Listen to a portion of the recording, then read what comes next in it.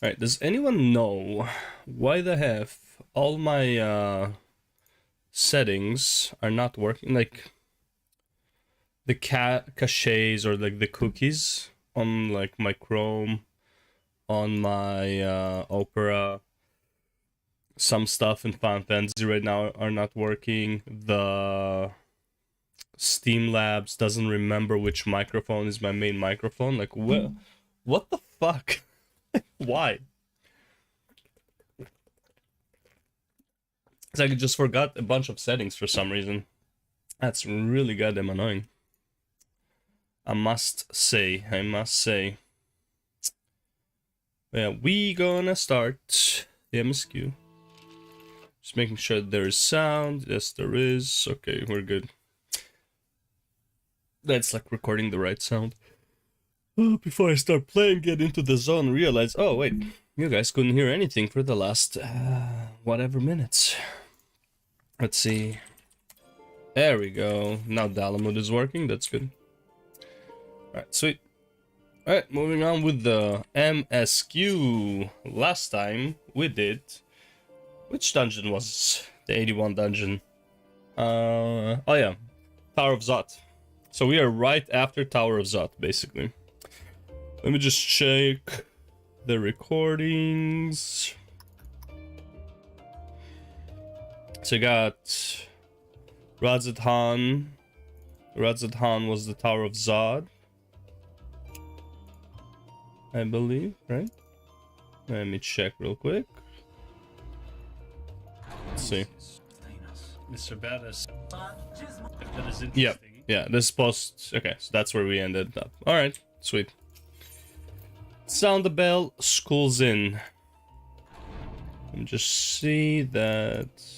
Good, this is empty. Alright, this is where the recording goes. 525 weapon, let's go. Ah, there you are, feeling refreshed, I hope. I was about to make my way to the stadium. Stadium, as it happens. I want to try and speak with Scholark Montishane and thank him for coming to our rescue in the Rostra. As it turns out, he'd come here to see us following the hearing, only to find that we had already departed to for Thavnir. Knowing him, he was probably hoping to chew the cud with his former students. Since we're still waiting for your soul and the others, I thought now the perfect time to pay him a visit. Care to join me? Yeah, let's go. Then they settled. The twins will be coming too. Assuming Alphino can tear himself away from his new toys, I'll let you rally the troops while I go on ahead to Phenomenon. Considering my recent improprieties, perhaps I should avoid showing my face around the stadium for a while. That might be for the best. If the others should return, tell them we will not be long.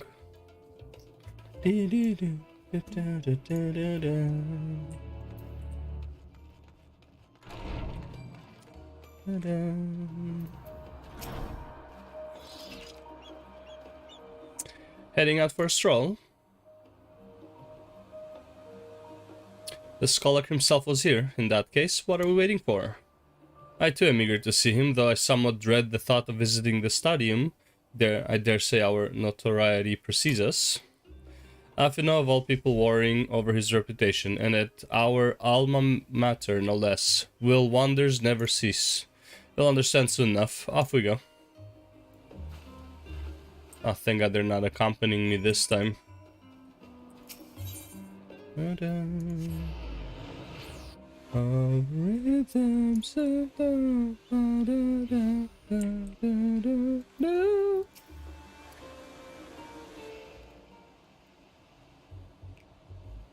Cat Jam, let's go. Here it is, Phenomenon. While I expect you made note of it before, one can hardly miss it. This is the first time you have been here on official business, correct? While most of the space is taken up by the expansive auditoriums, it also houses numerous laboratories, testing grounds for experimental magics, and a host of administrative offices and so forth. As the center of what would later become the stadium, it was established to promote the study of ethereological phenomena, hence the name.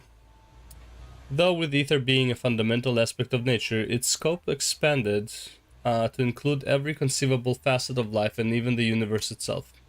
And then in the 432nd year of the 6th astral era, Phenomenon was decreed complete and the stadium officially opened as a place of learning.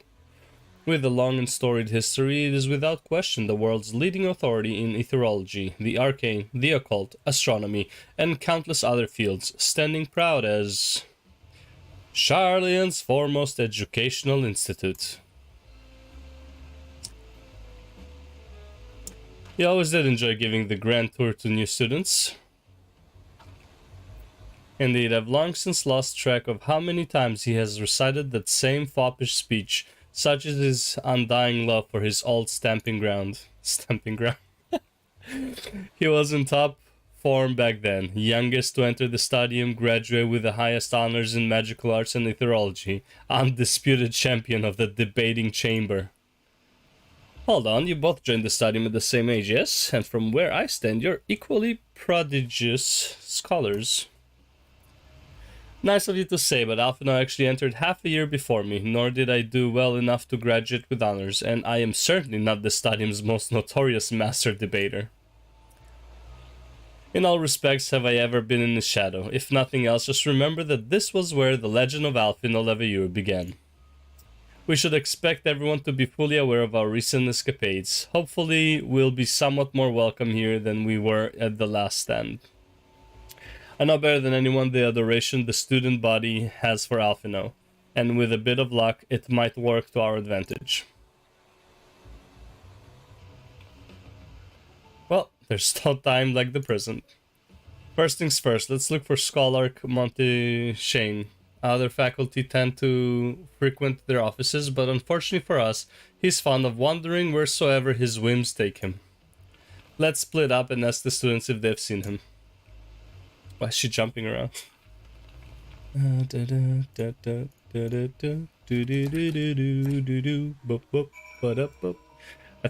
feel like I want to check something, and then I forgot what it was. Oh yes, I remember. And to delete something from the pictures. There it is. Just takes up space for no reason. See this PC. Okay, yeah, we got a lot of room. That's good.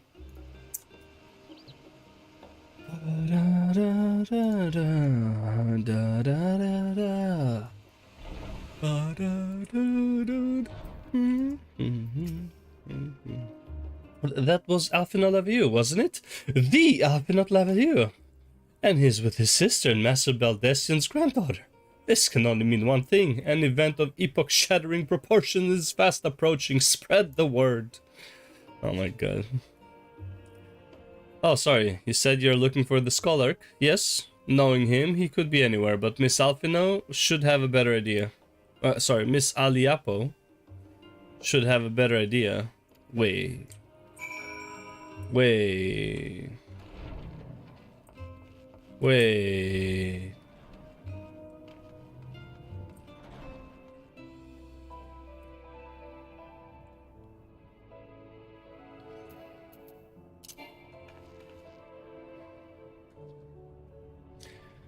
A journal to record stories of bravery and daring do, lovingly crafted and illustrated by Chloe Aliapo.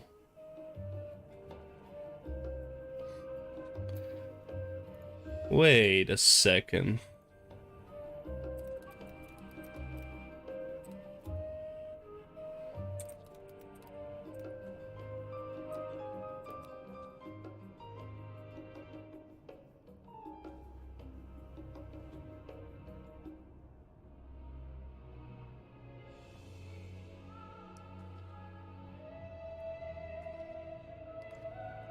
Oh. Why there's so many Aliapo around the place?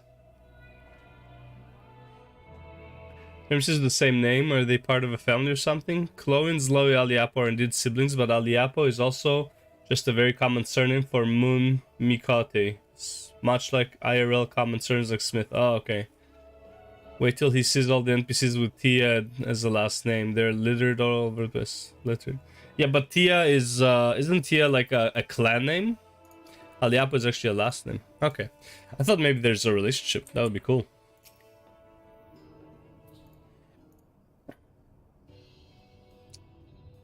Are you lost? Wander in off the street, perhaps? Wait, don't tell me you're a trainee gleaner fresh off the guild ship. I'm right, aren't I? Oh, how silly of me, and orientation is in order. Allow me to bid you a warm welcome to Searcher's Meet. Let me start with a question. What is the most important thing you'll find in the stadium?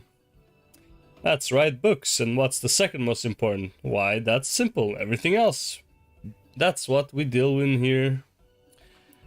That's what we deal in here at Searcher's Meet. Whenever the students or tutors find themselves in need of equipment or material, they come to us. If we don't have it in our stores, we send the gleaners off to find it. Honestly, you won't believe some of the requests we get. Eye of Paisa this, Tongue of Giganto that. It's enough to make your hair stand on end, which is possibly what some of our students are trying to accomplish, this being a school of magic and all. As our newest gleaner, you'll have your work cut out for you, but I think you'll find it quite rewarding. One thing I'm interested in gleaning is the information the scholars were about. I've tracked down many miscellaneous knickknacks in my time, but I'm no gleaner. Okay. Yeah, definitely you need to find the scholar. I beg your pardon? You're not a gleaner? Then this was all an elaborate ruse. No, wait, come to think of it, you never actually claimed to be one in the first place. My mistake. He was here, but now he's not. I did speak with him shortly before you arrived, though. He said he was on his way to Maker's Meet. Go back the way you came in, and you'll see it on the opposite side of the entrance. It's a laboratory of sorts, home to many rare and expensive curious, not to mention alarmingly frequent accidents. If you lose your way, just follow the blood-curdling screams. In the time it's taken me to tell you all this, the scholar has probably already left. Best of luck finding him. I have a feeling you'll need it. And it wasn't like that hard to find. But then again,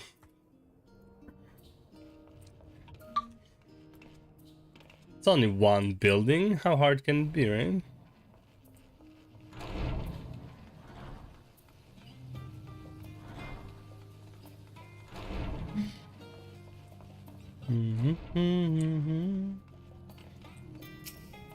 A level-headed student. Yes, the scholar was here a short while ago.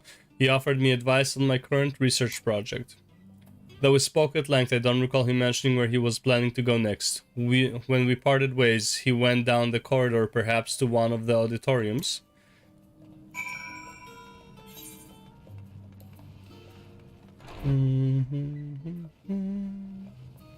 Do do do do do do do do do do do bam ba.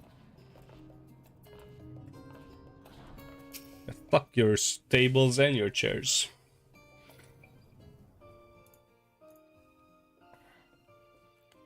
Ah, I remember you. Hey man.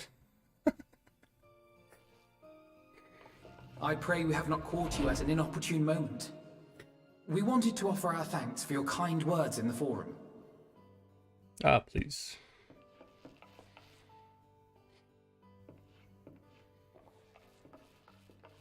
Well, I could hardly let that Inquisition go unchallenged. Inquisition, yeah. I've always believed that curiosity should be nurtured, not stifled. Thankfully, a majority of my colleagues agreed. A slender majority, aye, but a majority nonetheless. Had the vote not gone our way, we would be having a very different conversation, if any at all. Though I'd like to think you would have not given up on our cause. I'm told you paid a visit to the annex afterwards. Yes, that's right. I was hoping to speak with the grandchildren of my dearly departed friends Galuf and Louisoix in a less dour setting. But it seems I just missed you.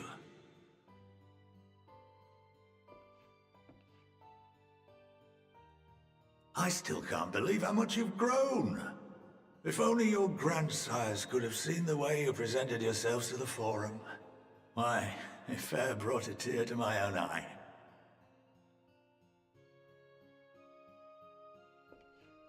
You must have the patience of a saint, putting up with this lot of their antics. Never mind Matoya's prize student. Oh man, you know. Luckily, I know a thing or two about managing unruly younglings. If you ever need advice, don't hesitate to ask.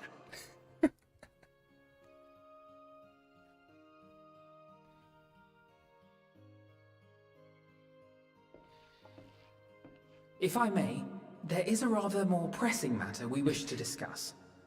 What can you tell us of this duty that the Forum must fulfill? Nothing. Nothing, I'm afraid. Like all humble servants of the Forum, I am sworn to secrecy.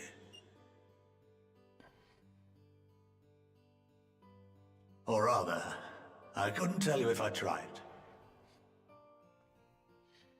Our duty is of the gravest importance. Furthermore, if the particulars were made public, it would incite widespread panic. As such, those entrusted with this duty have been bound by an enchantment, which prevents us from speaking of such matters without the express permission of the Forum. How is that even possible? It's been some time since I last gave a lecture. Please, take a seat.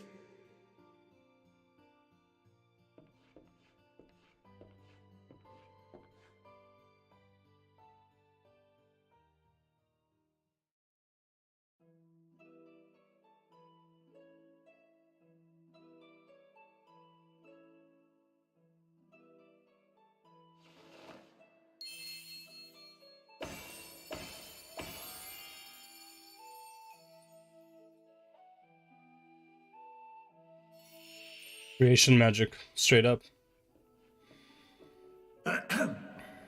We shall begin by reviewing the fundamentals of etherology. The ether, which imbues us with life, can be categorized into 3 forms. Okay. 2 are of the incorporeal sort, the soul, and the memory. Can anyone tell me the third?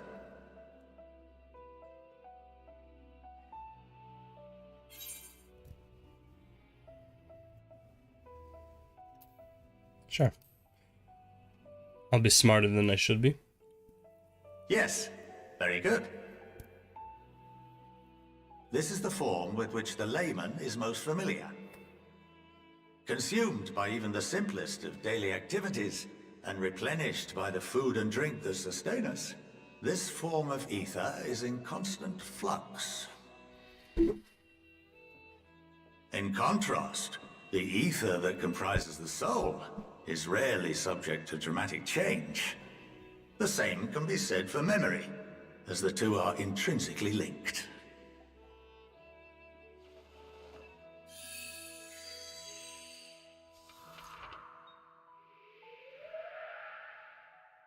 Picture the soul as paper, and memories as words written upon it. Now, what would happen if that paper was doused with ink? The same type of ether as comprises the memories.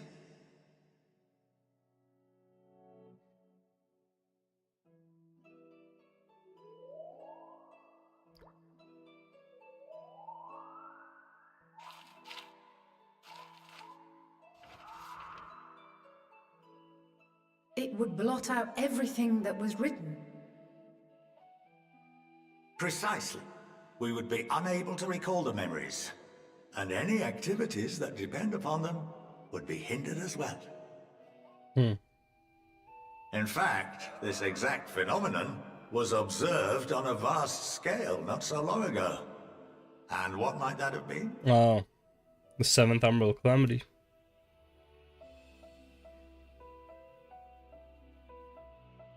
The 7th Umbral Calamity.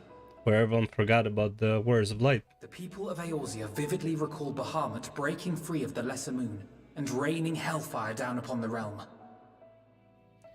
but no one could seem to remember the events that followed immediately afterwards. Indeed. To this day, we have yet to determine whether it was an unintended consequence or a deliberate act. I love how they're using these small details later on.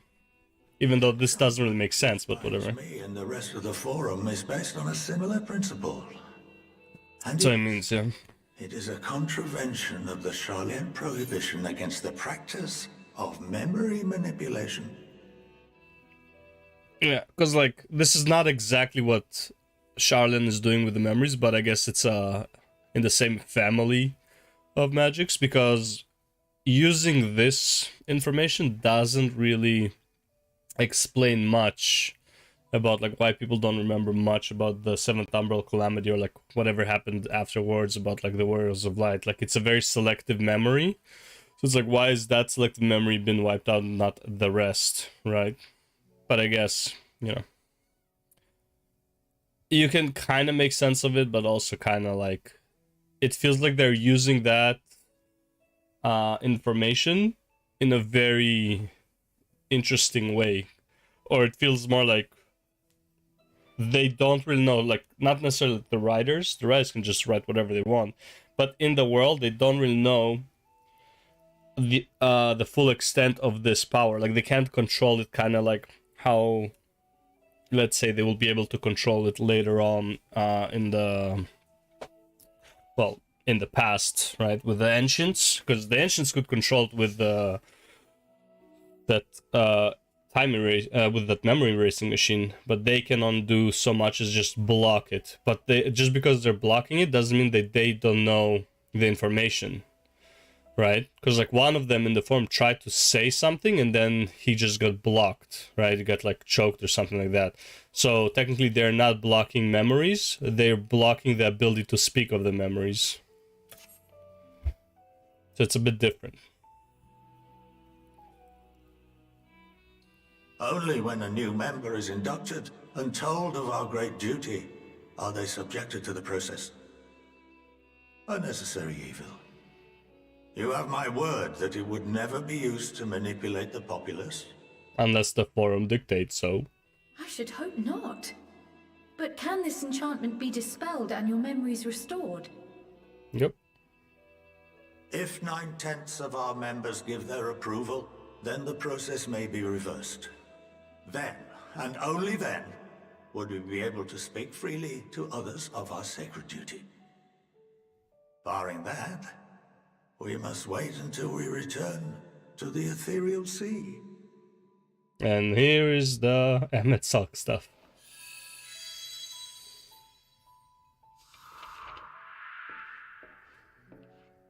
For there we will be purified, the blots upon our souls washed clean.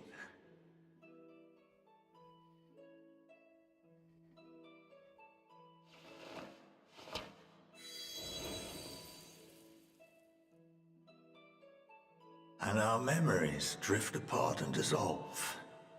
Rather defeating the purpose, I suppose.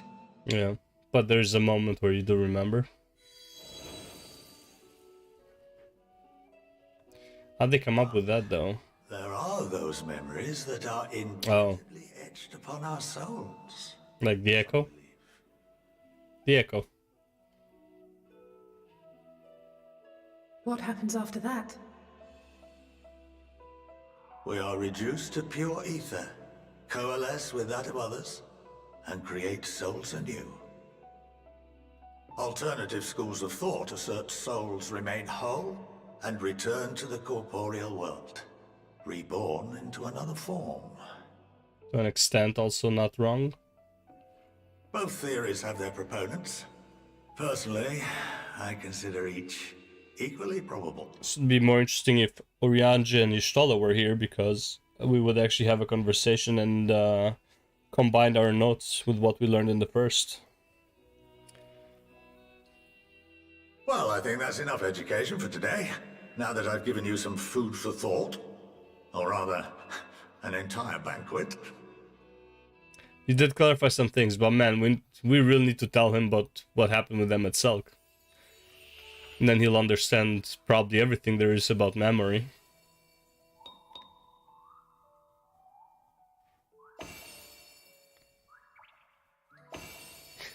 It's like left behind. I would remind you that although I'm unable to assist you with certain matters, the resources at my disposal may still be of use to you. I'll arrange for you all to be given the run of Phenomenon. Of course, as associate to our alumni and the students of Baldessian, this privilege is extended to you as well, my friend.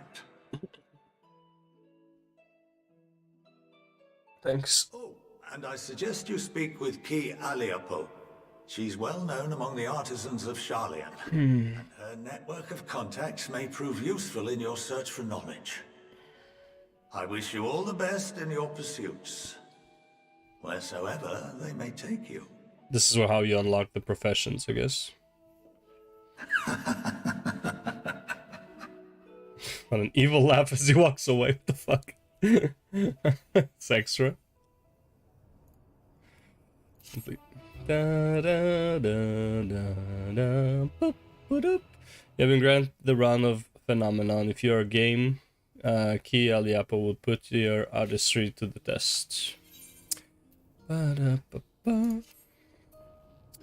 Well, that's given me much to mull over. I feel as though we are one step closer to understanding the form's true motives and the mysteries of life itself for good measure.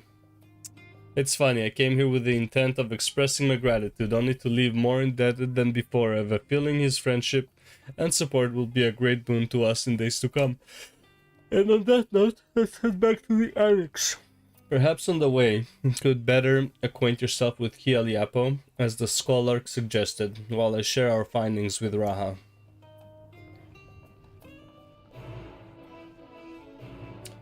Oh, never mind. What I said about Tia, you're actually like, never mind, I'm wrong. Tia is the last name, because G is the clan, right? Raha.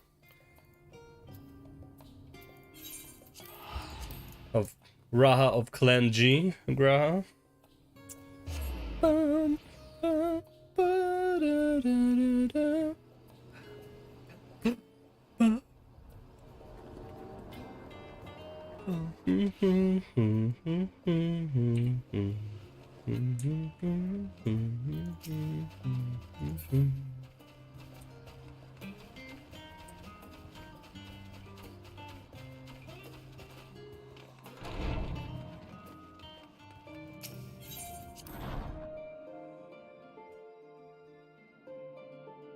Da, da, da, da.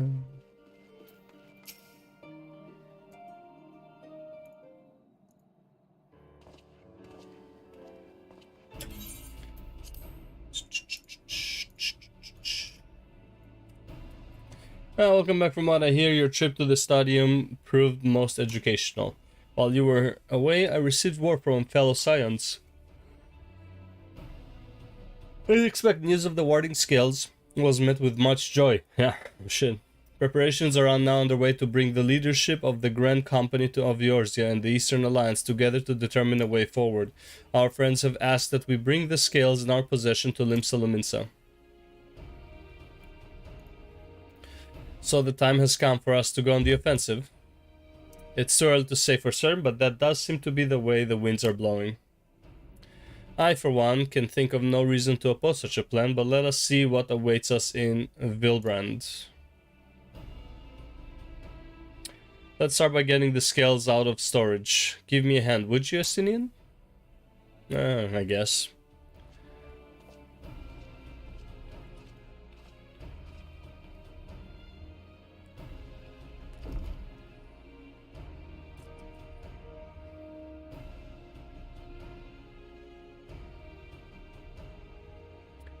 I didn't realize these crates were so heavy. I mean, I don't even know how you lift that.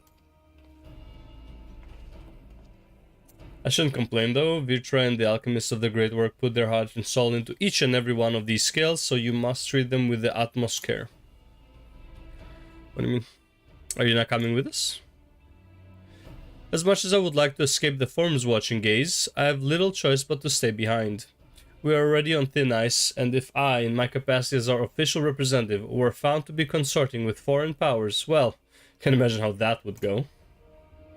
I shall remain here and do my utmost to avoid ruffling any more feathers, and as I await word from Master Matoya and our other allies. With luck, we'll soon have good news of our own to share. The tide's about to turn. You can feel it. To Limsa Laminsa. Go.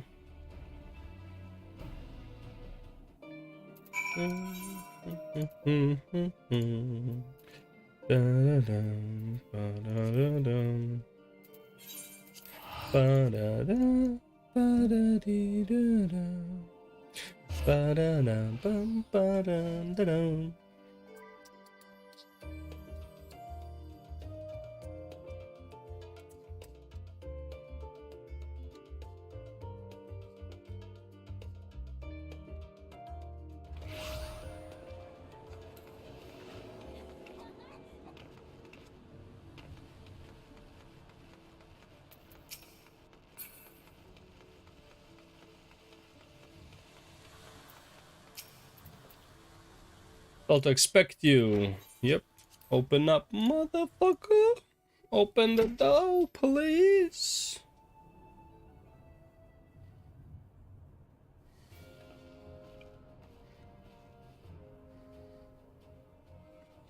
My boss was calling you away from Charlatan at such short notice. On the contrary, we are honored and grateful and pleasantly surprised to be joined by such esteemed company. It was only right that this discussion be conducted in person. We are locked in a war of attrition. Our forces struggle to contain the threat posed by the towers, and it is only a matter of time before we are overwhelmed. Victory will only be claimed through decisive action. We have taken the initiative to set the wheels in motion. It is reassuring to learn we are all in accord.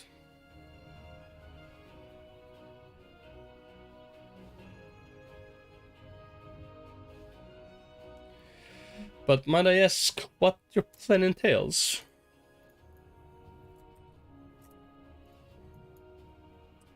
It hinges entirely on the warding skills and our ability to utilize their potential to the fullest. During your time in Charlatan, the allied nations have been engaged on separate fronts with no end in sight. To make matters worse, a surge in abductions of kobolds, Sahagin, Ixal, and Ananta have given rise to an increasing number of primals as well. But your triumph in Radzat Han has given us cause to hope once more. The time has come to free ourselves of this menace, and it is you, the Sons of the Seven Dawn, who have shown us the way. While the bulk of our forces will continue to hold the Telophoroi at bay, we will dispatch our finest to strike at the enemy's heart, Garlemald. These brave few will be the Ilzabard contingent. To think such progress has been made in so short a span. Its objectives are twofold. The first, to provide aid to the people of Garlemald. As previously reported, countless Imperial soldiers and civilians have been tempered, robbed of their free will. They serve the Telophoroi's every whim without question. They too are victims. It is our duty to deliver them from their suffering. I don't know why it's your duty, but whatever. Not for strategic or political gain, but because it is the right thing to do. Bullshit, you guys, like, bro, you cannot be that too good of a person, you know? It will work out because we're the MC and stuff, but, like, yeah... I don't know, this is not the smartest political move for sure. I do not ask that we set aside the decades of conflict and conquest, that we simply choose to forgive and forget. I ask only that in choosing to remember we do not also forsake our compassion and morality, and without that there can be no reconciliation, only death without end. Aye, on that we can all agree. Our second objective is the colossal tower that Tancred and Urianger observed in the capital. Though its purpose remains unclear, there is reason to believe the smaller spires are merely a precursor of what's yet to come. Until the Tower of Zot was toppled, we had failed to make any headway, though the same could be said of the Telophoroi. They are certainly in no rush to press further into our lands. I'd wager the Spire's primary purpose is to divide and keep us occupied while they work towards our annihilation.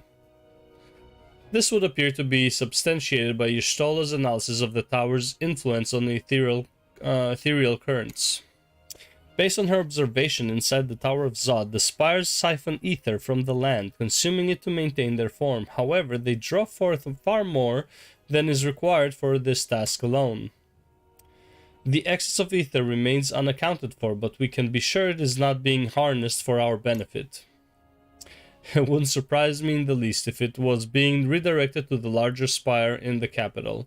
There's a logic in that. Regardless, once we have uncovered the truth, we'll bring their schemes crashing down, along with their infernal towers. That's all well and good, but what would you have us do? I assume it's more than handing over the scales and being on our way. We want you and your scales to join the Ilzabard contingent. Consider it an official request from both the Grand Company of Eorzea and the Eastern Alliance. Do you accept? We get to go to Garlemald. Hell yeah. Perhaps you should be the one to answer that. Sure. For honor and glory, for the people of Garlemald. For revenge against the Tloppery. I don't care about that too much. People of Garlemald, not really. Okay, honor and glory it is. Couldn't have put it better myself.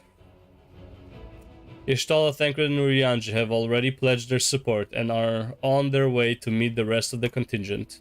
They were positive you would come to the same decision as they did. Luckily for all involved, their prediction was correct. Once you have delivered the warding scales to Alamigo, the contingent will embark on its journey to Ilzabard. Rauban and Lord Emmerich are overseeing preparations, so I suggest you make yourselves known upon arrival. Man, fuck, I love this song. Pack warm clothing, furs and the like. Without it, the cold will do you in before the Tloppery so much as draw steel. As for us, we'll keep the enemy busy while you're gone. They're not the only ones who can create a diversion. Now go, safe in the knowledge Eorzea will be as you left it, or better, upon your return.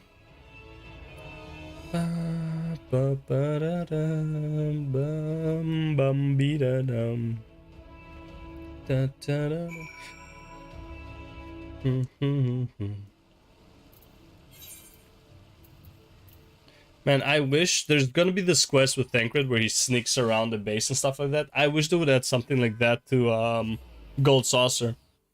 Oh, that'll be so much fun. Like another type of game. As much as I love like the jumping puzzle and all that. First of all, there's just not enough jumping puzzles overall, I would say. The other thing is, didn't even know about that path, I think. This doesn't look familiar. Oh, that is a shortcut then. But yeah, I wish there would be more like sneaking around, like spy missions. There's just the jumping puzzles, just like not enough of them in the Gold Saucer. I know there's a bunch of jump puzzles in the world. I need to unlock that quest, but see what happens with that.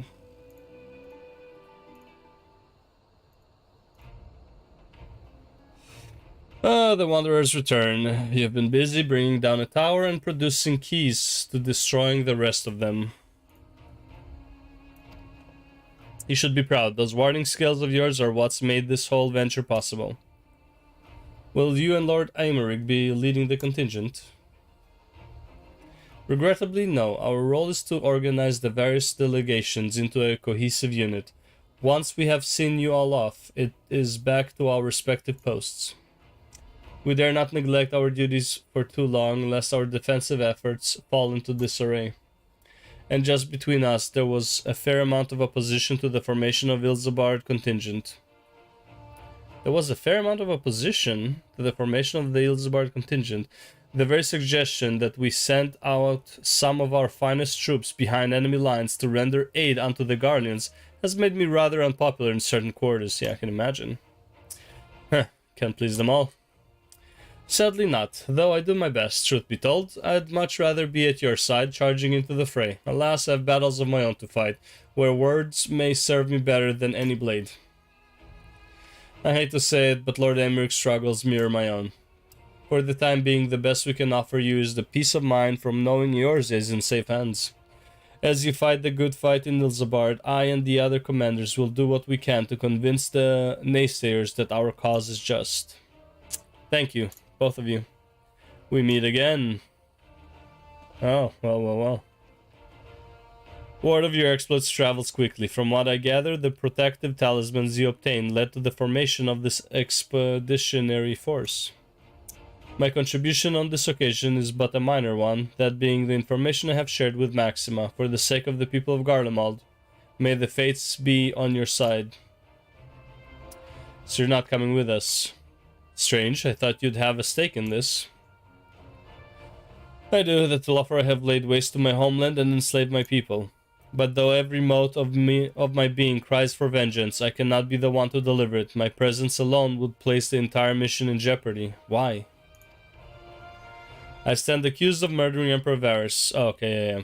True. And plunging Garlemald into chaos. Were I to travel with the Ilzabard contingent, it would give my countrymen ample cause to question our motives.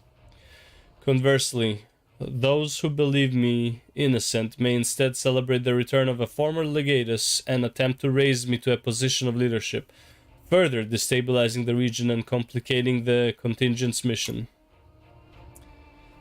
Whether I am branded a villain or hailed as a hero, I would only hinder your efforts. You'll deliver your people from harm in your stead. I doubt they'll be pleased to see the champion of yours has set foot on Garlean soul. Yeah, basically.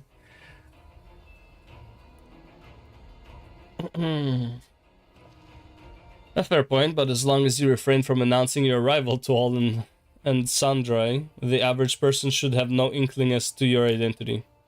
Although your titles and deeds are common knowledge, only a select few would recognize you on sight alone.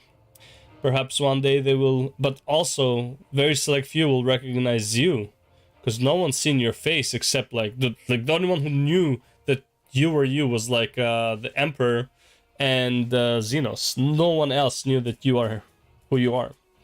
Perhaps one day they will learn that the Warrior of Light is not a demon to be feared, but a woman deserving of their trust. In light of Gaius' rather unique circumstances, I instead will assume the role of your guide. Though I may have defected the political reasons, my love for Garlemald endures. I would stop at nothing to protect her and her people. Well said. Might I ask you to escort our friends inside?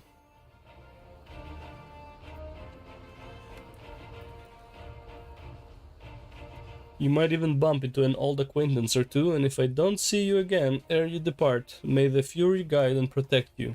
All of you.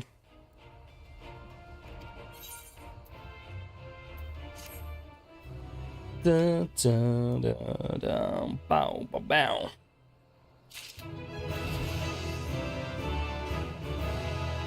Epsilon. Nice, I can finally do this.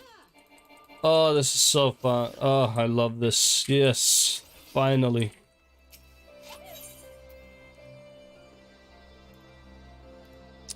Is this what we did just now? I think so. Yep.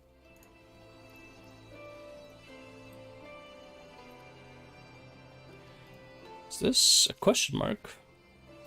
The other members of the Ilzabard contingent are gathered in the royal palace. I shall inform them of your arrival, so please make your way inside as soon as you are ready. I am ready.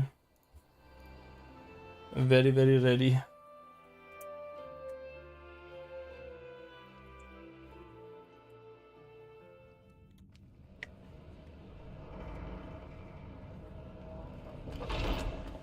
By the 12.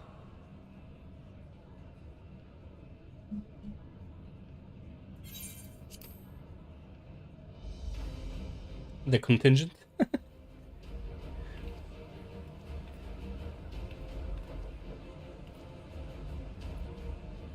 Glad you could join us. I hope you don't mind, but we went ahead and started without you. Go for it. As you can imagine, our traveling companions were eager to become acquainted. 'Tis a rare thing indeed to see such a diverse and talented group of individuals assembled for a single purpose. Let's give them a big enough enemy. Not only for the sake of Eorzea, but for the entire world, including the people It's like of push-ups. Much rides on the efforts of the Ilzabard contingent. Indeed, which is why I am glad to find myself in the company of many trusted comrades, yourselves included.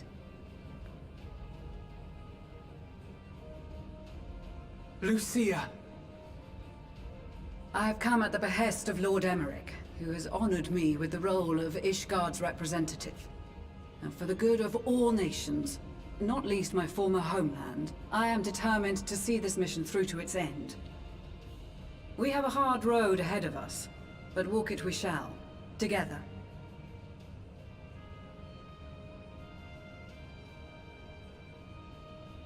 We too welcome this opportunity to work together once more. I have faith that, if there is a way to resolve this conflict, we will find it.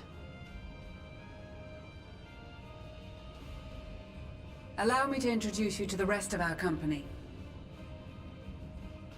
Everyone! If I may have your attention.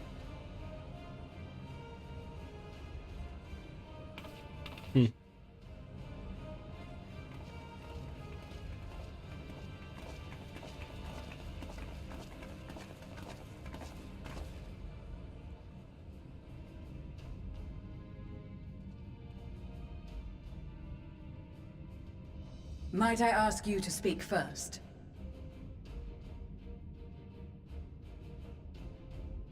If I must. I am Arun Senna, spokesman for the Gridanian delegation, here on behalf of my esteemed sister, the Elder Seedseer. We shall provide support and protection to those in need during our time in Garlemald. To that end, I am joined by healers selected by the Conjurers Guild, with the Order of the Twin Adder's Finest serving as our escort.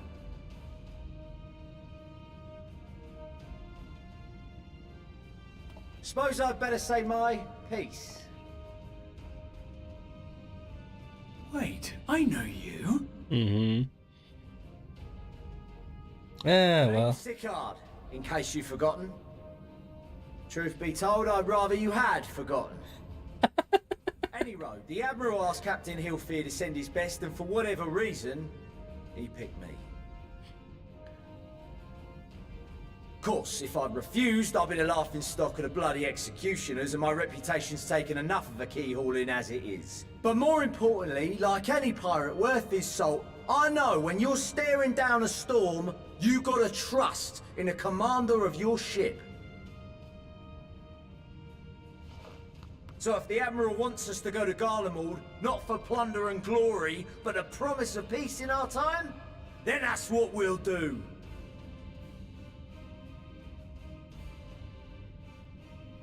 Since we all know how much the Empire loves its steel, we thought we'd bring along a few smiths to make the most of it.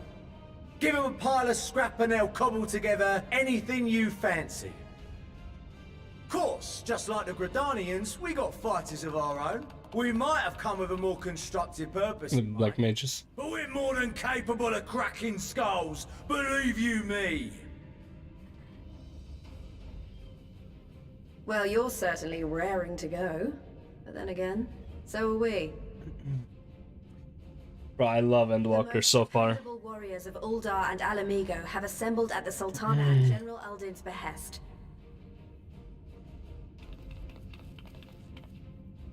If Garlemald has truly fallen, then the whole place is likely to be crawling with Telophoroi.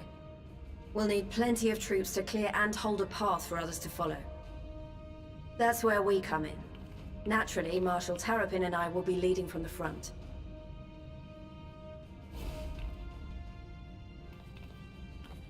Oh, so Lisa's coming with. Time since I last saw you in your element on the battlefield.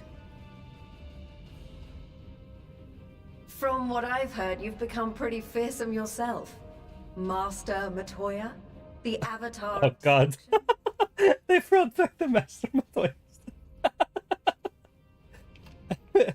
Like, who shared that information? With comrades like Oh these, I god. know we'll succeed, no matter what awaits us. And then we might finally get a chance to enjoy a good long rest. But until then, let's give it our all.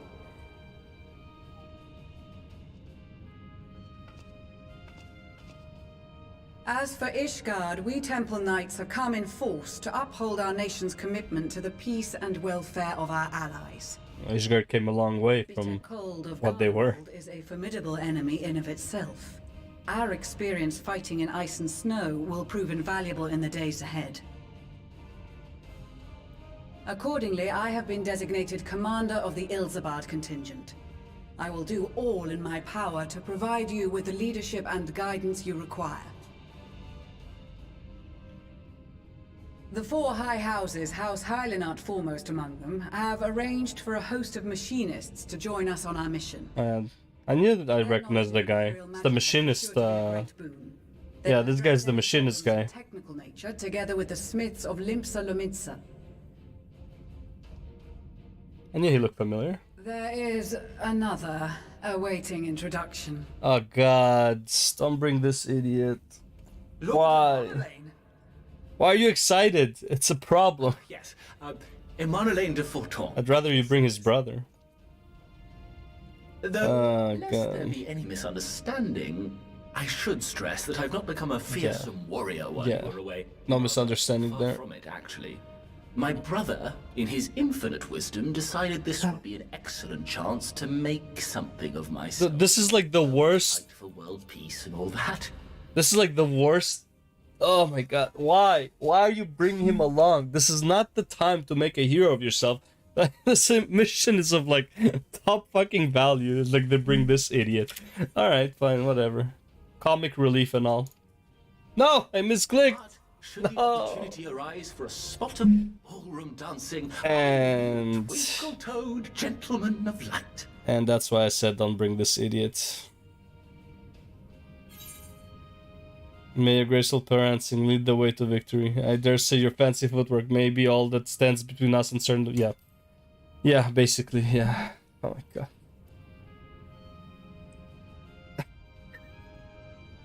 Huzzah! I cannot wait to regale Honoroi with my tales of daring-do. Honoroi is more useful than this guy. I believe that concludes introductions for the Grand Company. It's like the... Our allies from the Eastern Alliance were due to arrive some time ago, but it would appear they have been delayed. There's absolutely no way in a real fucking operation you would bring someone as useless as this guy. Like, legit a liability. I don't care how confident you are in, like, in the mission success, you're, like, just made it, like, 10 times harder because of this guy. Oh my god. Would that be the shinobi of Doma? Actually, they've been tasked with relaying messages back and forth between the various Eastern nations. According to Lord Hien, however, an equally capable company of warriors has been sent in their stead. Oh? Out of my way, you preening fool!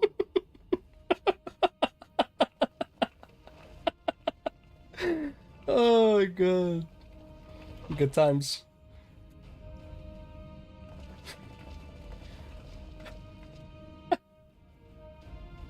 Forgive us for coming late. We are the delegates of the Eastern Alliance. Hmm. Cyrena, and They're from- your company. Aren't they from Boja? Oh, I guess, yeah, since Boja is help from... Blood we come, and Yeah. the step is sorely lacking in both. No towers befoul our lands, so we marched on those of Doma, only to find them beyond our reach. But now our thirst for slaughter will be slaked. No quarter to the enemy!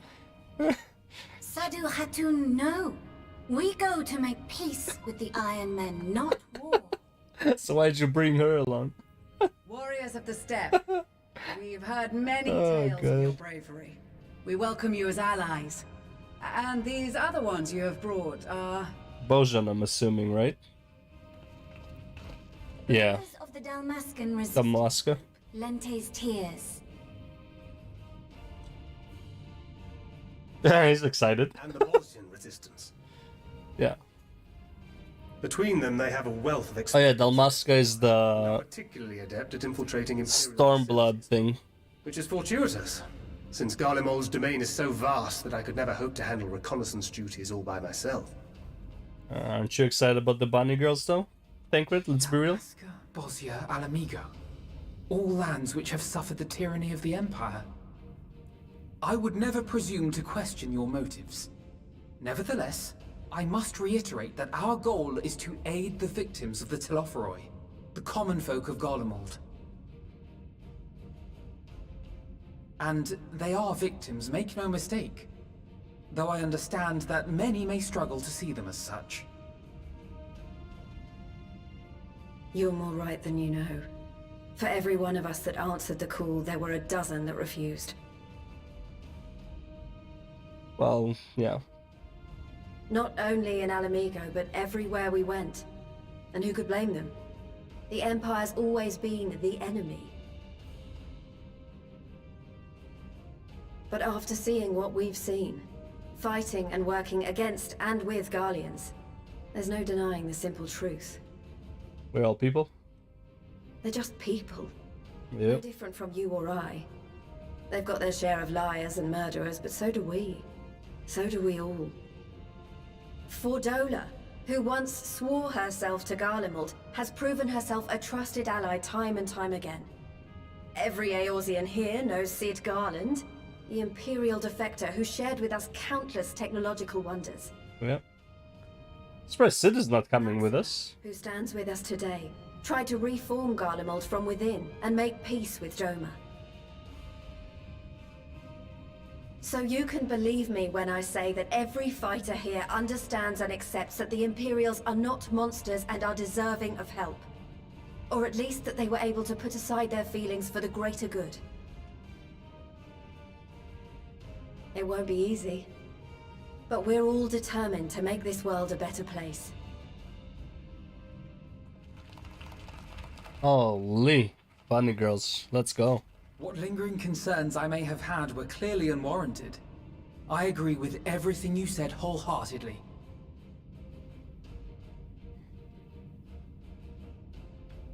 Then we are in accord. Now, let us review our strategy. Let's do it. To reach the Garlean capital in northern Ilsabard, we must cross the central mountain range. Fortunately, Garland Ironworks can provide aerial transport, sparing us this most treacherous part of our journey. However, attempting to fly any closer to Garlemald would attract the attention of the Telophoroi. As they appear to have seized control of the majority of the Imperial military, we must assume that includes its fleet. In addition, Garlemald possesses devices that can interfere with airship navigational systems, further discouraging an airborne approach. Given the circumstances, the closest we dare deploy our contingent is an area between the range and the capital, the Magna Glaciers. From there, we must travel the rest of the way on foot. We will also need to bring the airships with us to ensure we can withdraw with haste. Although much of the terrain will be blanketed in snow, we should be able to make use of local roads and shipping facilities. The vast ice field will afford us an unobstructed view of the surrounding area. On the other hand, it will also allow others to easily spot us. So it is imperative that we only make camp in positions where we can easily defend ourselves. And the airships, which must be kept safe at all costs. We cannot account for every possibility, so we must be prepared to think on our feet. We will be tested. Sorely tested, I See, this is... one sec. But for our homes and for our people, and a people not our own but in need, we will succeed. I've noticed this on my recordings and I have no idea how to fix it, and like legit cannot find any information about this. I have no idea if it's like the sound card or something, but yeah. It really pisses me off and I have no idea how to fix it. I'll try to look through settings again after this. But yeah, once we depart, there is no turning. It's really annoying me too, I know. I'm just happy that it's understandable though. Like, you can still understand what they're saying, but yeah, I don't know what's wrong with the audio. Let me see, maybe there's something in the settings.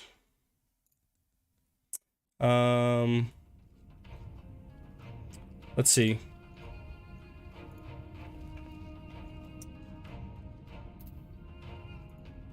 Trying to see. Things there's nothing in the options. Maybe game capture. I don't know, because I have it the same like when I record YouTube videos, so it's the same problem. I don't know why though. It's not sync. It's device timestamp. Stop audio. Yep. There's nothing in the settings for this. It's just like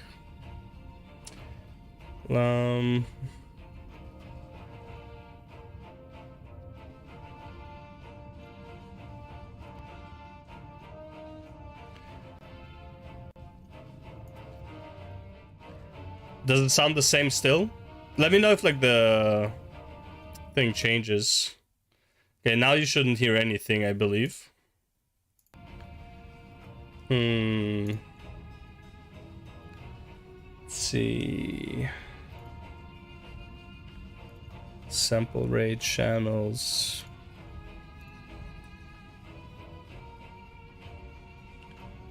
Yeah, it's just voices, yeah. I don't know why. But yeah, every time I look online for like sound settings and stuff, it's all microphone. But the microphone sounds overall, I think, fine. Right? It's like there's just legit nothing I can do about sound settings. I don't know. At least I can't find anything. But yeah. I thought it was maybe like happening only on recordings. I didn't think it was happening like for the stream as well. Thought like maybe it's just the recording sucked, but if you're saying that it's the stream as a whole, yeah, that is a big problem. And it's like you said it sounds like an echo. Fix echo. Mute or stop all your players that are running in the background. Your computer can easily do this by closing all browser tabs. You're hearing your microphone echoing. See what I mean? Like, why is my audio echoing? And then it's like, if you're hearing your microphone echoing, it loops over and over when live streaming to Twitch. Check you do not have your stream open in your browser. I mean, yeah, that's not it. Reducing the microphone volume level by 50%, right? It's like, again, it's like it's all microphone. It's like no one has no one has audio problems, everyone has microphone problems. So it's like, yeah, I know. I'll annoying echo during stream. It's not it. Maybe reverb? I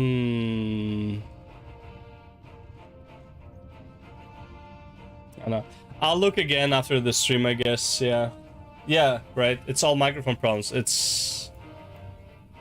It really pisses me off. I don't know. It might just be like my hardware. I don't.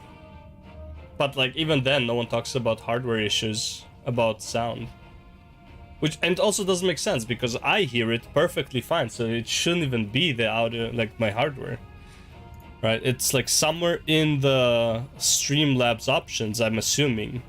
Because why else would it be an issue? Yeah. Either way, like, as far as I can tell right now, everything I can change will require me to like stop the stream. So I'll just work on it after I'm done with the stream again, I guess. Like, it's been an ongoing thing with me.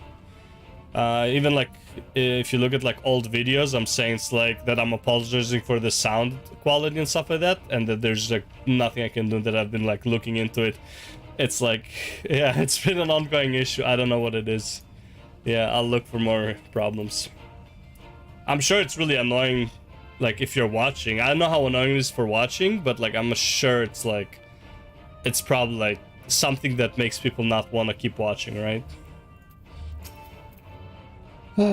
Besides the delegates assembled here, the Amalja and several other tribes offered to send troops of their own. Unfortunately, due to their physiology, many would struggle simply to survive in the harsh climate of Ilsabard. They would also likely prove tempting targets for abduction by the Telophori. All things considered, they can better aid the cause by bolstering our defenses in Eorzea, though their eagerness to do more has been noted. We few shall have no suffice...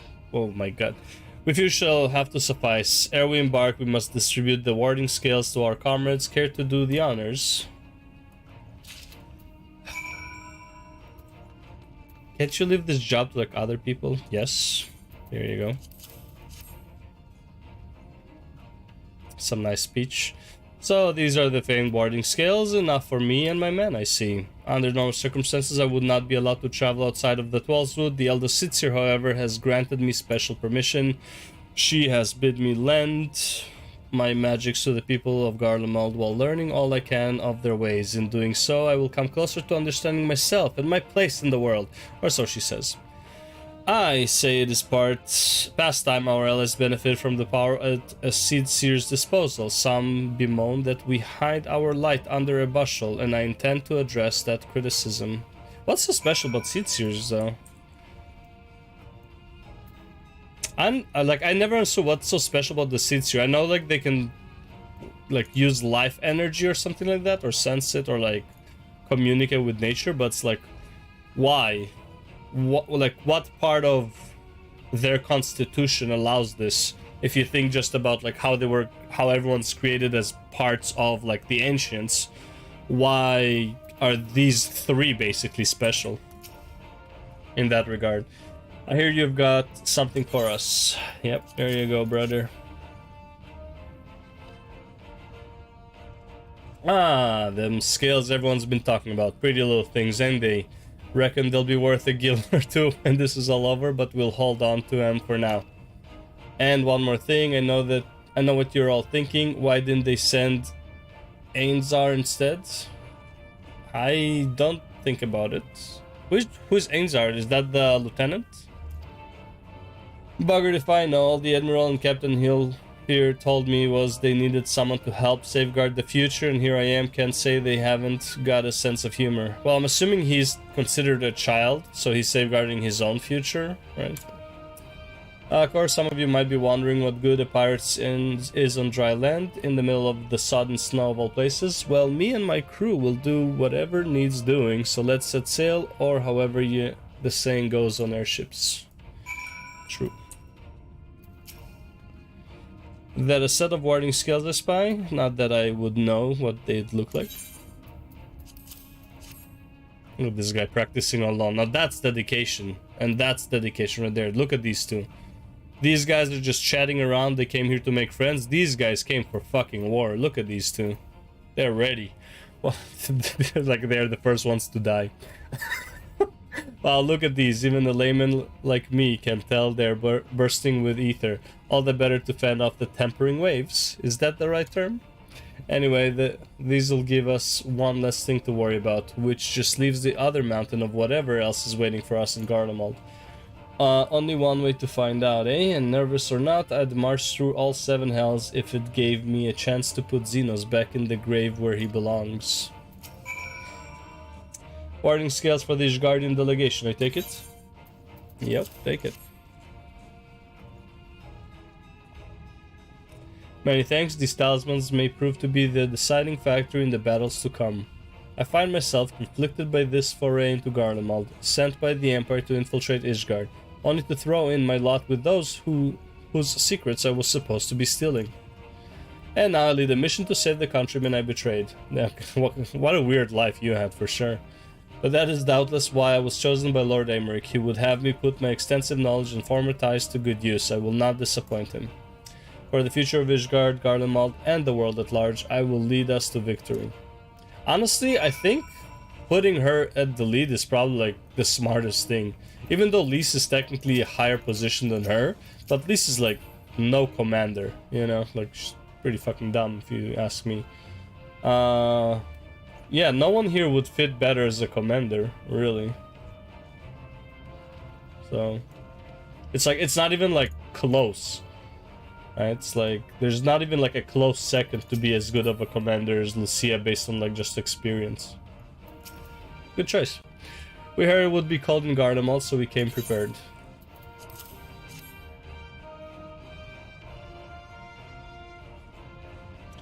Oh, the talismans. We are to keep these close at all times. Yes, I will see that no one misplaces theirs.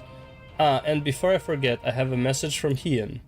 In distant lands, in times of strife, together stand, together fight. In darkness shines the light of life.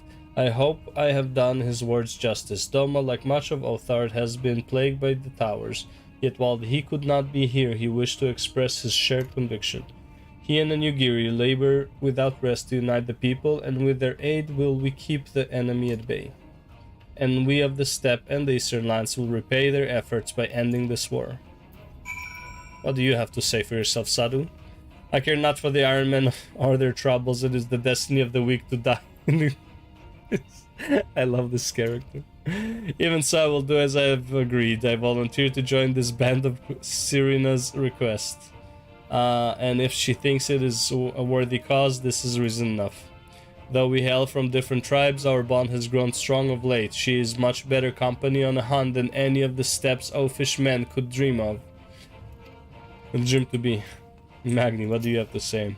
With them all, champions of the Nadam and the Dothral, having sent so many here, I had thought to defend the Steppe in their absence, and I would have done so were it not for my step brothers. They urged me to grant our allies the sun's might, that his radiance may deliver them unto victory. Though I must tolerate the presence of this feral Dothral dog.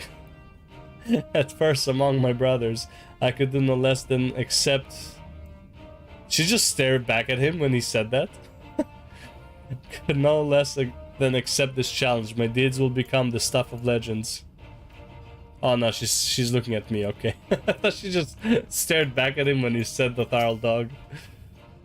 Do you have a wording skill for me too? Yeah, here you go.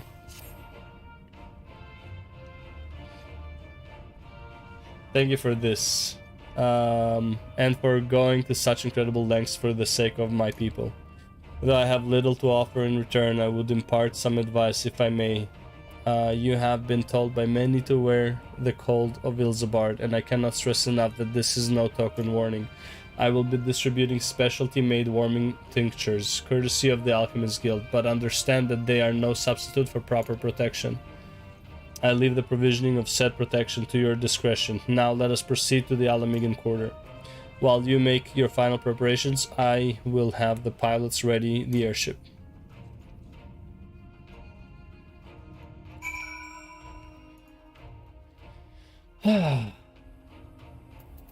Alright.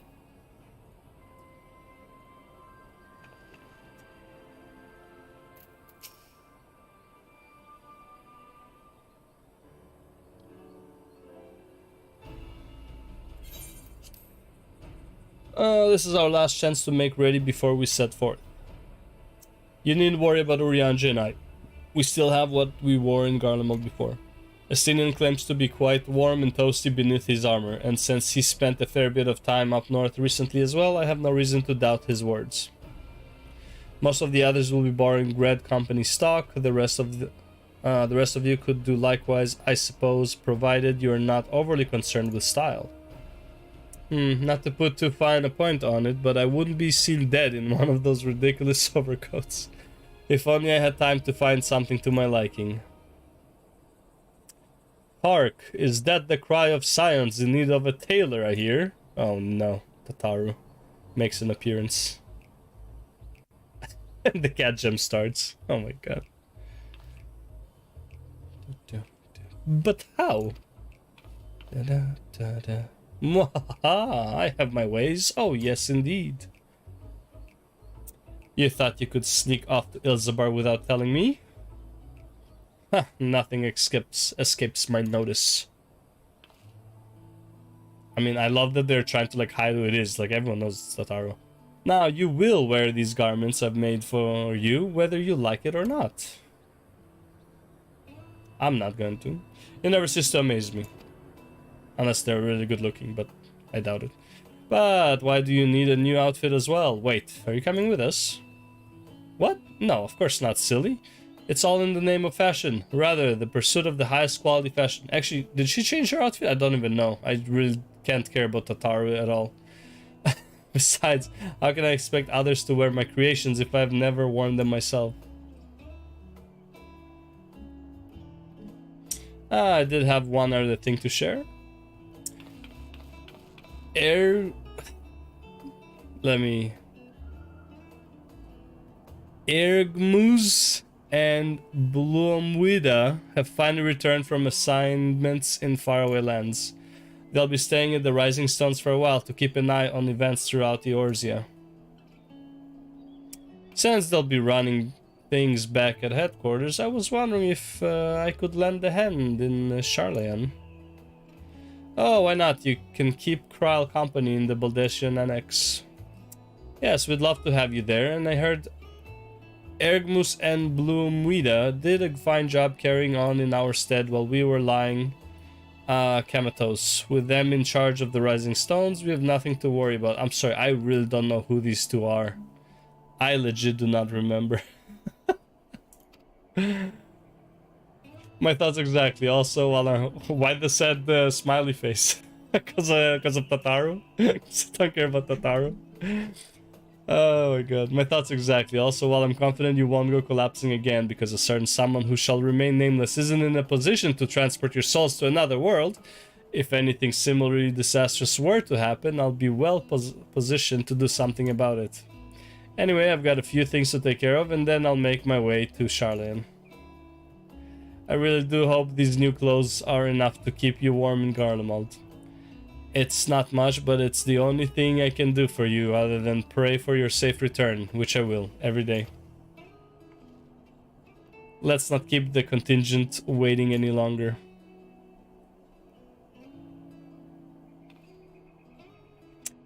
Here are your winter woolies, handcrafted by yours truly.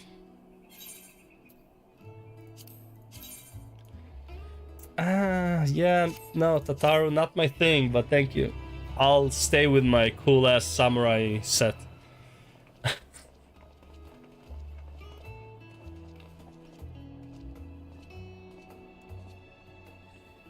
Sin just walked off, like, yeah, fuck this shit.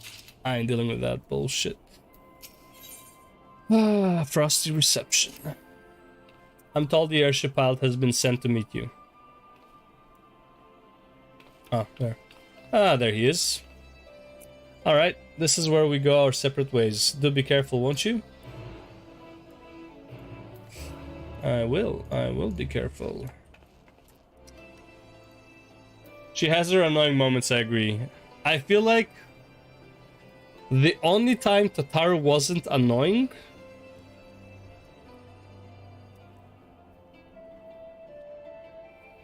there was probably one scene during Shadowbringers and one scene during Bloodstorm. I feel like those were the only times she wasn't really annoying. You know? I just don't like her. Oh god. See, like, for example, and again, yeah, does her being a Lalafell have to do with it? Yes, to a big extent, sure. But for example, I like Kryl. Kryl making fun of Alphinaud is hilarious. I love that shit. Right? So it's like, I can't even say it's purely because she's Lalafell. But it does add to it for sure. It's an honor to finally meet you. We of the Garland Ironworks will be ferrying you and your contingent across the mountains and into Garlemald. Help? Oh, someone died. For many of us, it will be something of a homecoming. Our illustrious founder was our only most notable imperial defector. For that reason, the company is committed to the success of this expedition. Our resources are at your disposal, and if there's aught we might do to be of further assistance, I am a Lala main, so you will need to judge me as well. I don't have too many issues with Lalafells. I feel like I just think their walks and runs are weird as hell, because apparently they don't have knees or ankles. And the one wah is fine, but too many wahs is a bit annoying. Please do not hesitate to ask. If you are ready to depart, I will ready the engines. Upon board the airships, yes, several cutscenes, that's my favorite. Let me just see, where does this guy need help? Oh yeah, bro, this guy's way too far. I'm sorry, I'm not helping you. Alright. Several cutscenes, that's my shit. Let's go.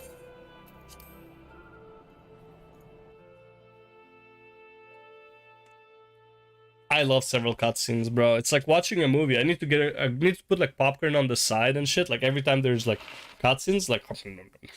Let's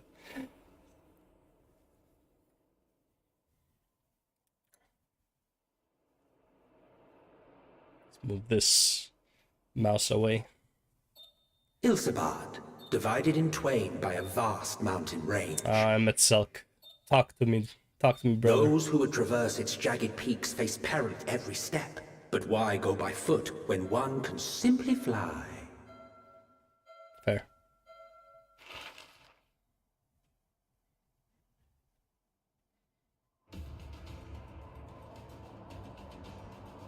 Ah, they weren't kidding about snow, huh?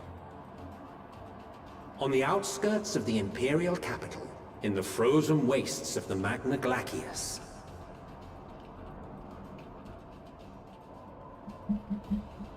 The winds howl in icy protest, as if to warn against further trespass.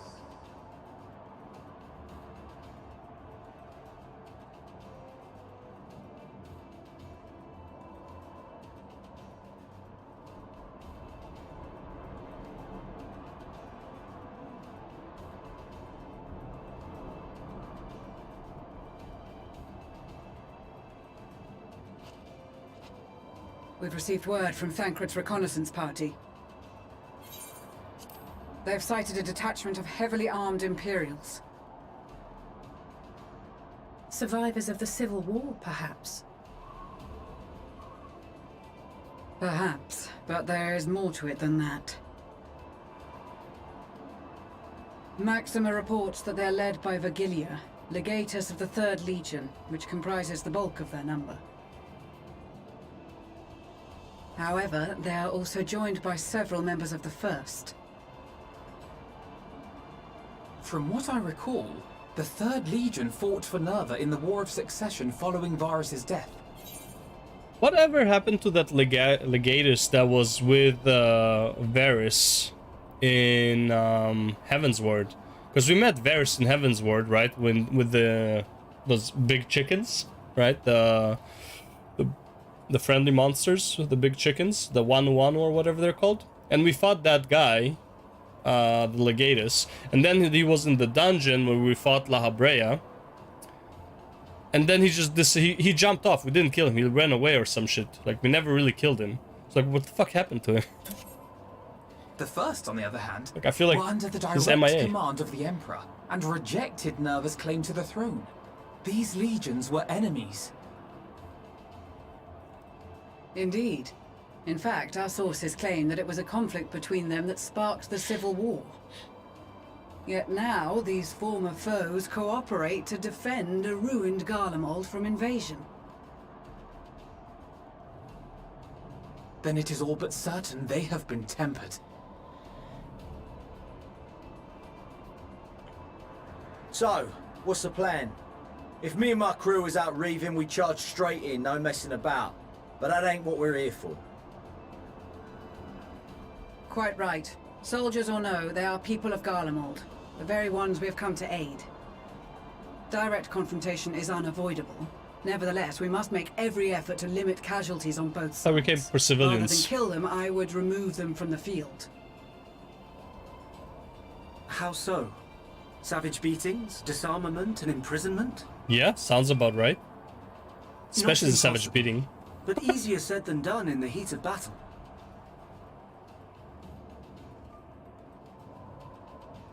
Having observed the opposition, I imagine Thancred had something to suggest? He did. He and the other scouts have already infiltrated a supply depot some distance beyond the Imperial detachment's current position. Stored within is a stockpile of Magitech armaments, and once we give the signal, Thancred's team will destroy them all. In so doing, we will deprive frontline troops of materiel, and likely force the detachment to send men to Materiel? investigate. Never heard that being said like that before. Materiel. Divide and conquer. Not a bad idea. No, command and conquer is a great idea. Once the scouts Oh, yeah. have finished their preparations, we will split into two groups. The first will form the vanguard, while the other brings up the rear with our supplies.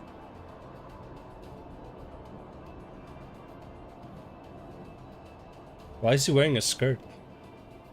Mr. As for the Sincere. Scions, I ask that you lend your assistance where you deem it needed most. Everywhere.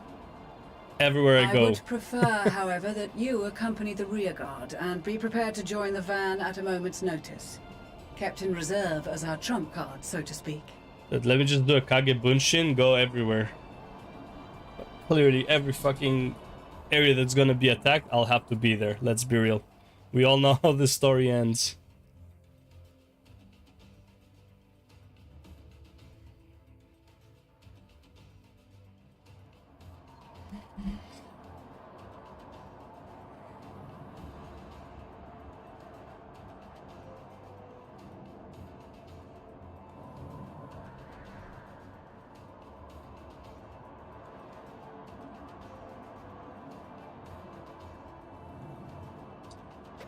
You're just standing there, bro. They can see you. Okay, you're just standing there in the Your open. proposal was well received. More specifically, they asked that we destroy the Imperial's toys in as spectacular a fashion as possible. Talk a bit louder. Just a bit louder. They clearly can't hear you. Stoller always did have a flair for the dramatic. She's not an easy woman to please, but I shall do my best to satisfy her. Your thirst shoulder for is violence. outside, they can just turn their eyes and they'll see you. All right. Once more Oh for my my god, peace of man. mind. These infiltrators are amateurs. Our first objective will be to rig the enemy's Magitech with explosives. After we've withdrawn to a safe distance, we'll detonate them remotely. Our second Yeah, will be imagine. to issue a deactivation command to the automated units via the control terminal. If our calculations are correct, this signal should reach those deployed on the front line, giving our friends a much-needed upper hand. Imagine that, like, Magitech unit there was actually the one from, Praetorium. It's like, she's been everywhere. Whatever her blizzard will name help us was. stay hidden, so let's aim to get in and out before it passes. Trust in the plan, and we should all live to see tomorrow. Mm-hmm.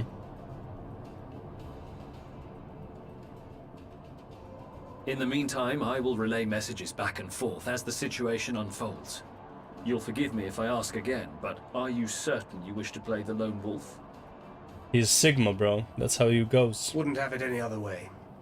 Call it foolish and reckless if you like, but I'll get the job done. I always do. I'm not gonna lie, his armor set Very looks well. decent. I It's wish pretty you cool. the best of luck. Out of like the appearances on like NPCs, he looks like, it's not like flashy or anything like that, but like it just looks good on him. You know, fucking handsome man. All right, is this it? Are we starting? Yeah, we are. We are Thancred.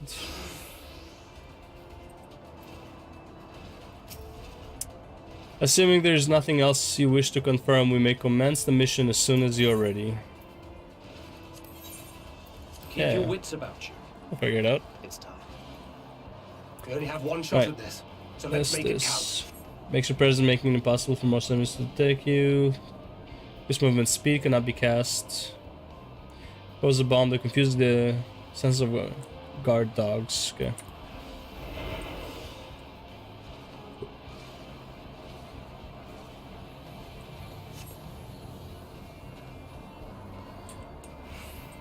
Time he took a nap.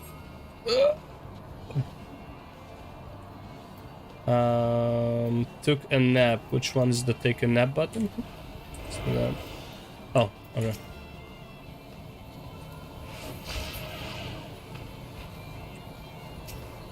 Oh.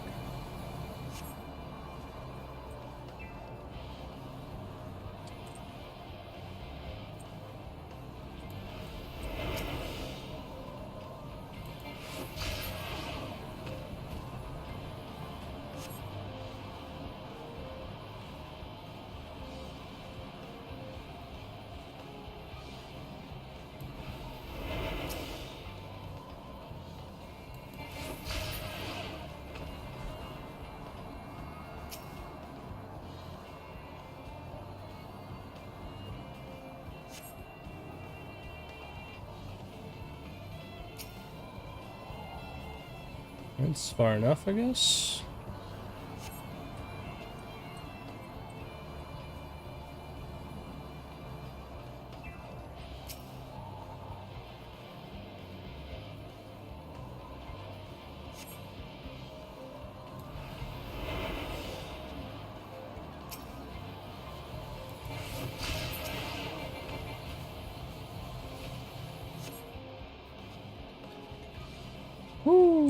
Okay, alright, alright.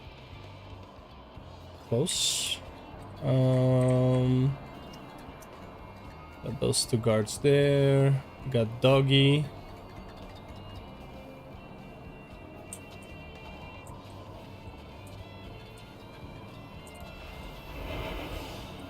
Anything here? Nope. Nope.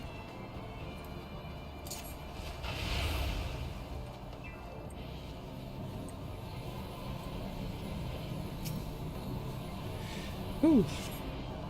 This is Tancred. I want more missions like this. I'm actually having like so much fun right now with this this type of mission. I don't know how fast they're turning.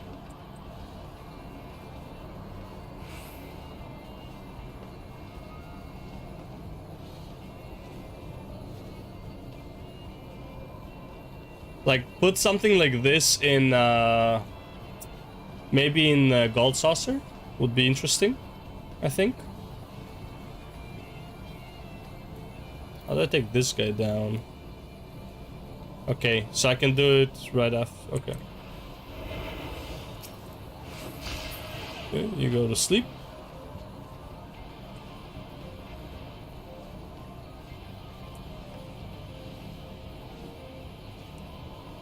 Okay, so I need this guy to make it all the way, and then I can probably put him to sleep.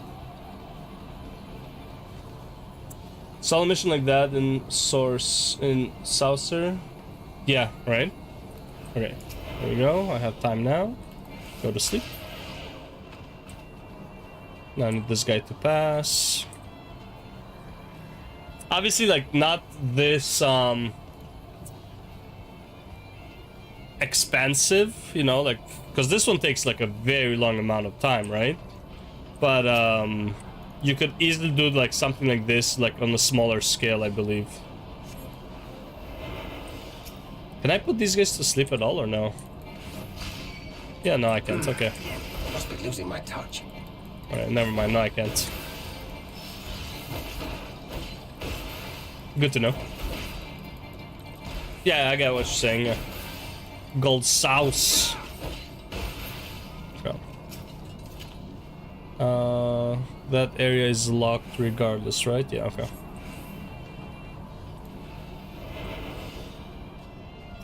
Okay, now there's no way to do this, right? Or is there? Oh, there is. 5, 4, 3. Bro. Nice, alright. Question is, did I even need to do that? Probably not. Not yet, at least. Oh, okay, there's a hiding spot. Hiding place.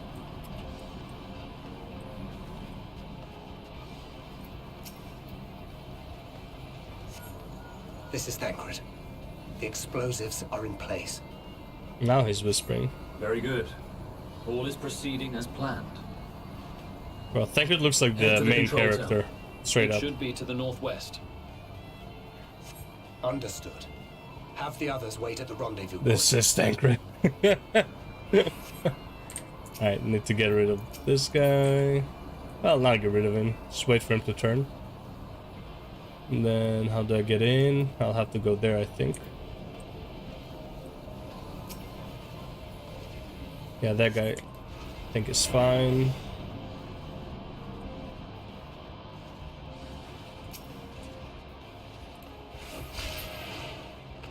Oof. No, no, no, no, no, no, no, no, no. 3, 2, 1. Ooh. Okay.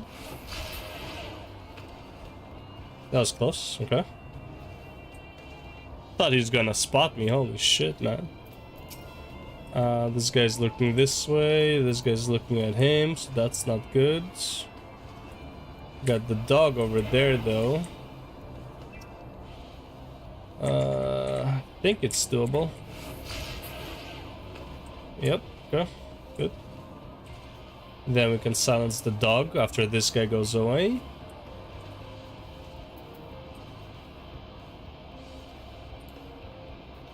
Go away, go away, go away. Move.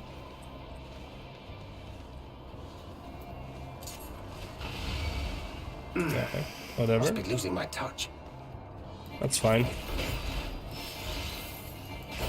I'd rather do this completely stealth, but it is what it is.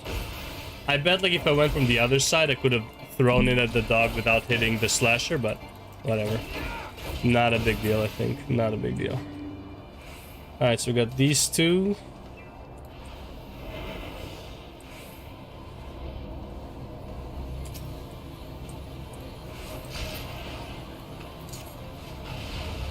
Oh, oh, oh, oh, oh.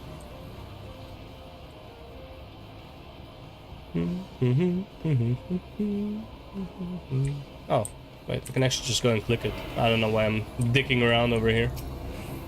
Trying to silence the whole base. Just go in. Alright, so we got the control terminal over there.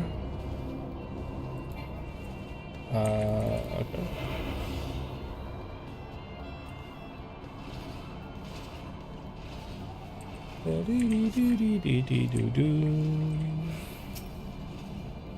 Right in front of your noses, amateurs. Okay, we got that. Oh, withdraw, okay. I was gonna do some more. So, I'm ready to go. So, just give me more shit to do, I'm down with it.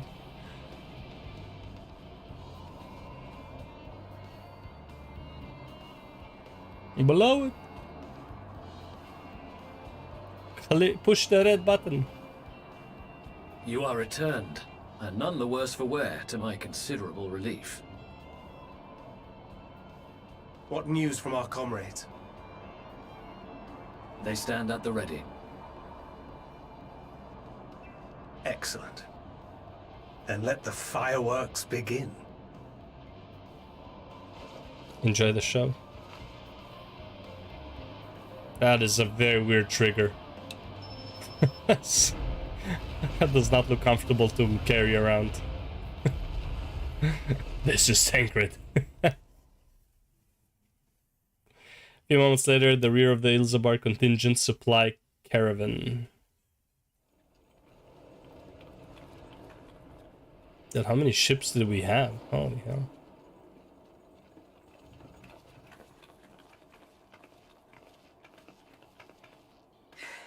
The blizzard's beginning to clear. The Vanguard should be engaging the Imperials any moment now, if they haven't already. Ishtola and the others are with them, so I'm sure they'll be all right, but...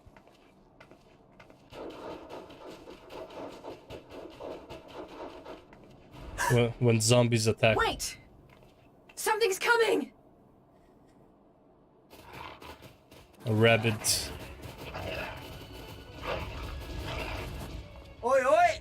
Looks like we ain't the only ones who sent out scouts. Keep them away from the carriages! We lose those, and we're as good as dead!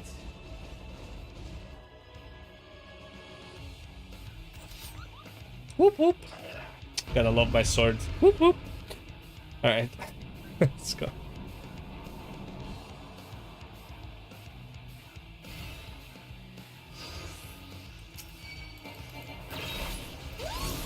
Fighters! Protect the others!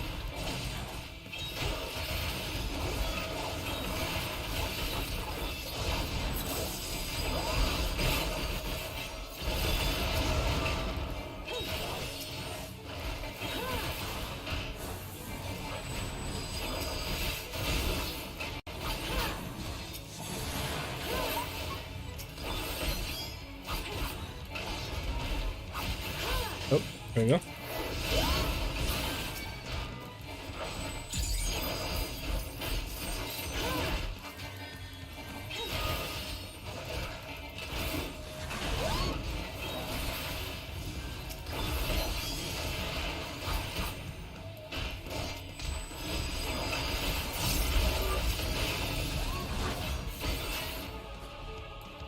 Anyone else? A brief respite, but stay alert. Brief respite. Meanwhile, the front is being attacked. Oh yeah, guys, just rest it out. Safe. Okay, there we go.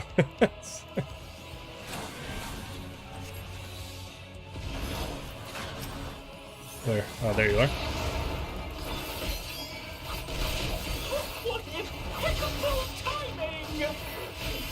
Fucking guy, man. Fear not, friends! The savior of Ishgard is here!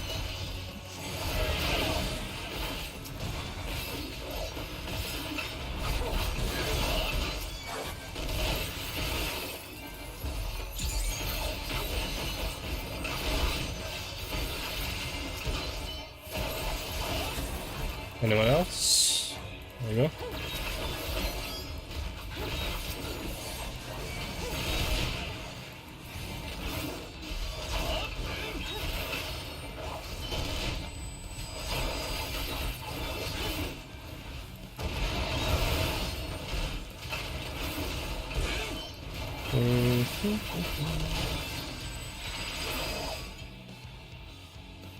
Anyone else? Fine display, but the other carriages are still in danger.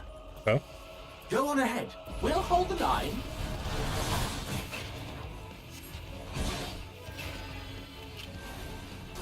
We're the only ones still Oh, struggling. there we go. You're the only ones that didn't get help from me, so yeah, that's how it is. It's usually how it goes. I've been itching for a good scrap.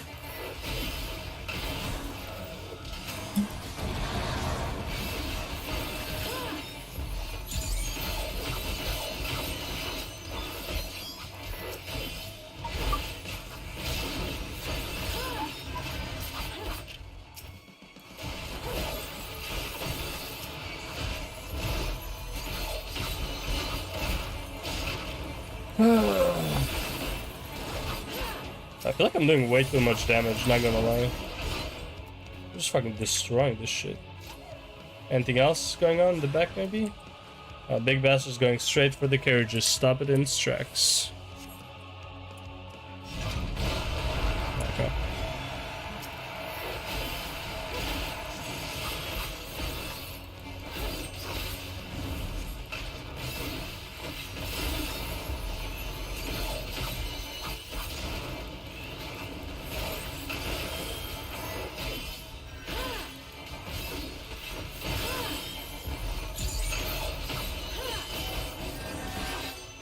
Anyone else? You all right back there?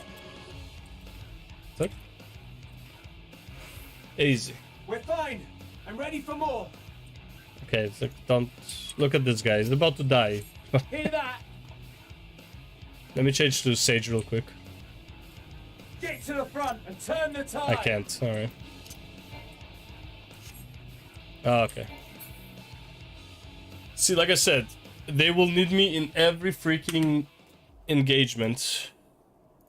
If I'm not there, they cannot win.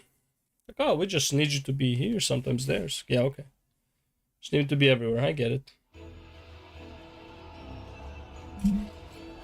Not that I'm complaining, the more action the better, but still.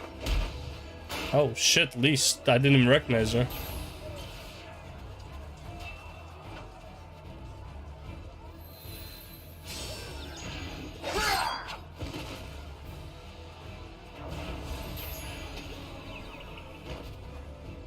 Putting everyone Removed to from sleep. the field was not a euphemism for enthusiastically murder. Well, he doesn't have a sleep spell. What do you want It's to do? nothing that won't heal in time. The trouble Close is, enough. their tempering has made them utterly fearless. Subduing them would be easier if they had the capacity to submit in the first place. True. Not everyone has a sleep Well, spell. this is the path our young charges would have us walk, and that we all agreed to follow. You knew it would be hard, yet still you pledged your lance, did you not? What are you complaining about? He just knocked him out.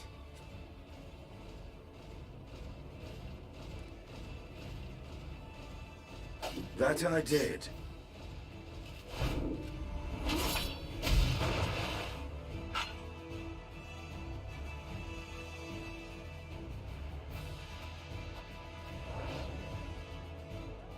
Oh. Look who it is.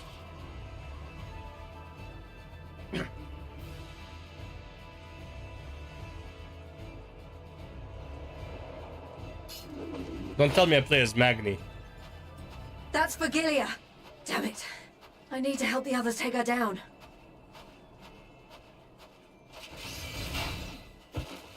There's no end to them! Oh, never mind. I play as myself. Reinforcements has arrived. I was wondering when you'd turn up. Oh, sorry. My bad for taking so long dealing with everything else as well. Whoop whoop. Time for some Mogatana There's action. no stopping us now. Come on. Let's show them what we're made of. You guys can just go out do other shit. I'm okay. I'm okay on my own. I am DMC. I have plot armor for days.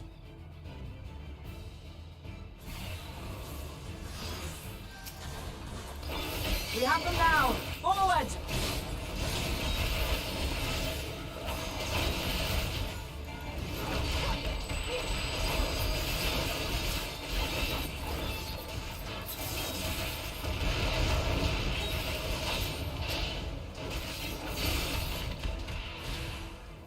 Oh. Right! Let them have it! Now let them come towards the middle. Yep, come to me, please. Thank you.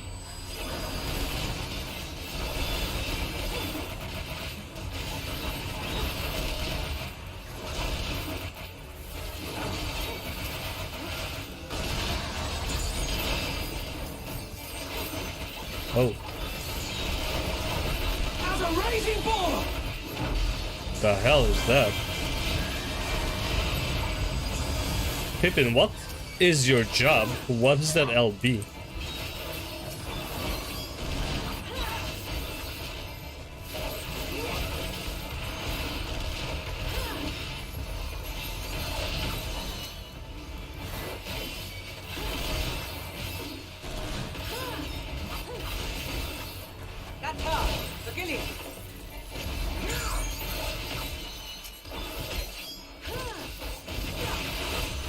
Do not fall behind!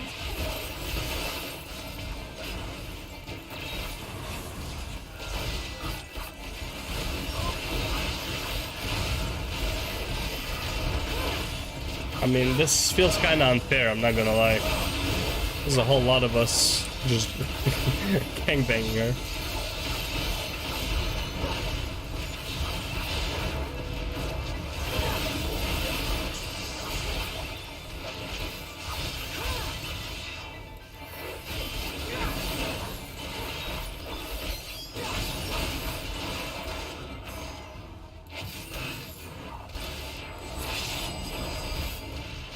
Wait, oh my god, it didn't go off? Wait. Wow, that's some bullshit. It's a bit annoying, isn't it?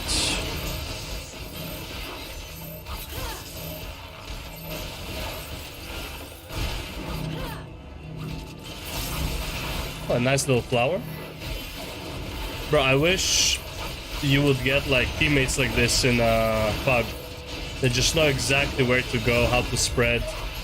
They're fantastic.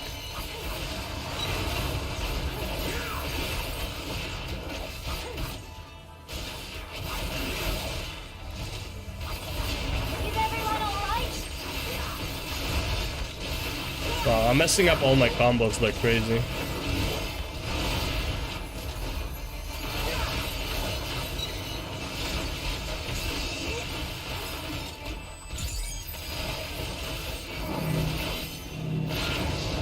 Oh.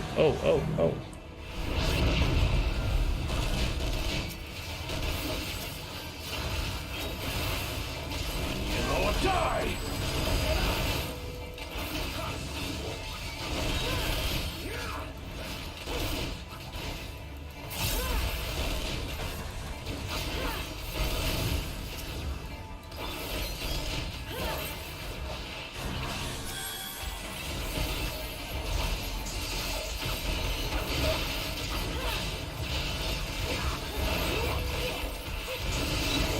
Now what?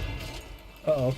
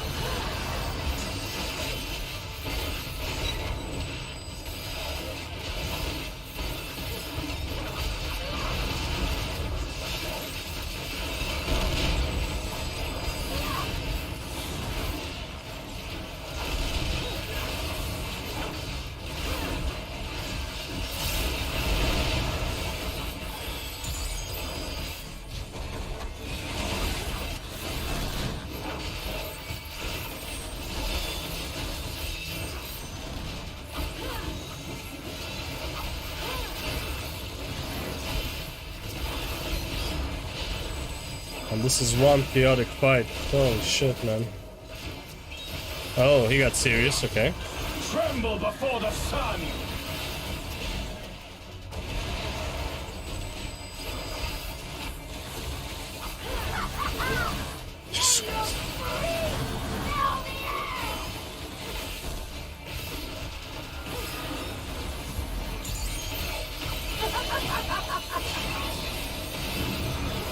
It's like, oh my god, bro.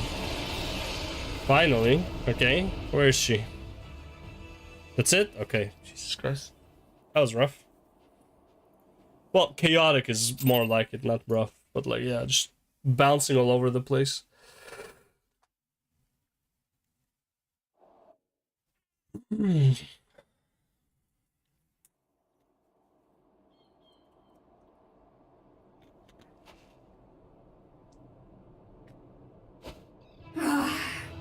A worthy adversary. How do you leveled up or something? Rest, recover, reclaim yourself. Then we will fight again, to the death.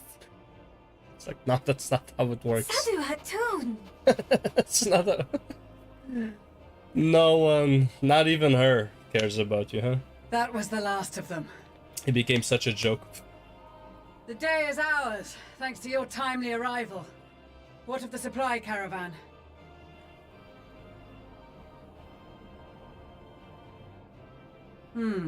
Outmaneuvered, but not outmatched. Good. Let us take the Imperials into custody and rejoin our comrades. And soon we shall arrive at the capital.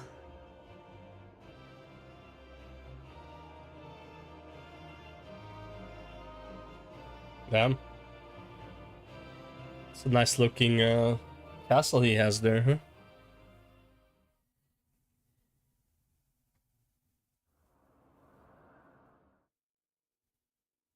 So cold and unforgiving. Thus spoke Emperor Solus as he gazed upon his barren domain.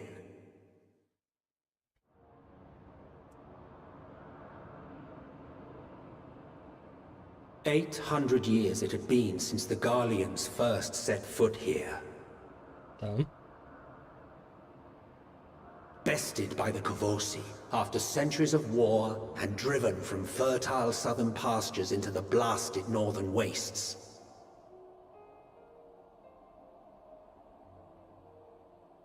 In that garden of desolation, they clung to one another for warmth, freezing, hungry, desperate, hated.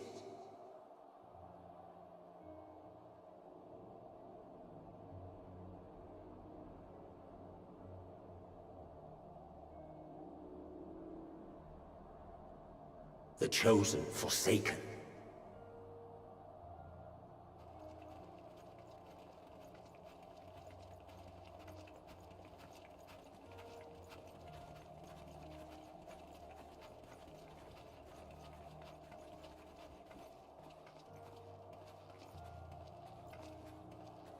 In the year 1513 of the 6th Astrum era, a young legatus named Solus single-handedly sparked the Magitech Revolution.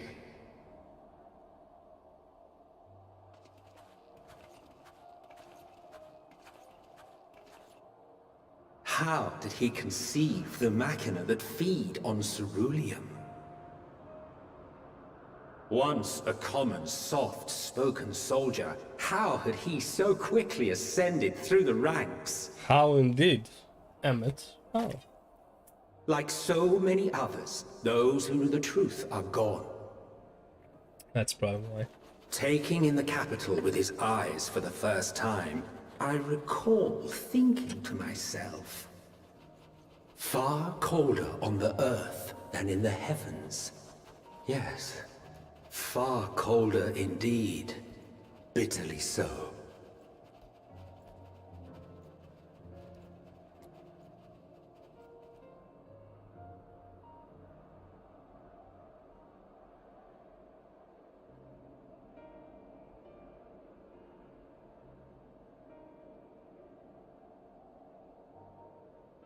Not so much as a whisper. The roads leading beyond the city walls would have been used less in recent years. Nevertheless, this was one of the most important gateways into the capital. A buzz day and night with activity, aye. Merchants passing through the checkpoint, many of them stopping at the local hostelries.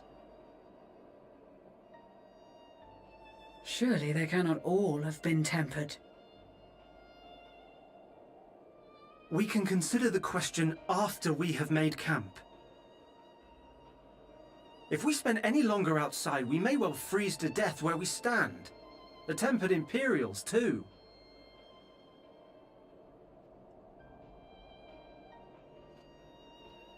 This will be our temporary base of operations.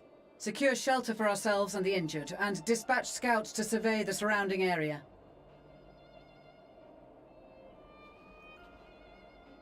If we're planning on staying here a while, we ought to give this place a proper name.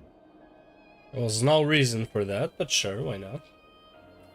Well, the constant sound of ice cracking underfoot makes me think of broken glass. An apt name, perhaps. I bet enough of this. To work, everyone! Yes, it doesn't matter. Call it Camp A. Alpha Quadrant. Who cares?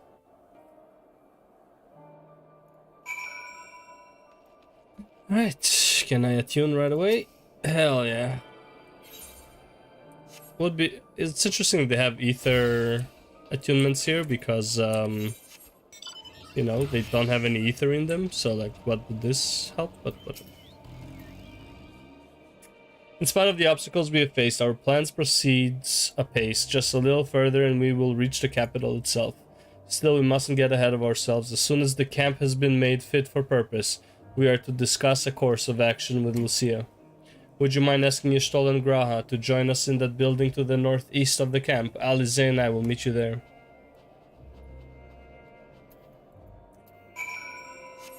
We are the commando unit. We don't really need to be with the rest. It is what it is.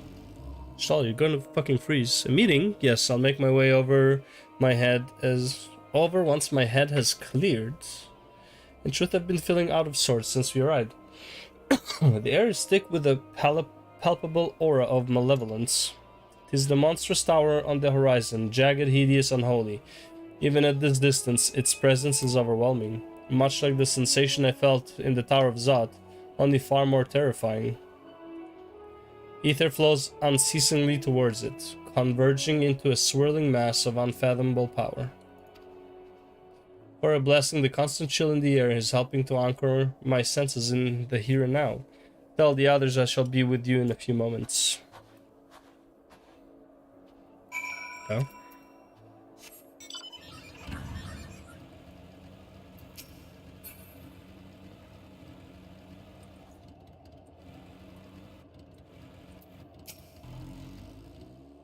You'll be pleased to know most of the tempered have been quartered inside the nearby buildings and are receiving treatment as we speak. I do, however, feel no small amount of guilt for commandeering civilian homes. The occupants may be long gone, but everything is exactly as they left it. Considering the length of time that has clearly passed since, one would expect to find them ransacked. Strangely, there are no signs of anything having been stolen. It's possible that everyone fled at the first sign of trouble, though it seems to me they left far too many useful possessions behind. Although there is no conclusive evidence, I strongly suspect they were tempered. Sorry, I was merely thinking aloud. You mentioned a meeting? I will make my way there.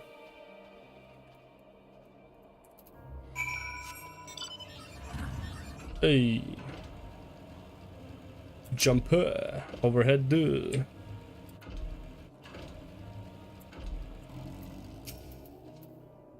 Thank you for informing the others of our meeting. When everyone is here, we will begin. Start it, Lucia. Tell us what needs to be done.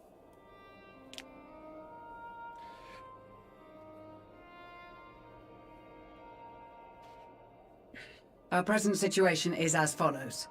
We're fucked. Efforts to aid the people of Garlemald have begun in earnest. Moreover, having entered into the capital, the Imperial Palace is within our reach.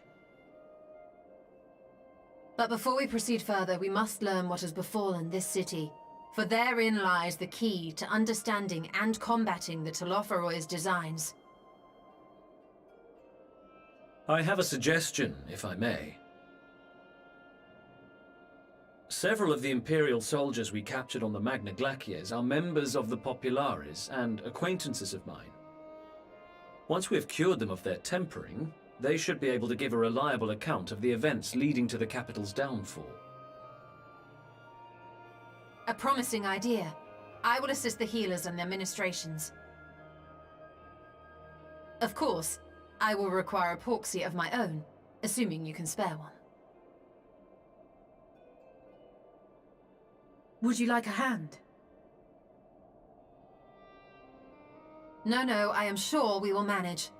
Better that you take my place in the field. The noxious ether of this place disagrees with me, and as I shall need to draw on my own for the treatment, 'twill be prudent for me to remain within the camp.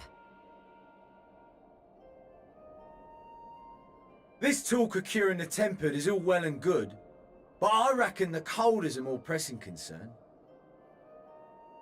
Certified. All the houses round here are fitted with ceruleum heaters that could keep us warm and toasty. Problem is the machines seem to have given up the ghost, and if we keep sitting around, freezing our asses off, we'll be next.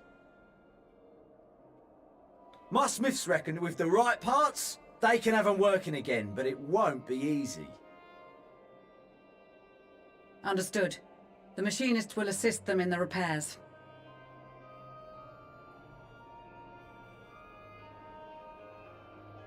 The rest of us should either stand watch or survey the area. We've made our presence known to the Telophoroi. They will be searching for us, if they have not already ascertained our position. That we have seen no sign of them since the battle suggests they have yet to do so.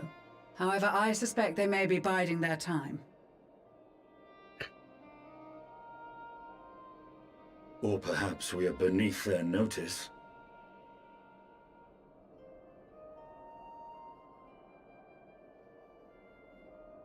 As in, we don't matter. In any event, we'll find no answers standing around here. Urianger, Estinian and myself have visited Garlemald recently, so we'll lead the reconnaissance efforts. Perhaps bolstered by a few Bosnian and Dalmatian scouts from my previous excursion for good measure.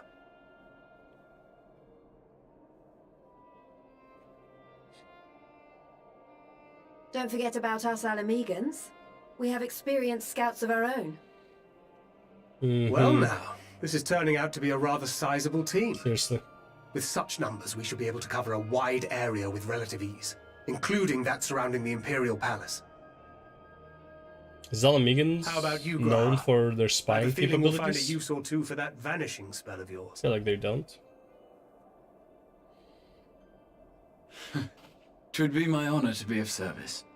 Though I doubt that you of all Graha people looks like a need super rely on chat, my by the way, right now. That leaves us with guard duty.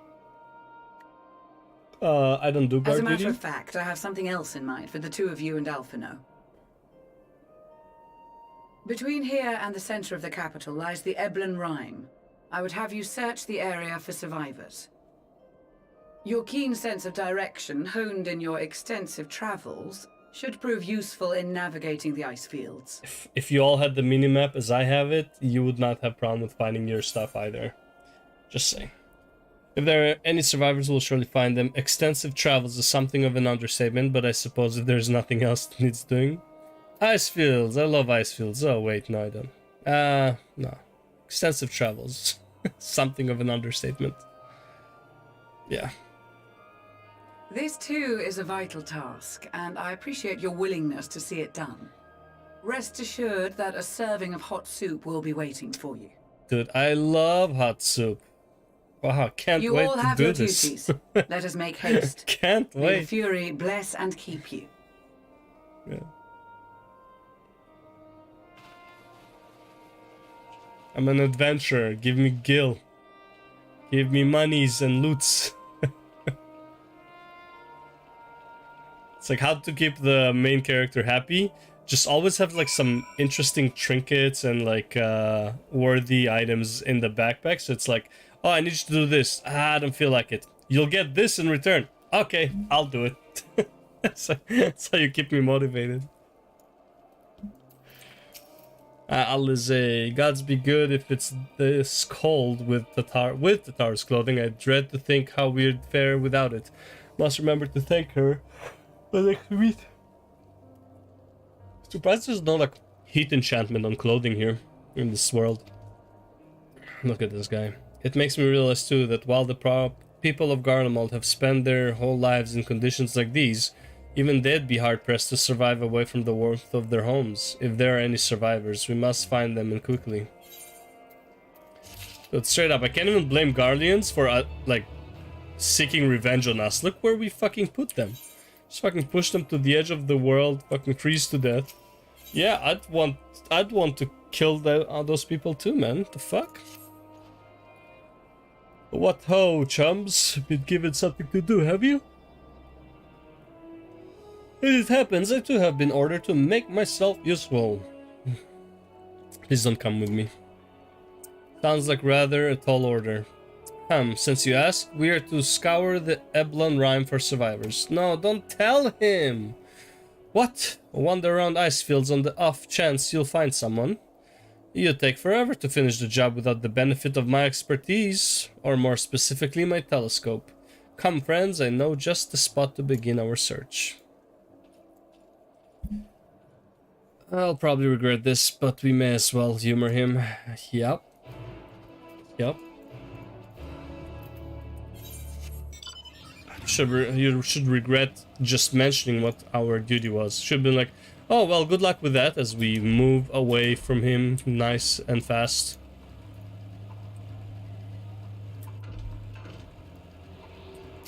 Well, since the ether current is in the way, I might as well.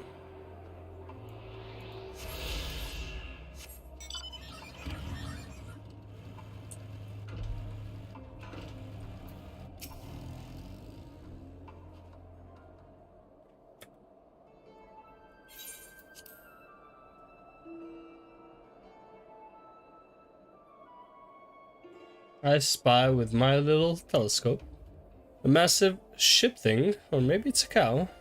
Not what we're after either way. Is that an ether current? Ah, no, just a wind spirit. Other than that, it's all snow, snow, snow. But lo, what do I see? Our yon hillock. There's no mistaking it. That's a girl. A survivor? Show me. No. It's not a survivor. It's a girl. Okay, it's a big difference here. Over there behind that tree, it looks like she's running away from something. Though surely not us. She wouldn't even know we were here unless she had a telescope like mine. I mean, you standing like that, I could see you probably from way over there as well. Like, I don't know. All I can tell is that she's wearing a pale green dress. A rather fetching one at that. Trust him to find a girl in here. She'll be long gone by the time we get anywhere near, but we should be able to follow her footsteps. True. I'll let Lucia know where you're headed. Oh, and take these warming tinctures with you. The poor girl must be chilled to the bone, if not on the verge of freezing to death. That's actually very thoughtful, thank you. But won't you need some for yourself? No, I'll be fine. As a man of chivalry, my honor demands I do no less. Unless we forget, the very reason we are here is to protect those in need. And I'm sure you also have like 20 more on you. Now go, and Godspeed. He definitely has more tinctures on him. A lot more. It's like, here is like 10% of what I have.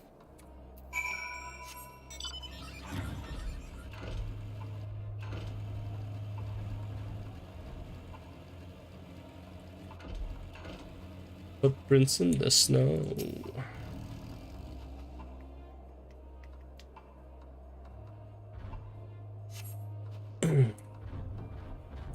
Trail of fresh footprints lids.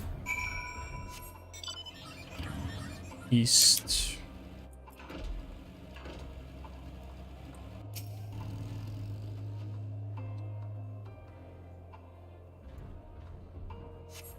These footprints appear to be the same as those you saw previously, and they lead towards the building. Are you sure they're not Alice's and Alphino's footprints? We're getting closer, I'm sure of it. At first we thought she'd gone inside the building, but the door doesn't look to have been opened in some time. She might still be nearby, so we'll keep looking around here. Then again, it's also possible that she ran right past this building, right past this place. Would you mind searching up ahead? It's really interesting. Imagine like you're in a position of like a regular Garlean citizen, right? It's like, let's say you live like, I don't know, in New York, right? And suddenly all the people basically turn to zombies because that's basically practically what they are, right? Except that they will die regardless if you shoot them in the leg or whatever, but you know, for all intents and purposes, they're as useful as zombies, right? So imagine this is like the end of your world. Like that's the position they're in right now. It's like scouring for fucking food and shit. Meanwhile, some people come from another part. It's like, yo, why are you... What's going on here? Like, this is the end of the world. What do you mean? Everyone else is doing just fine. I don't know where I was going with that point at all. I just want to say, they live like they're in a post-apocalyptic world right now.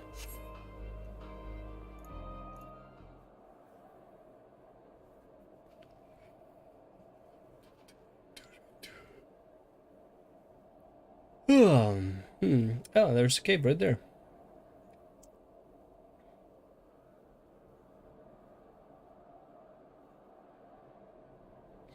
The girl in the green dress anxiously surveys her surroundings. Were you to call out to her from this distance, it might attract wild beasts to your location. It would be safer to get closer first, but you must do so without drawing her attention. Now that's how stalkers think. Call the girl from a safe distance. Give me a second here. Holy shit. When did I record so many stuff? Oh. Call the girl from a safe distance. The objective will end in failure if you are noticed. Make sure to make use of cover such as rocks. Similarly, the objective will also end in failure if you fall too far behind. Should you fail to complete the objective, you may try again by returning to the designated location.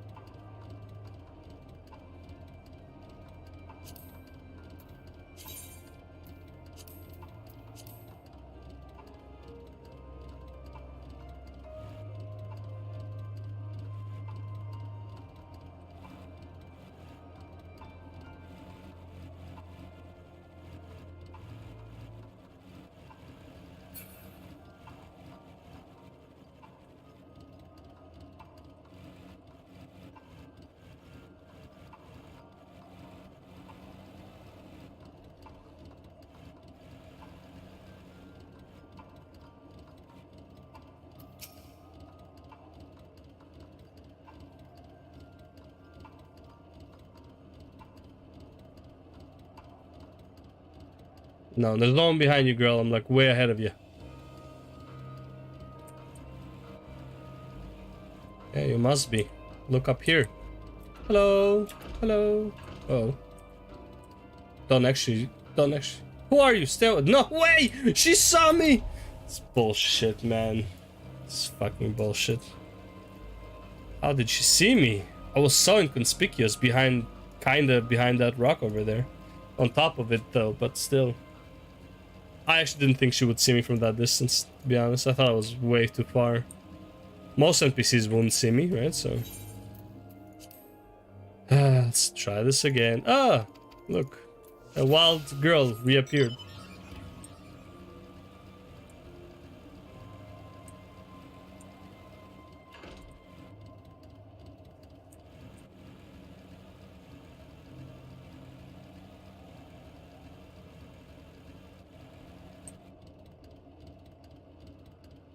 There's no way she can see me, right? She can't.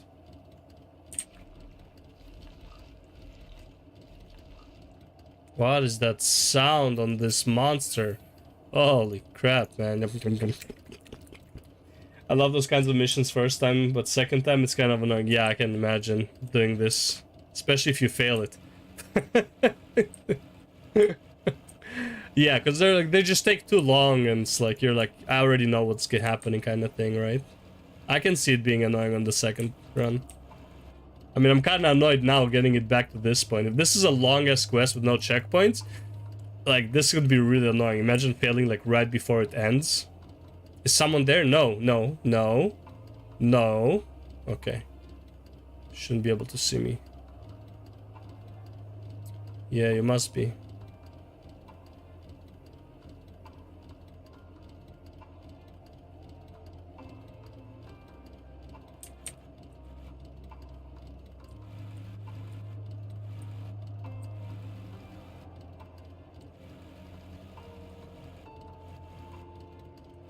Yeah, catch your breath, girl. Catch your breath.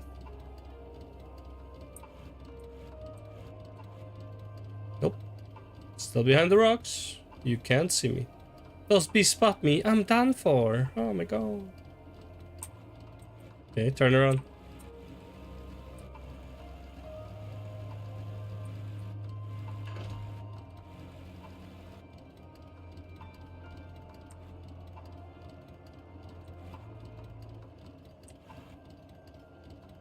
Hope my luck holds.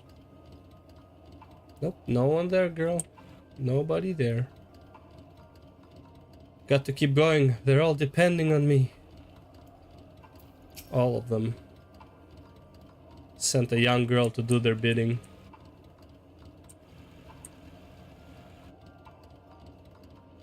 Just a little further. Nope, nobody here. Dude, imagine, like, yeah, up to here.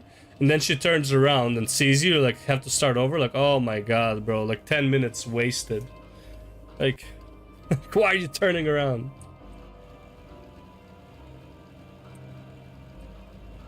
Thank God for this mountain over here, though.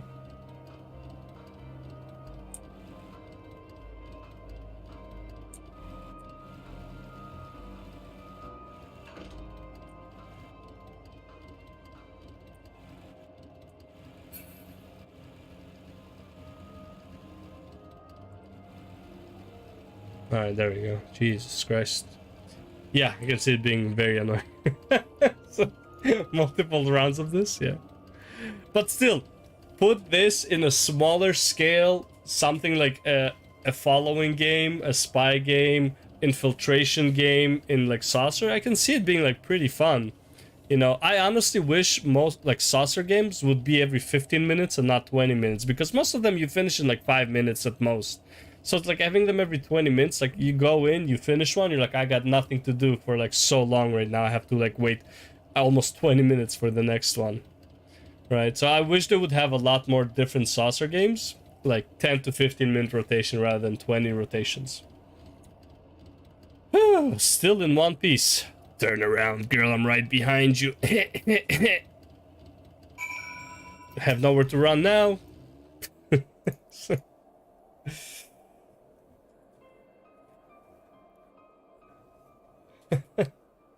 Boo. Oh shit. Where did you come from? Who are you? More like, how did I not see you? It's as if you were sneaking around just to see me. Just to like talk to me.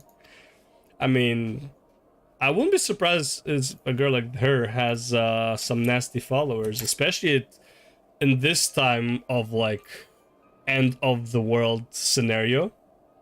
It's like, human nature is disgusting. Stay back, this house is packed with explosives. Take another step and I'll blow this place sky high. But like, why is that a threat to me? Like, I'm nowhere near the house. If I was inside the house and you said like, okay. Please, we just want to talk.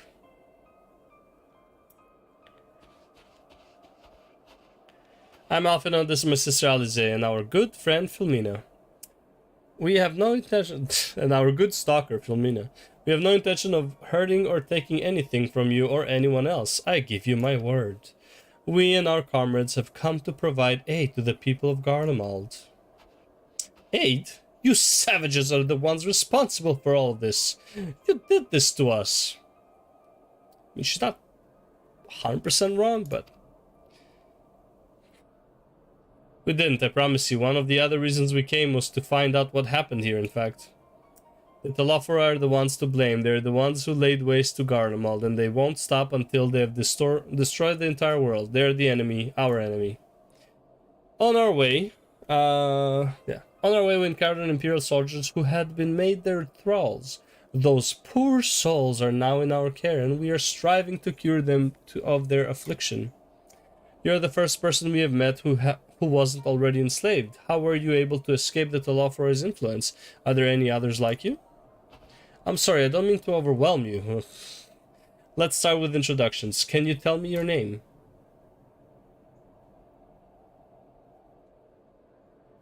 My name is Licinia. As for how I've managed to stay sane, I've been asking myself the same question ever since that night. And the roar, that terrible roar. The roar. Didn't they say that the... what do you call it? The final days? Like whenever the corruption started in the final days was because of like some loud noise, loud scream or something? And then like shit started going south? And then the screams, I was screaming too, I think, I'm not sure, I can't remember.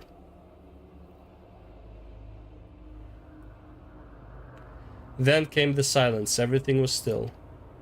It was like waking up from a nightmare. I thought that maybe the fighting had stopped, so I stepped outside.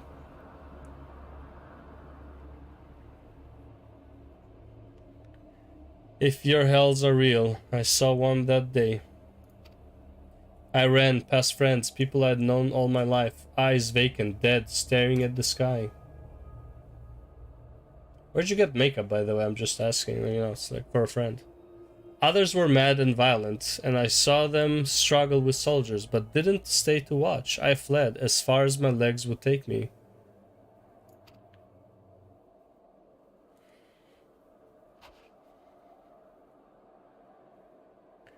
Do you have family here? Is this their home?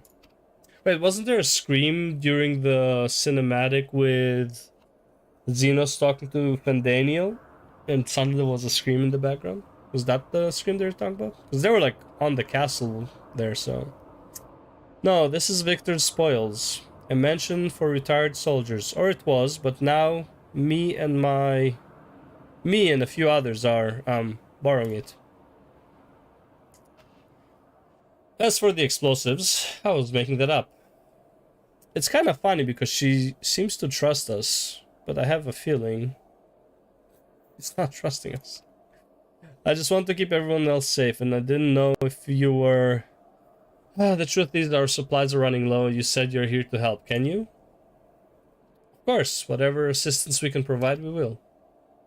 Thank you. I'd better tell the others first, though. Wait here.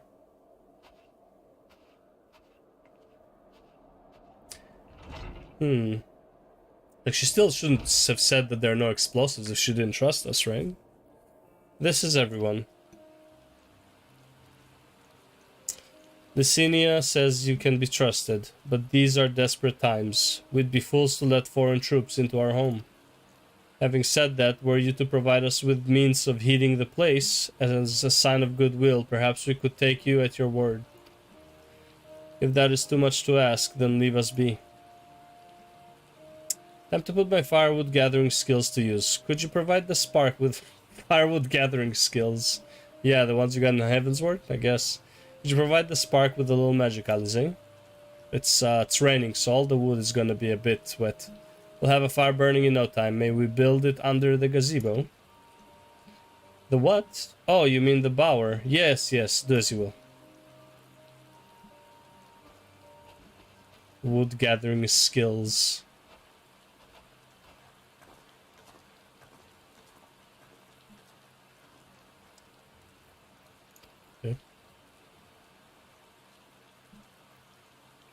She looks mad at her own people. I don't even... It's so weird.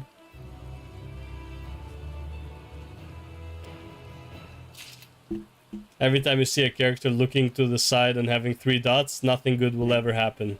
You know that every time. She's so nice, she's even giving me pants. Sorry, I was still finding it hard to come to terms with all that's happened. Now that you're here, though, I'm hoping things might change for the better. You know, I've worked up quite a sweat from all that running about. Honestly, I'm not gonna lie, this doesn't look like it keeps you warm. So I'll leave space around the fire for the others. As you can tell, they're in a far worse state than me. We were planning to look for somewhere warmer or with more food, but they're not going anywhere until we nurse them back to health, which I don't know how to do. Is there anything you can do to help them? Oh look, there's a fire.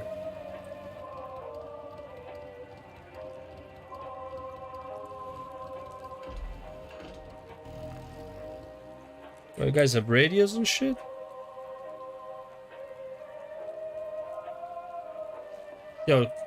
Yo, brother, can you change to the station? It's not my tune. Can you put some Backstreet Boys or some shit? Oh, that's familiar. Oh, it's different though. Different tune. I can treat their frostbite and their wounds, but it will take time for the fire to do its work. Now would be a good occasion to make use of Emanellane's tinctures, the ones that can warm the body from the inside out. Would you make sure everyone gets one? The numbness is beginning to subdue, though I suspect once the fire dies, it will return with a vengeance. Well, then take a tincture, my good mate. It's a lot of alcohol. Warming tincture? I've never heard of such a thing. No harm in trying. But tell me, have you heard aught of the city? Though calling it that seems absurd after what's happened. It's nothing but ruins now. The few buildings still standing offer no more than meager protection from wind and snow. Food production, water purification, the magitech that sustained us has come to a grinding halt. What machina that remains operational cannot be run for lack of ceruleum? Of course, cerulean engines is full of the stuff. For all the good it does us, no one here knows the first thing about extraction or refinement. All is well, yes, never better. Good. Stay positive, bro. Stay positive. There you go. Oh, what sweet liberation is this? Is it poison by any chance? Haha, it was a joke, Every joke has some truth in it. If I laughed, it's that I may not weep. So said the poet, and alas, my tears would freeze on my cheeks ere they fell. We are the blessed damned, to bear witness to the fall of the great empire, while our brethren lie dead, or live on as puppets of flesh. That's a good way of saying it, blessed damned.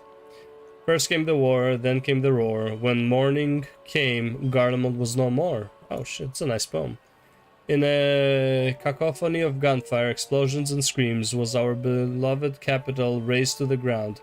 From the rubble rose the disheveled remnants, they lavish finery caked in ash as they shuffled mindlessly towards the palace, each bearing a fragment of stone or metal, an offering perhaps to the architect of our destruction.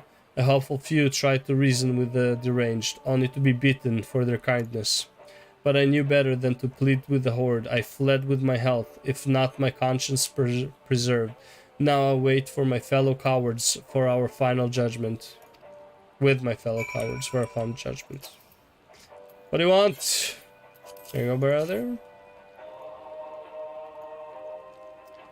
I think sure. May as well drink it, I suppose.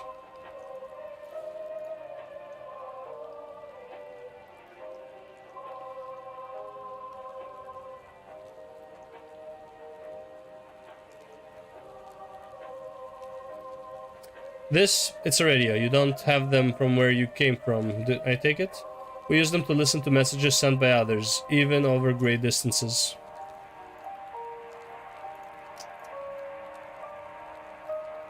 There are different types, but this model is by far the most popular, made with quality components, crafted with the finest ore, sourced from Locus Amoenis it is. Not all that useful since the capital fell into ruin. The people at the broadcasting station must have either fled or ended up like all the others, because all we have been hearing is the same music being played over and over again. Home beyond the horizon, an ode to the brave men and women sent to reclaim our ancestral homeland of Locus Amoenus. We may have founded an empire in these frozen wastes, but we always hope to take back what was once ours. It is a solemn reminder that though we must suffer great hardship, better days will surely come. Despite everything, I believe that Emperor Varys yet lives, and that he speaks to us through our radios. It was a cunning strategy, faking his murder. He must have foreseen this catastrophe and chosen to conceal himself, that he may one day make his triumphant return. Me.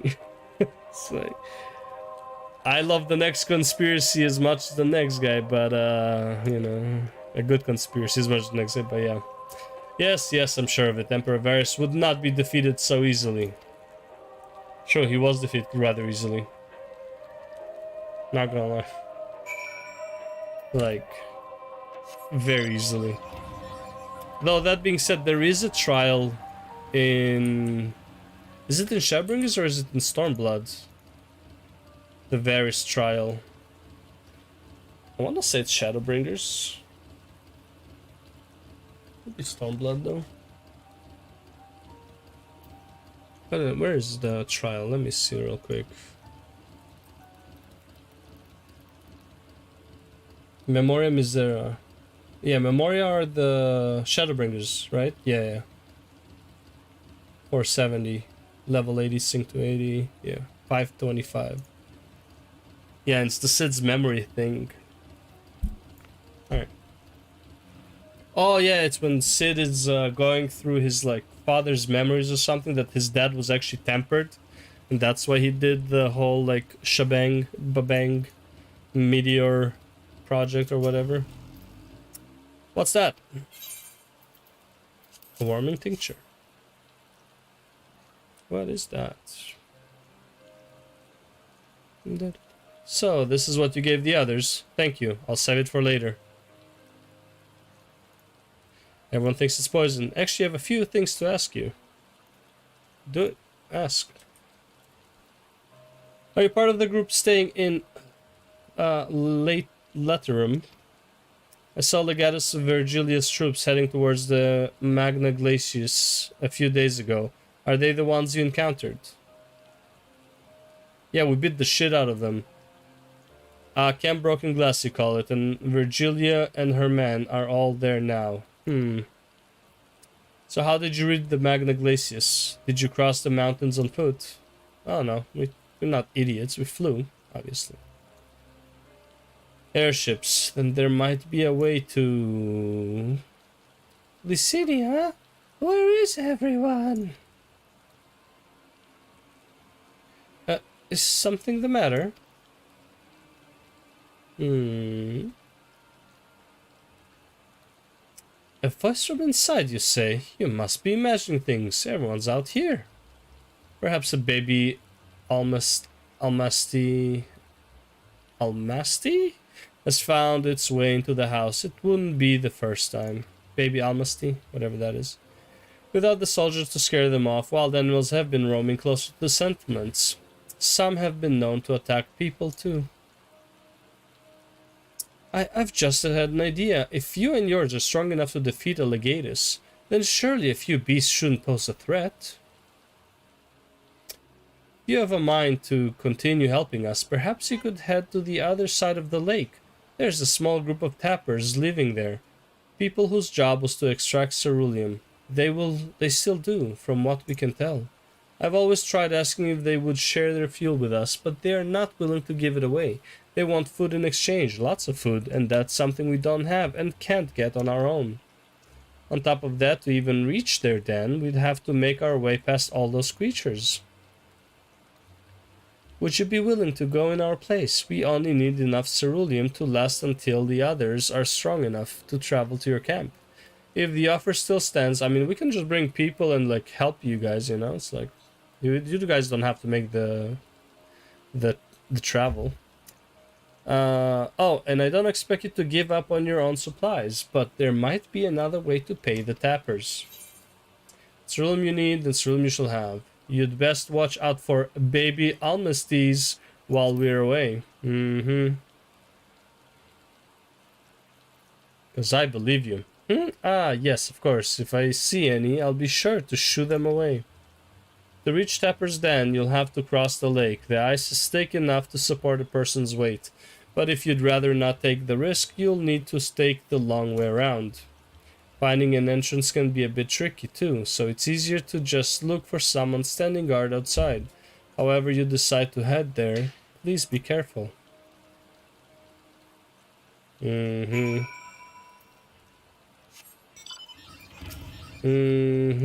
see you. Okay, I see you. You're not fooling nobody, Licinia, if that is your real name.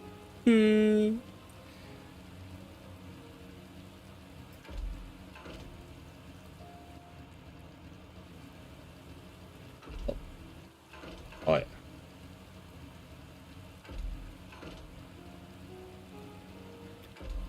Ah, you cannot see this. You cannot reach this. Where's the cave? Oh, there it is. Oh, let's go.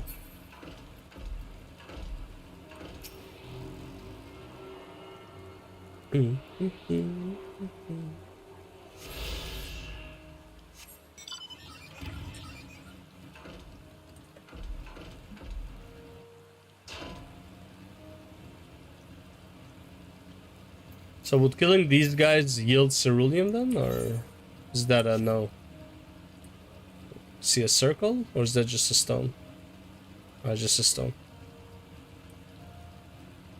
Oh, hello.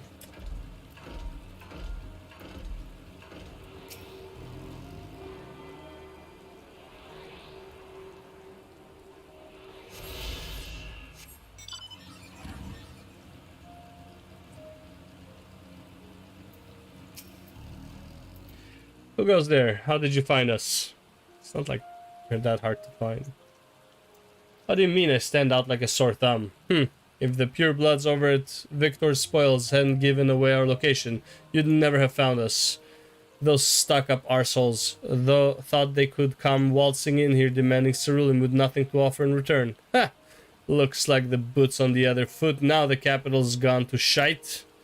So they resorted to sending you to negotiate. I know your game, sellsword. If they think it will give in to intimidation, they've got another thing coming. But can't we all just get along?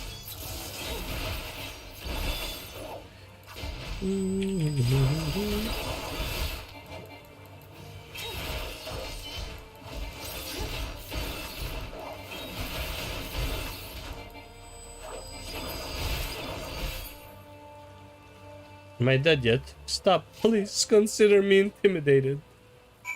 Alright. These fucking guys. There you are. Oh no. Why are you here? Who's keeping an eye on those guys? They're suspicious as fuck. Stupid woman. Just after you left, Licinia asked me to go and catch up with you in case you need a hand. Someone must have let slip that I have a little experience in transporting barrels of ceruleum. What? So this is Tapper's Den. Well then, after you. And where's your brother in all of this? I think he was still out there, right? Treating them?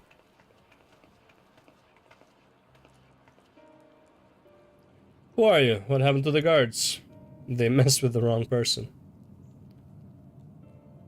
Eorzeans and rebels here to save the people of Garlemald. That doesn't make any goddamn sense. Why in the hells would you pass up this chance to put those Imperial bastards to the sword? Let me guess, none of you are Garlean? You were brought here from other lands. Girabania, Yangsha, Boja, Dalmasca, to name but a few. Some dragged here against our will, others fed bollocks about a better life, all put to work extracting ceruleum. All given the esteemed title of An, placing us firmly on the bottom rung of the ladder. But the old hierarchy means nothing in the new Garlemald, says we. About the only thing that's escaped more or less unscathed is Cerulia Ignis. Ingens? I don't know. Still sustaining us, even with our paymasters out of the pictures. We hear you're experts in drawing up ceruleum from the bottom of the lake, but how can you do that if it's frozen over? Ha! Wouldn't you like to know? Trade secrets, I'm afraid. Because they don't know either. The story writers might not have thought about that. And doesn't really matter. At any rate, it's not as if ceruleum is used for much these days. But with the city in ruins, we take enough to power our heaters and save the surplus for later.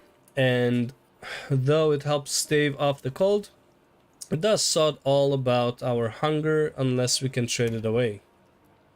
Speaking of which, be sure to tell your contingent we have got ceruleum by the barrelful. If they're interested, we'll exchange it for whatever provisions they're willing to spare. We can certainly ask, but if you're all free to go now, why carry on living here?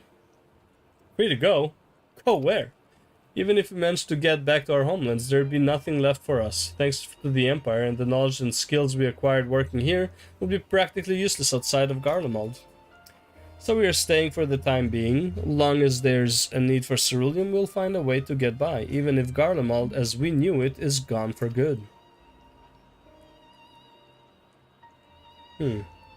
Gone for good.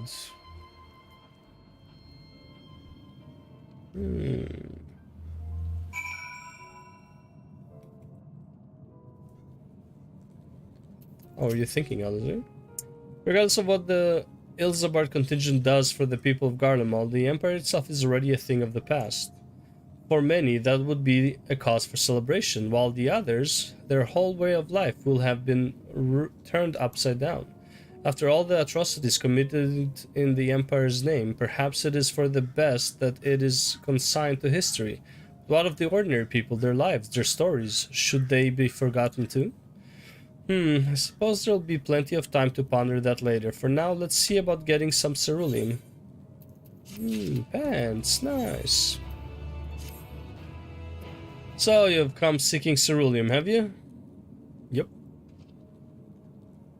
What? Those purebloods up at Victor Spoil sent you? To turn to their enemies for help, they must be more desperate than I had thought. Then again, Licinia's got her little sister to think about. Sister? But we only saw Licinia and 3 men. It's possible she died from whatever was ailing her. If she needed treatment, I doubt there'd be any way to get it around here. I may have refused Licinia at first, thinking she'd come back with something to exchange, but I can spare them a bottle's worth of ceruleum. Consider it a reward for introducing me to the rest of your contingent. Be sure to send them our way, you hear?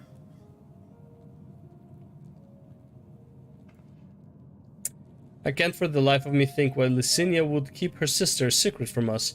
What do you mean you can't think of... She's protecting her sister, she doesn't know who you are. We can ask about that after we have delivered the ceruleum. Come on, let's hurry back. I mean, it's not rocket science, Alize. I know you're not the smartest... whatever... How is... I know you're not the sharpest tool in the shed, that's the saying, I guess. But, like, it's pretty obvious why she wouldn't trust some random people who are known to be savages and enemies of the state. I'm just saying, you know?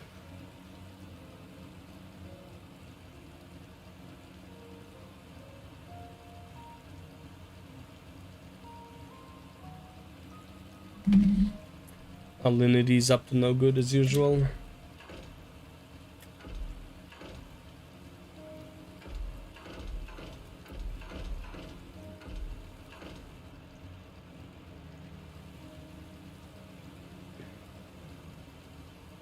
Right. Where's this?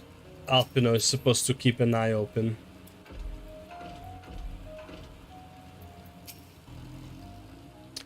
This isn't right. It's too quiet. I would have thought Alpino would still be treating them by the fire, but They're nowhere to be seen. I'll look inside the house while you search outside. They can't have gone far.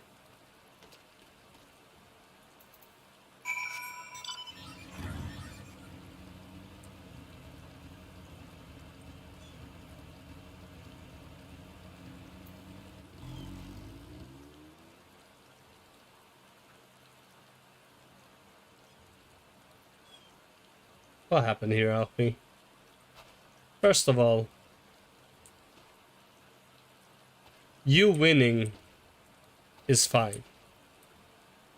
You being injured after winning, we need to go over your basic training. God damn, Alfie, no, bro. How do you not win against 3 sickly, unarmed men? They asked me to help carry supplies, but when I followed them back here, they attacked me. Caught me off guard. Forced me to defend myself. I fear they fared rather worse than me. Can't fool us, we know. We know what you're about. Oh yeah? What's that? Vultures, that's what you are. Waiting in the wings for us to show weakness. Then in you swoop. Here to help? What rot? All a ploy to make us lower our guard. Let you in, put ourselves at your mercy, put us in chains, steal our lands, get your revenge. You're wrong. That's not what any of us want. Save the arguments for later, we've got bigger problems. I found empty medicine bottles and a bed that was still warm. It's true, Licinia was hiding her sick sister inside the house. But now, there's no sign of either of them. Where are they? Where did they go? Away from you and yours, and if you think I'll tell you, you're a fool. I'd never give up my people. You're trying to help them, you idiot. Her sister's ill, the empty balls prove it, so the medicine ran out, or she put it in her pockets to make it easier to carry, or to avoid the sound of clicking glass. There are beasts everywhere, how could you let them go alone? To protect them from you. Better beasts than savages. You invade our homeland, tainted with the same sorcery used to slay our countrymen. A guardian should sooner die than suffer the insult. Better for them to flee, keep their purity intact, than be corrupted by your vile magiques. We were waiting for a chance to free them, since the moment you arrived.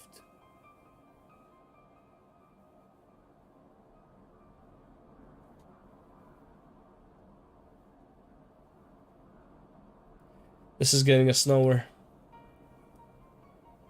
Cannot say how Licinia and her sister will react when we find them, but find them we must. Go on without me, both of you. I first need to tend to my injuries and theirs. I will join you in the search after. Alright, be careful. How about you heal yourself, young man? We'll do our best to find them quickly. There's only one path out of here, so that's where we'll start. The exit? Yeah, I mean, fair enough. I mean, maybe she's still by the exit, you know?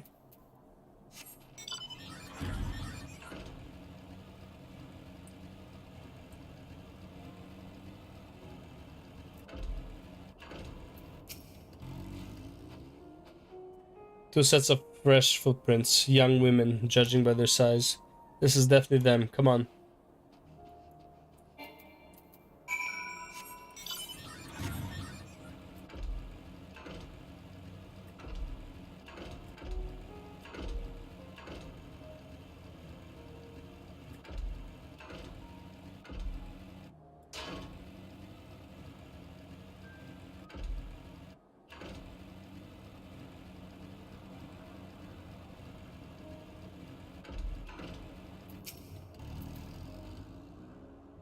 The trail stops at the frozen lake. Perhaps they chose this route so as not to leave footprints.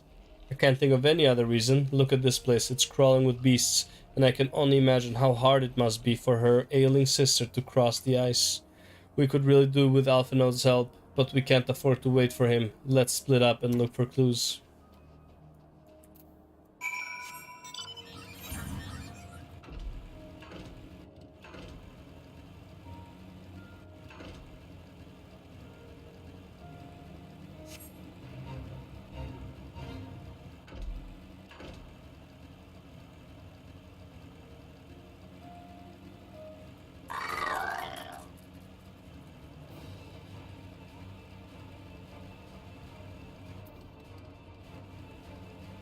Oh, it's a player. So what the fuck is that? What the fuck is flying over here?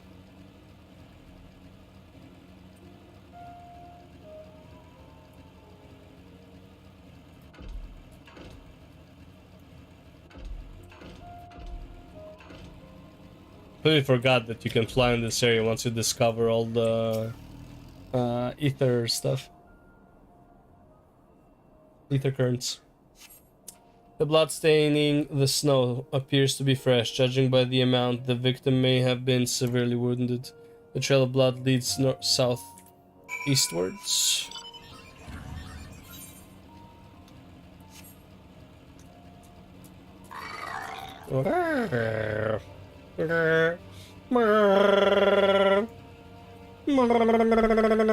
Hey! Nice, they went to sleep together. Oh, sorry, I didn't mean to run you over. Oh, they're holding hands. You're a bad sister. But at least you're holding hands at the end. Oh, nice, and you even took a radio with you. That's good. Entertainment for the road, yeah? Idiot! Moron. You cannot pretend this is similar to, ooh, what's her name? Two bodies are being called. Oh, what was her name? Tesleen. This is nowhere near what Tesleen meant. Yeah. This is not a Tesleen moment. Sucks, but you know, I have no connection to this person aside from that one quest of following her. Oh.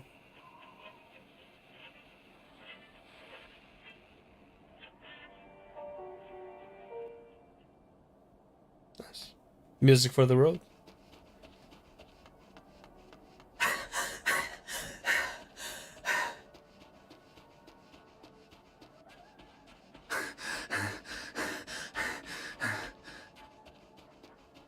And that's it. Just a bit of a huff and puff, and now you're good to breathe, huh? Blood trail. We found one. They were attacked. Yes. Based on all the blood around them, I would say you are correct in your assumption. No. Yeah. This is not a Tesleen moment. Relax, Alize. You owe them nothing.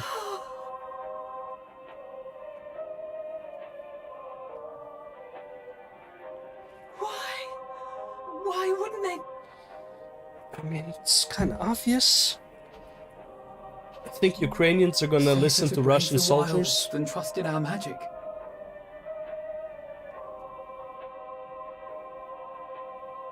Or vice versa. We should have... I should have...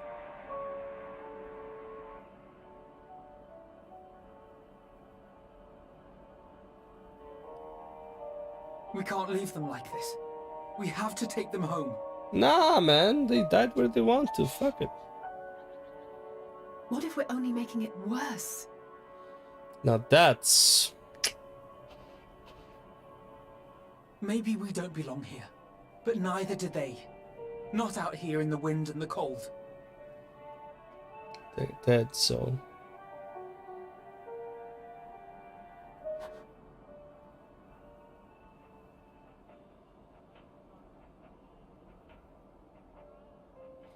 Just imagine how much blood I would have on me carrying her.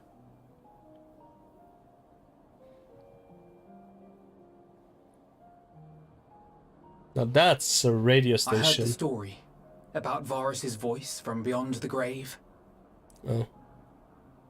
Of course, I didn't believe it. But Licinia and her sister did.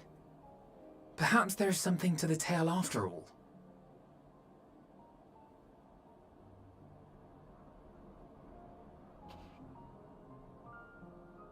I want to understand.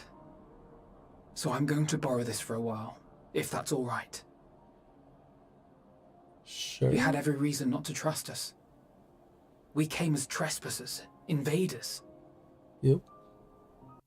But I pray that in time, we will be more than that to you. That we will find a way to help your loved ones. And see that no more children are left to freeze alone in the snow. Wonder if they died by freezing or just like the injury itself. I don't know, man. But yeah, sucks. All she wanted to do is protect her baby sister. Then she killed them both. Not the smartest move, young one. Not the smartest move. Also, not the smartest move by these fucking old idiots. But whatever. There must have been something we could have done. But what? Yeah, shackle them. Like, just take them prisoners, move them to the contingency base, and no matter how much they're hating you at that moment, you're doing it for the best, you know? It's like, hey, listen, you don't trust us now, we get it, but tough titty, go to sleep, pew, pew, pew, pew, everyone's sleeping, carry them to the base, interrogate them, and treat them there. Like, what else could you do, really? Like, that's literally the best option. Like, by far. Saves you all the time in the world, and you make sure that they're safe the whole time. Should we have never come here? Would they still be alive if we hadn't? No, they would have died by something else, like... How is it? Jesus Christ. The answer is, like, the easiest one. Ah, God. Trying to be too nice is literally to their own detriment. Let me check this real quick. I feel like one of them is not voice acted. Okay, and this one is... They asked me. Yep, okay. Okay. We have already caused enough harm here. Let us return to the camp before we cause any more. As for those inside the house, we should send someone to take care of them. Someone who isn't us. All we can do for now is to make our reports to Lucia and do everything in our part to prevent further tragedy. So let us linger here. No more. Come. Good. Literally what you should have done to begin with, and you could have saved those two. Like, it's like I'm dealing with children. I mean, I am. They're like 12 or whatever, but like, Alice, Alfino, Jesus Christ, man. If only I could make choices instead of just save the day. That would be great. Maybe those two women, children, kids, I don't know, female children would be okay. Girls. Well, this is enough to tell me they have finished their preliminary search for survivors, but refrain from saying much more than that. Clearly they are reluctant to provide details. Might I ask for your account? Oh yeah. Not a problem.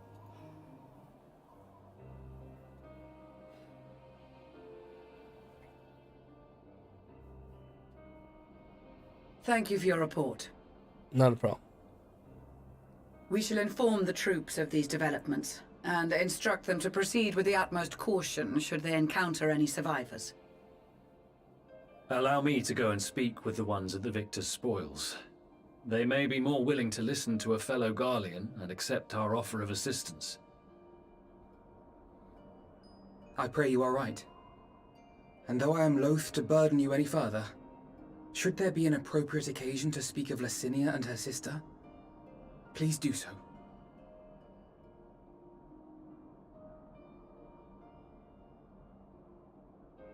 I am sorry to have put you through this. My distress is nothing compared to their suffering.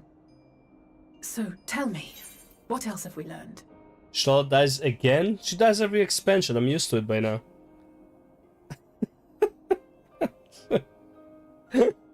So if you said someone else, I don't know, like Urianger dies, I'm like, what? How does he die?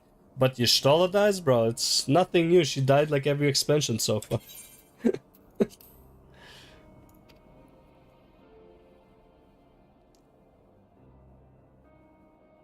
As you may have already heard, we have succeeded in curing the members of the Populares, Maxima identified.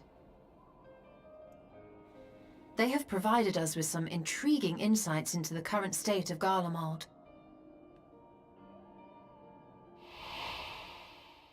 Oh shit, The Urianger assassination dies! of Emperor Varys was the catalyst for the civil war. Nerva declared his claim to the throne, and his opponents refused to recognize it. Anyone else Fighting dies? broke out in the capital, where Nerva's 3rd Legion clashed with the 1st, who remained loyal to Varys even after his death. Y'shtola dies too. Of course, still. even Imperial warmongers would balk at the idea of turning their shining city into a battleground. Like burning down the wood to spite the wasps. Neither side would be so mad. Did you delete your own comments? Didn't even know you could do that. Unless something or someone inflamed their animosity to such an extent that they could not help but act against their better judgment.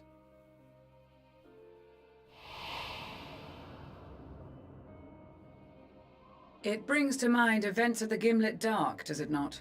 The Emperor's sudden withdrawal from the front lines, specifically.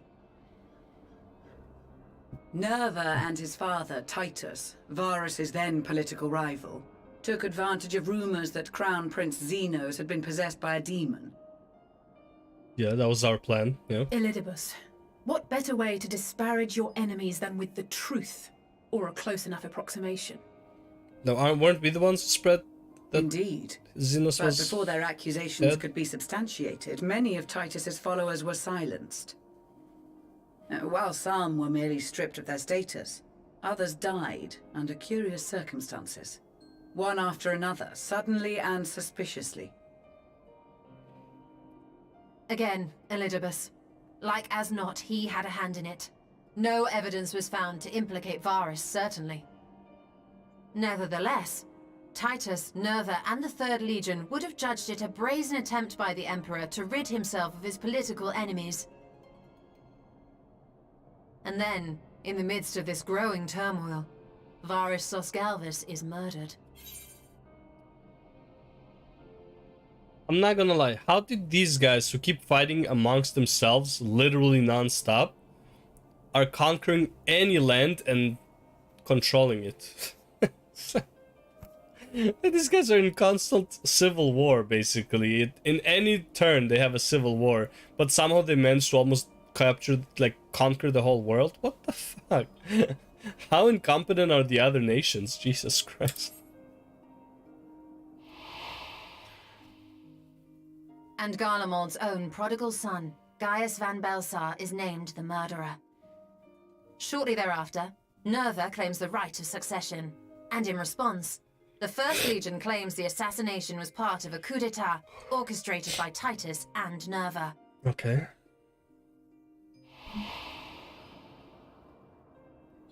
So no one is at fault, and everyone else is to blame. I should add that both parties received substantial financial backing, presumably to provide them with the means and encouragement to pursue a swift victory, and that these contributions came from the self-same benefactor. I'd heard House Brutus had been filling the 3rd Legion's coffers, but the 1st as well. It would seem so. Though the Populares determined that the 1st Legion received funds from a variety of organizations, all had connections to House Brutus. Oh yeah, that's what Vendaniel was So talking about. Daniel, in the guise of Asahi, was playing both sides against each other the entire time.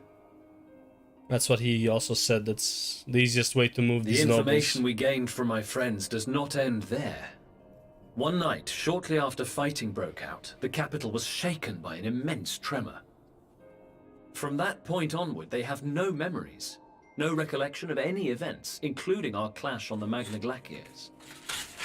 But when asked about the Imperial Palace and its bizarre transformation, they somehow recall Emperor Varys giving them orders in their dreams.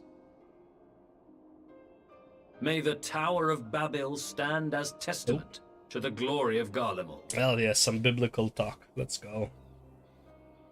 This sounds awfully familiar. We have something to show you all.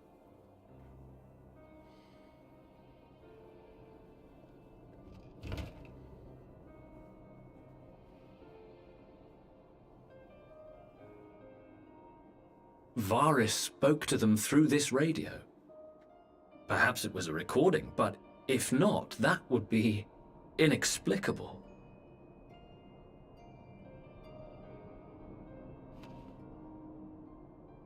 We are of one mind, then.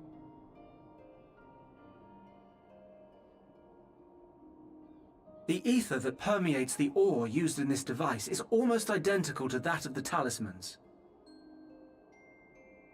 I see it. While it is likely more by coincidence than design, these devices might also ward against a primal's influence. A picture is beginning to form. If the tremor felt throughout Garlemald was a wave of ether emitted by a primal, then while those within range would have been tempered, those huddled around a radio desperate for news concerning the Civil War would have been spared. No wonder Licinia kept it close. My friends, I must speak with you. What's up? A young man was caught trying to steal our supplies. He is a soldier of the Iron Men, we think, but one who has not been made thrall. Thankfully, Magni restrained him before blood was spilled. The stranger is outside, if you wish to ask him questions. I think we do.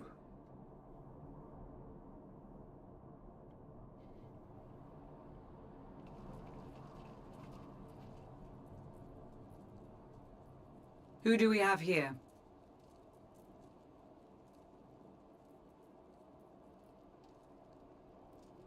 Garleans? Traitors! Traitors to your homeland! Have you no shame?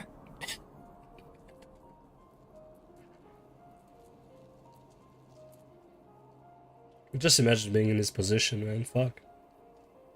I am Lucia Junius, a Temple Knight of Ishgard. And you are? Iulus Pier Norbanus. And that's all you invaders will get from me. We are not here to invade Garlemald. Far from it. Like you, our allies in Eorzea and the Far East fight in defense of their lives and their loved ones even as we speak. But it is the people of Garlemald who have suffered most. This we know. And that is why we have come to offer you our aid, that we may unite against our common foe. Lies! Whether you believe me or not, those are the facts. Now, answer me this. Why would a proud soldier of the Empire be reduced to stealing? The situation must be dire indeed for you to go to such lengths. Ooh, she got you there. She got you there, brother. If it is supplies you seek, we would gladly share ours, or turn a blind eye while you leave with your spoils. I will not negotiate. My commander will determine how to deal with you and yours. If you wish to treat with him, I will take you, but no more than 3. What a coincidence. I don't much like the sound of that. But if we do accept his proposal, I suggest the 2 of us and...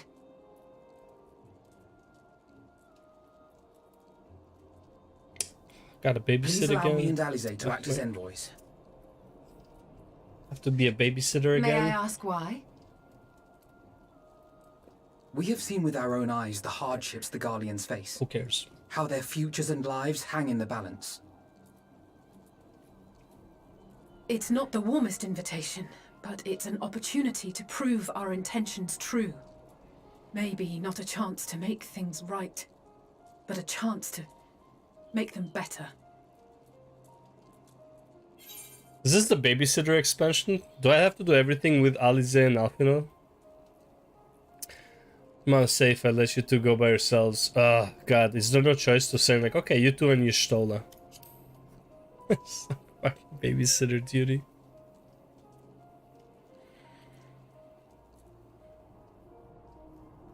I can see that persuading you otherwise is a lost cause, but you will proceed with the utmost care.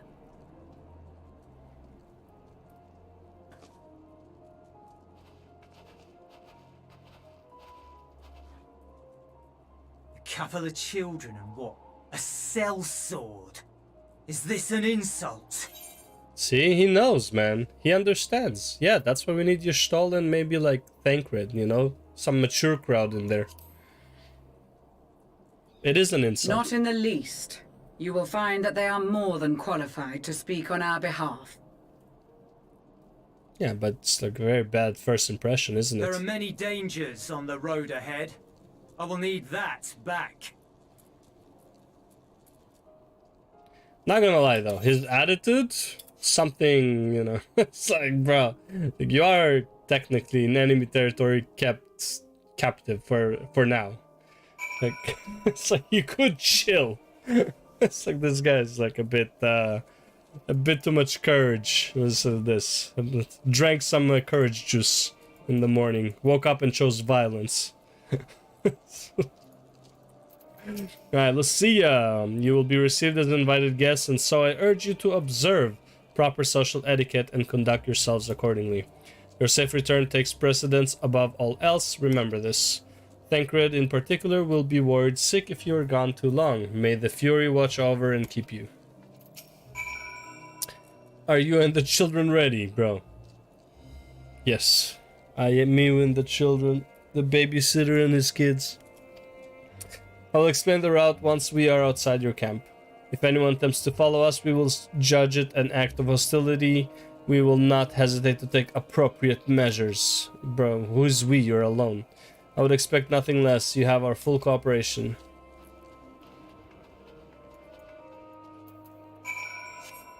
Let's see. What do you have to say? I worry they were not in the best state of mind to volunteer for this undertaking. I agree, but what's done is done. I know you will take good care of them. Again, babysitter, and yourself as well. See, everyone expects me to take care of them. This should not be the case. If they're coming on such an important mission, they shouldn't be needing taken care of. Whatever. Alright, this is far enough. Listen carefully. We head over that hill, then follow the road until we reach Liminal Station 4. Children in the lead, I want you where I can see you. We do have names, you know. I'm Alize and he's Alfino. And last but not least, that's Filmina. Filmina, where have I heard that before? No matter, Alfino and Alize will watch the road ahead, while we bring up the rear. I wasn't lying about there being many dangers, so you are to run, not saunter, run towards the station. If you even think about going for your weapon, the deal's off. Should any creatures bar the way, we go around them. Once you choose to depart, Julius will accompany you, Alfino and Alize will then begin. Make your way to Liminal 4. If you leave Julius behind, ready to make a dash for the station? Yes.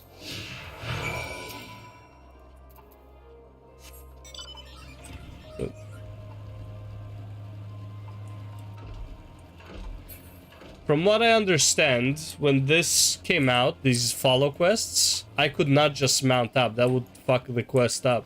But now if I mount up, the NPC disappears and reappears when I get off my mount. So this is like super nice. I can't imagine running this whole distance without a mount. I mean, I can. It's not that big of a deal, but like, that could be really goddamn annoying.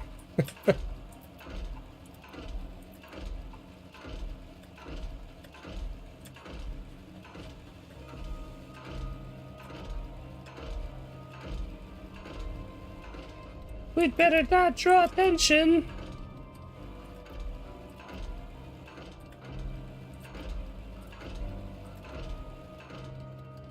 Just random demons roaming the land.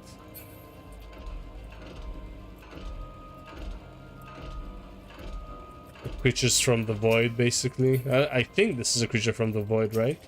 It's randomly roaming Garlemald.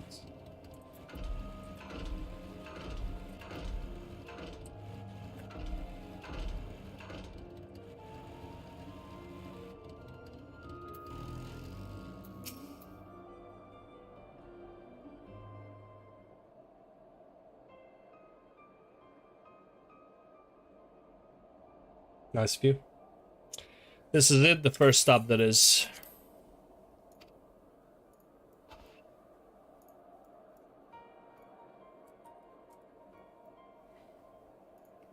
Good, it looks like your friends knew better than to follow us. Are these your headquarters? No, we're stopping here so I can check for pursuers. Since it appears you have kept to your side of the bargain, we can carry on.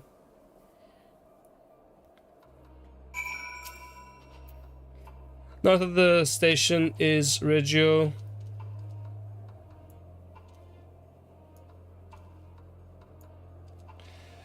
North of the station is Reggio Domorum, one of the main residential areas, or at least it was. The afflicted roam the streets in packs. They'll tear us to shreds if given the chance. Keep close, no wandering off. Understood? Understood. From here, we'll be heading northeast, keeping to the left of the railway.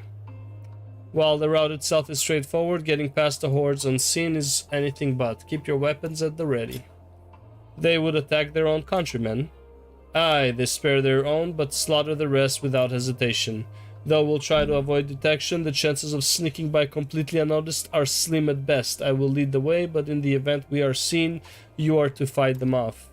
Those two will follow us, provided they can refrain from drawing their weapons. While I doubt they would be foolish enough to stab their guide in the back, I will not take that chance. With that said, let us proceed. They were foolish enough to get 2 girls killed, so maybe they're foolish enough to stab him in the back. I don't know.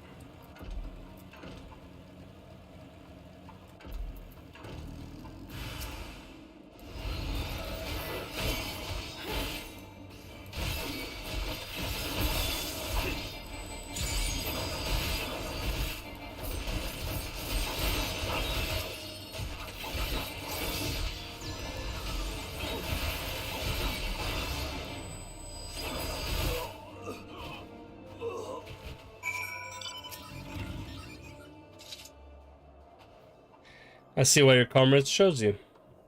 Julius, our contingent has a cure for the afflicted, or tempered as we call them. Your people would need to be taken into custody that we may administer the treatment, but they would eventually regain their sanity. Is that so? For all I know, your treatment would simply force them to forsake one master for another. As far as... True. I mean, yeah, it's kind of how you would think, yeah. As far as I and my legion are concerned, they are no longer our people. They are beyond saving.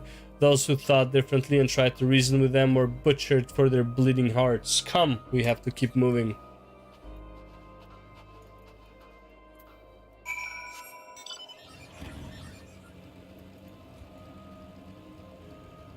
Beefy boy. Well, more. Alright.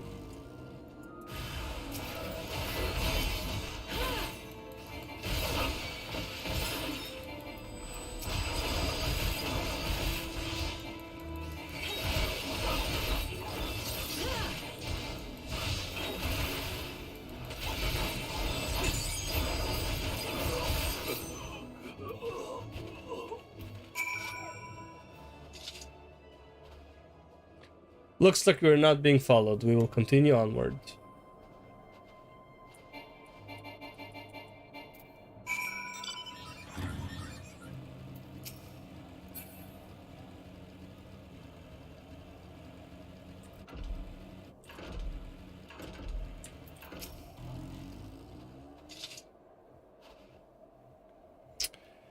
I meant what I said. These people deserve only death. I stayed my hand before only out of a desire to remain undiscovered, and that is still the higher priority. We should continue to avoid any unnecessary confrontations. Keep following the railway.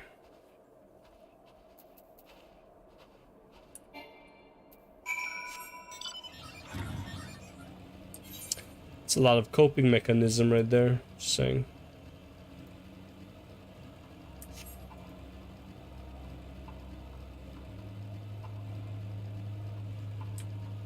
Right now it's like, oh, I don't believe they can be saved, da da da, blah blah blah, right? But then it's like, once you realize they can be, it's like, I just killed all these innocent people who just didn't understand.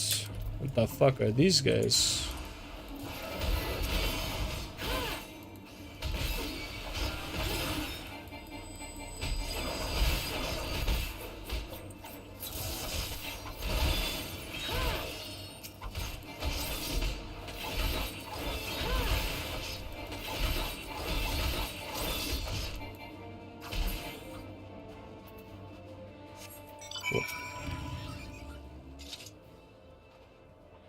Look at what they have become. Would you still stand there and claim that they can be cured? Not these guys, no. Those exposed to a vast quantity of primal ether may suffer severe corruption. Even with treatment, such victims are beyond salvation. Then you admit it. Now that you have seen these monstrosities for yourself, perhaps you will think twice before speaking of a cure. Whatever. It's fine. He's not a scientist. He shouldn't be understanding it, so whatever.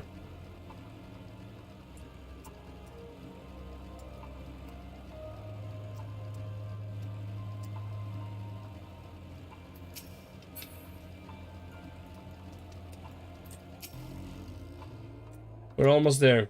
You have kept your side of the agreement, so I will keep mine. This way.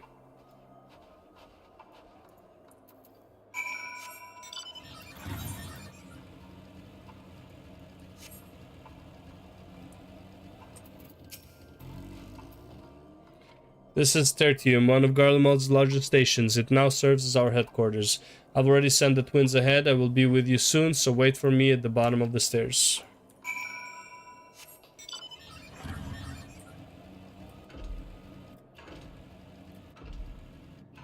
Hardcore parkour.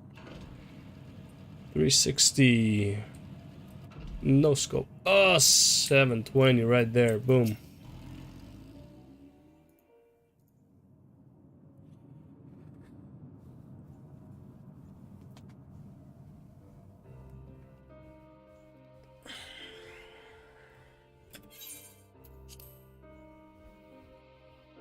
Nice to see why they chose this as their base of operations. One entrance. They could have done a lot worse, even so. I imagine it's not the easiest place to live. Nope, no, it is not.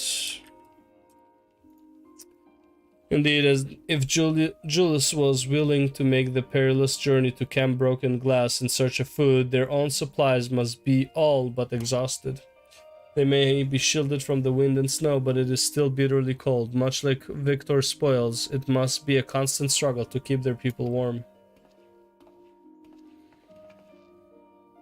Lower your voices while you may be here as my guests. The others will not take kindly to your presence. My commander's in the locomotive. Over there. The train? Okay. Locomotive. Ooh, locomotion! Good song. Was. Do the locomotion.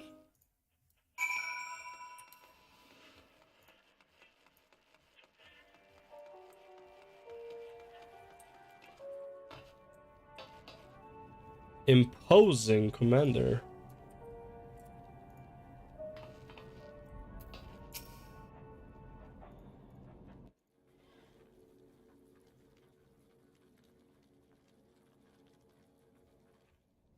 These are their chosen representatives. A sellsword and 2 children. Very well. Let us hear what they have to say.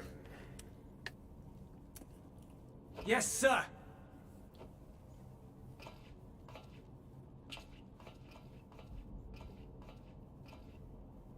I present to you our commander, Lord Quintus Van Kina, Legatus of the First Legion. The First? I had no idea you had survived.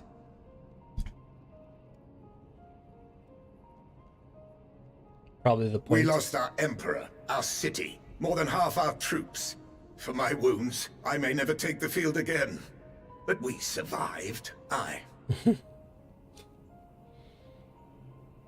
In a manner much to your liking, I dare say. We have no intention of adding to your misfortunes, nor do we bear you any ill will. Spare me. Though you children may speak in earnest, overtures of peace ever ring hollow in my ears. So long as man stands to profit from his neighbor's suffering, war is inevitable. Driven from our ancestral homeland into this blasted waste. Yet still you yearned to rob us of our paltry scraps.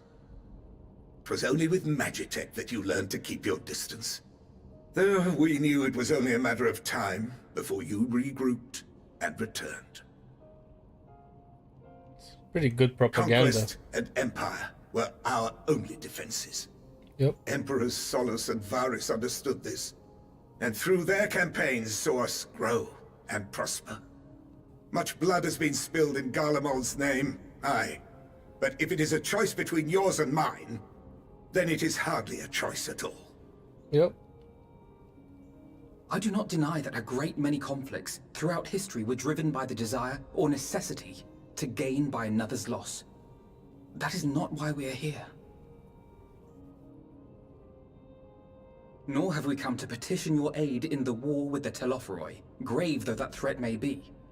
Our purpose is simply this. We wish to help you.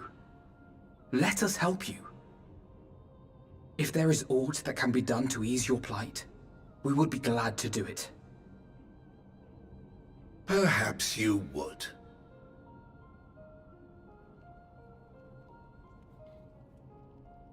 But regardless of the ideals you espouse, your leaders would not send an army into Garlemald if they did not stand to benefit. If we accept their aid, they will expect their efforts to be rewarded once the Telophoroi are no longer a threat. That would be the After logic. Compensation and concessions, the great empire would be brought to heel. Her enemies rejoice at her downfall. Our third eye, a mark of shame. We won't stand idly by and let your people be humiliated. And we're not alone in that. We only want to make a difference. To make this world of ours better. Surely you can understand that. What I'm trying to say is, there are so many people who just don't care about making you suffer. And maybe that's almost insulting after all the suffering you feel the world has subjected your people to, but believe it or not, that's the truth. And now we're here, and all we're asking is for you to tell us what you want, what you hope for. So much blood has been shed, so much lost. All because of this endless war. Who wouldn't want to end it? Can we not work together to face our problems as one?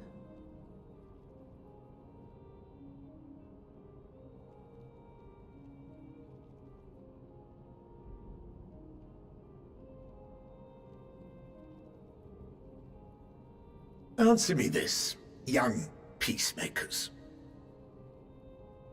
If a world without conflict is your desire, why reject the unity and prosperity of Garlemald? Oh my god, okay, that's a dumb question.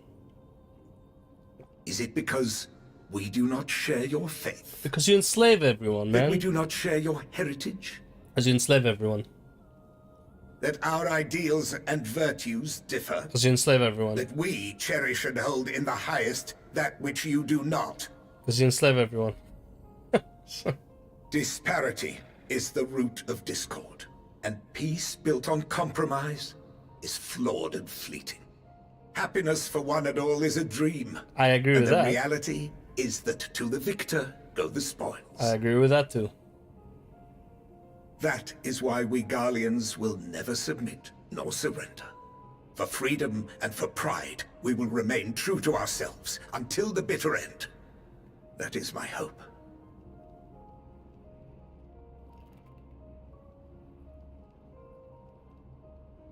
It seems there is nothing more to say on the matter.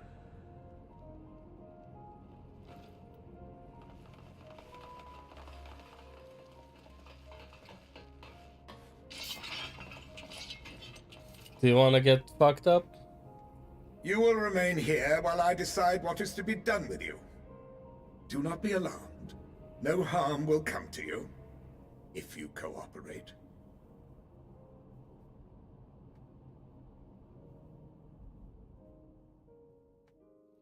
We will not resist. However, as your guests, I ask that we be allowed to speak with the other members of your group. As you wish. I had no intention of locking you up, as by dawn you would be frozen stiff and you're no good to me dead. You are free to move about the encampment, but there is one condition. Okay. Collar them.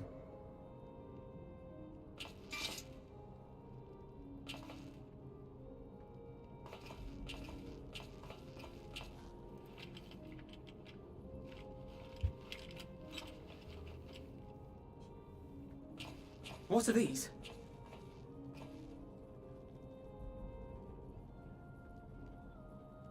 Incentive. You'll be watched at all times. Stray too far or act suspiciously, and we will administer a rather painful shock. Just a shock? No problem. Stop! Keep away from that one. You get fucked up if you... The champion of Eorzea is not so easily cowed. Yeah, you better step back, motherfucker. Fuck all of you up. Put down your weapons too. Even if she allowed herself to be collared, the shock would be no more than an itch. True, not even 5 No. HP.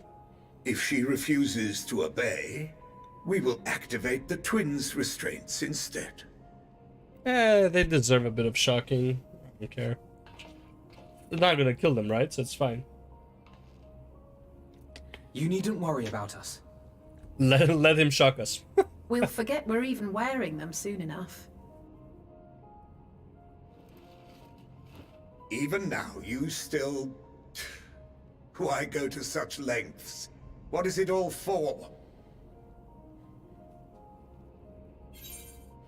Because even the most bitter adversary may one day see reason. On the coldest, blackest of nights, meager though it may be, must share the warmth of our fire. Who said this? On the coldest, blackest of nights, meager though it may be, we must share the warmth of our fire.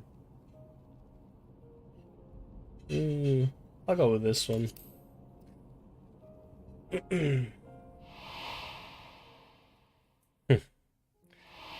Good choice. Good choice. Why are you hitting me in the emotions?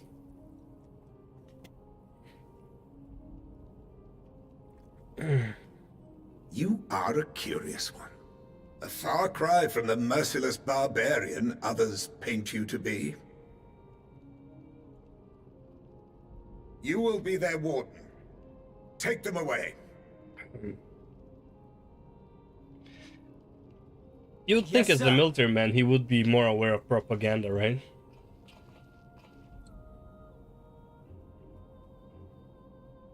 And be a bit more critical in his thinking about subjects, but doesn't mean he would like trust me outright or anything, I'm just saying. Da, da, da.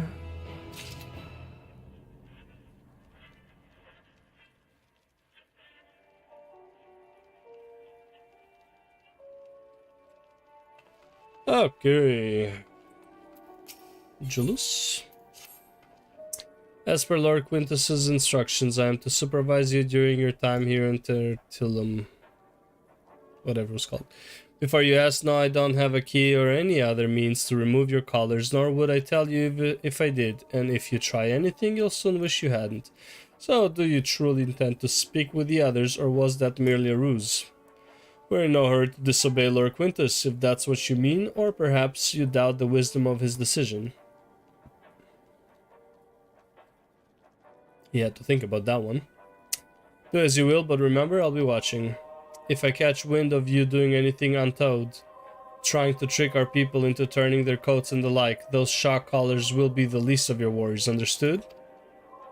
Though we are somewhat compromised, to put it lightly, let's not waste this opportunity. I suggest splitting up and learning what we can of their situation, and above all else, don't use magics of any sort. You, on the other hand, may go wheresoever you wish, even outside the camp. I know full well I couldn't stop you if I tried. But do not forget, if you do anything to endanger us or our interests, Alphino and Alize will pay the price. Oh shit. Talk dirty to me, so Julius. You came with Julius, didn't you? Well, whatever business brought you here, you'd best keep your hands off that etherite. It is deactivated, and I'd rather you didn't mess about with it. There are others throughout the city built by Guardians. 4 Guardians could teleport all over in the blink of an eye, provided there was a terminal nearby. These days, however, we use the etherite's power to keep this place lit, though that comes at the cost of its normal function. Oh, so that's what it's for.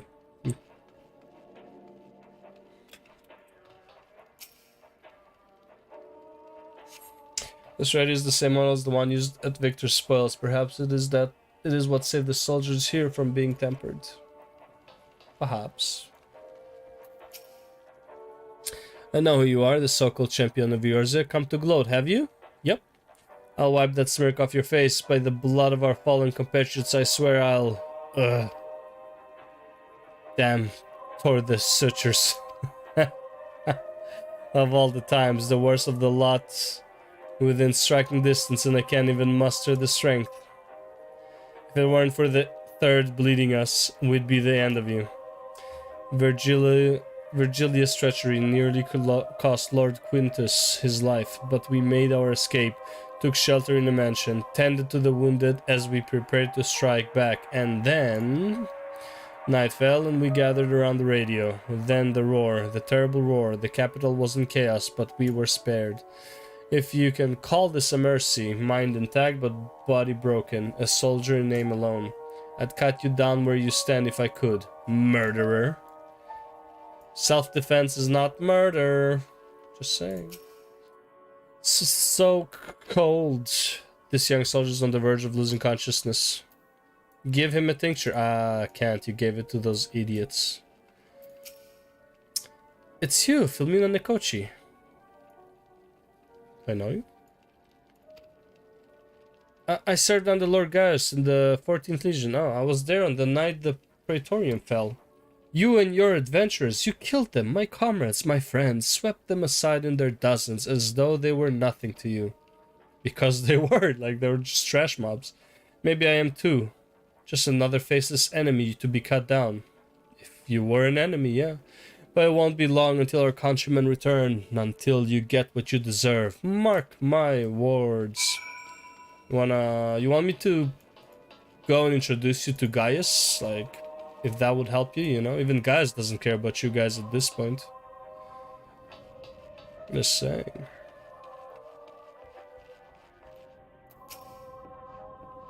Did you learn anything of note?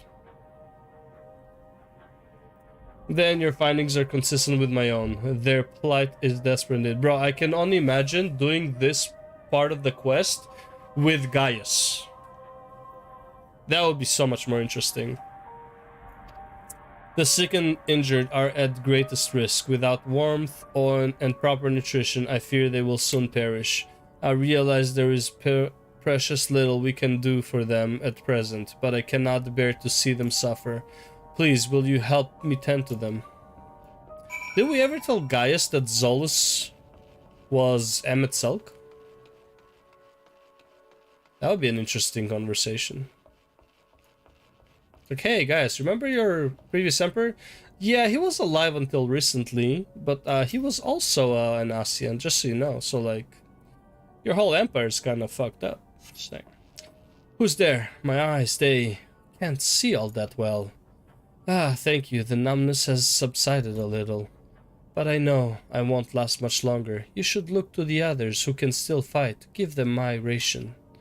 If me going hungry means someone else lives to see another day, so be it. At least I can still serve in that way. Honestly, respect. I don't think a lot of people would be willing to do that. Duty bound or not. So, those you met fare no better. I was afraid you would say that. And now we were warned against meddling in their affairs, but we can't leave them like this. Perhaps we might gain permission to have the contingent deliver supplies. Quintus may have made his feelings on the matter quite clear, but even he must recognize they are not in a position to refuse help. Maybe Julius could persuade him, though we'd need to persuade Julius first.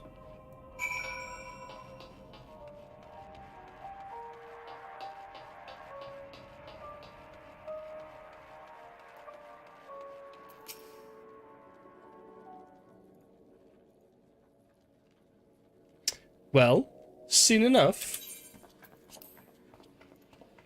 Just about enough, yep. Jules, the people here have barely enough food and fuel to survive. Have you and the other soldiers been able to procure any more supplies? We've been scavenging provisions from the nearby houses, as most families kept some stored away in the event they were snowed in. Still, going out and getting it is dangerous work, and we have a lot of mouths to feed. Fuel is the greater concern, though. We had some ceruleum set aside until it was stolen. We haven't identified the culprit. Could have been other refugees, or one of the afflicted for all we know. Either way, we are down to the last dregs. Without the heating they need, those in poor health are only going to get worse instead of better. If it's ceruleum you need, our contingent has secured a ready supply. We can have some sent over. We will not accept your charity. If we can hold on a little longer, the situation is sure to change. Aye, everything will change. One of your comrades mentioned something along those lines. Those mysterious countrymen of yours, I assume?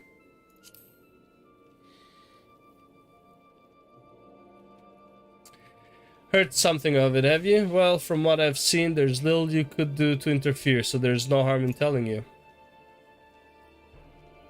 One of our scouts spotted a hooded man issuing instructions to the afflicted, or in the bastard's words, loyal servants of the Telephoroi. Then he made his way inside the Imperial Palace, or what stands in its place. We had identified the seat of the enemy's power. We realized Lord Quintus dispatched a messenger to the 10th Legion saying as much, and instructing them to join forces with the provincial legions to prepare for a combined assault on the Telephoroi. Once our allies arrive, your contingent will be sent running for the hills. Then we shall reclaim the capital by our own hand. So technically there is something we can do about this. If, let's say, this does happen, we can prepare to defend ourselves or to leave early so we don't die, but yeah. And how do you intend to survive in the meantime? At this rate, many of your countrymen will perish long before reinforcements reach Garlemald. They need help now. Say the word and we will bring you ceruleum. What's the 10th Legion?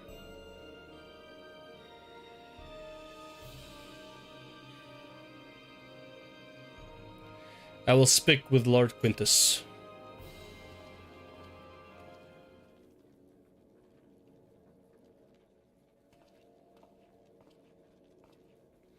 So, did he agree to it?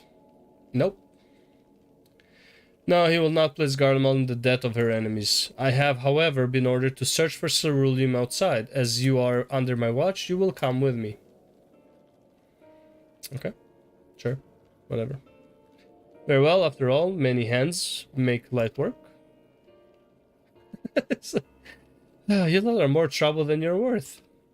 You're too cooperative. You must be plotting something. Once we are outside, you will follow my instructions to the letter. We'll depart shortly.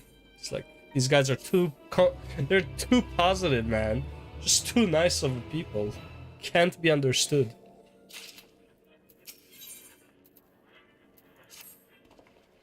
We will begin our search for ceruleum in Regio Urbanissima. First location is Forum Solius, a park to the northwest of the station. You are to remain close at all times and act only as ordered. Follow me. Let's read this text real quick. Something from my brother. Something that looks important because it talks about a bank. Two signatures required for transaction, but there might be some flexibility.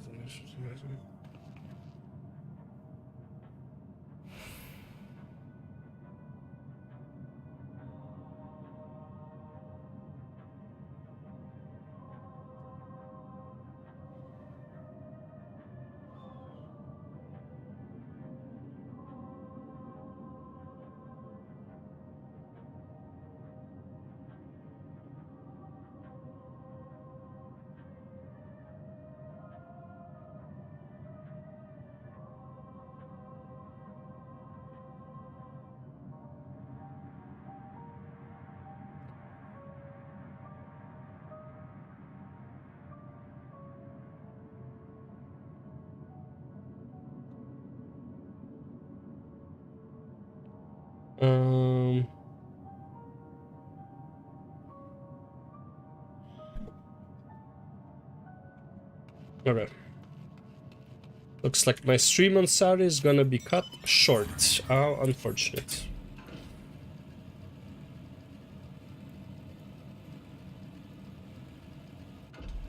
It does suck. Kinda want to play a lot. Maybe I'll just wake up a lot earlier. Instead of going to the gym at 6 AM, I'll go to the gym at 4 AM, start the stream at like 6 or 7 AM.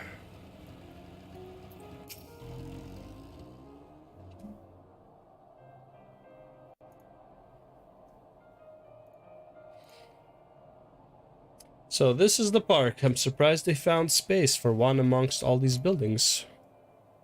Actually, the recreational areas came first. The houses were later built around them. A healthy society requires communal spaces for children to play and adults to socialize. It's actually not... Yeah, that's pretty actually... yeah, wow, I'm surprised from Garlemald. This park was named after the founding father of the empire, the great Solus Zos Galvus.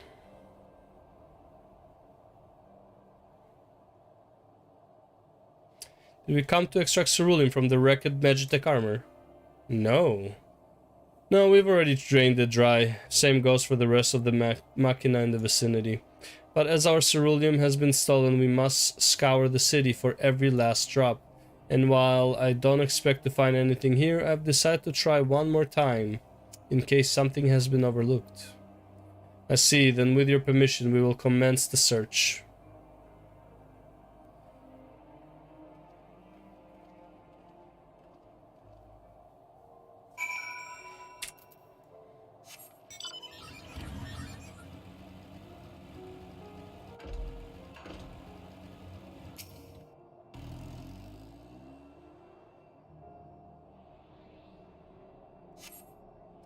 Though rather small Burgardian centers, the structure is reminiscent of a merchant stall. Perhaps it was built for children to play as shopkeeper. There is nothing inside resembling Magitech or any other devices that would be fueled by ceruleum. Ah, they let children do some role-playing. That's nice.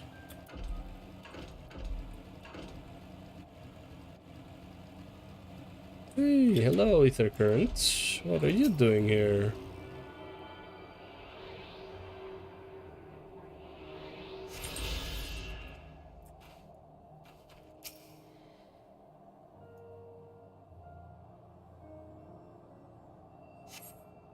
Several points of interest are marked on the map of Forum Solius, the pond, children's play area. To your knowledge, however, none would require the use of ceruleum.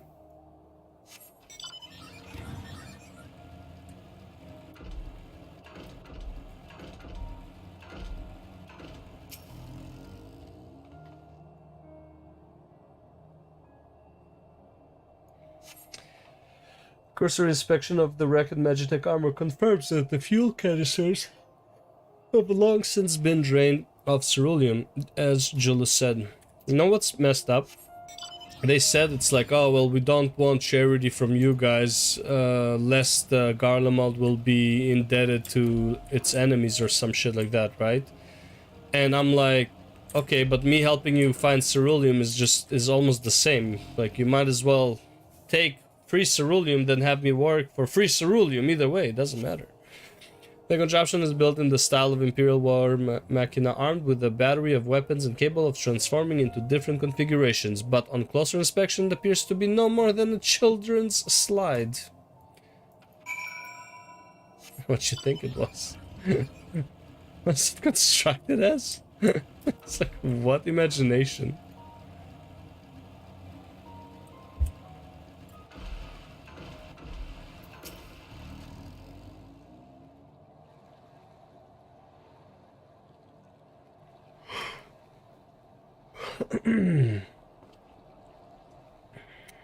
Oh, it's you. Any luck? No.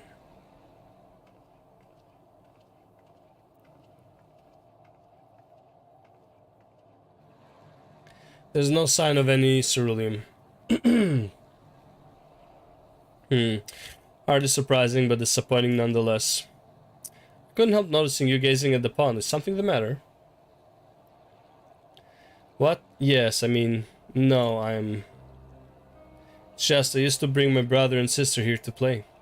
The pond was heated to stop it from freezing over, so like all the other children, they just had to wade in and splash about. Would have stayed there if I didn't drag them out. We'd be sopping wet when all was said and done, every time. And every time when we'd get home, Mother would scold us, saying we'd catch our death walking around like that. The pond was heated. No one thought about this before. With a ceruleum-powered heater, by chance? I suppose it must have been. Come to think of it, I remember seeing engineers changing out a tank beneath the hatch. But that was a long time ago, when the water still flowed clear and wasn't this brackish muck. Can't see a thing, but I can't remember where the hatch might be. With the machinery most likely broken, the amount of filth in there is probably the only reason it hasn't frozen over. I'd wager it's still unbearably cold, though. Julius, what are your thoughts on magic? The average Guardian would jump out of their skin if they saw it, but the first has a few foreign signiferi and medici, I don't know, so it doesn't scare me. Then I take it you won't mind if I employ a little now? Alphino, as you have a knack for finding dry wood, why don't you bring me some? Once that's done, a blast of verifier should do the trick. Leave it to me. Da, da, da, da, da, da, da, da, da. You're not planning to go in there, are you? Of course I am. That tank isn't going to fetch itself. It's nothing so involved as extracting unprocessed ceruleum from a frozen lake, like how the tappers do it. We're talking about a shallow pond in a park, and we have a way of warming ourselves up after. But that's insane. So, fancy a dip? A little friendly competition might make... Nope. The last thing we need is you catching cold. Yeah, I don't care. Step aside while I drink the pond dry. That way we'll find it not... I mean... Yeah.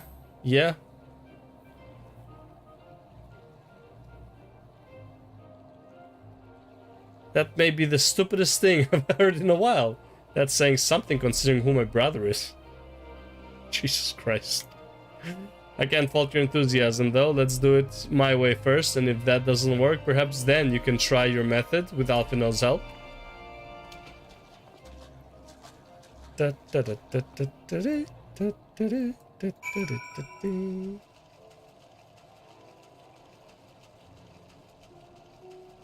Always start from the end.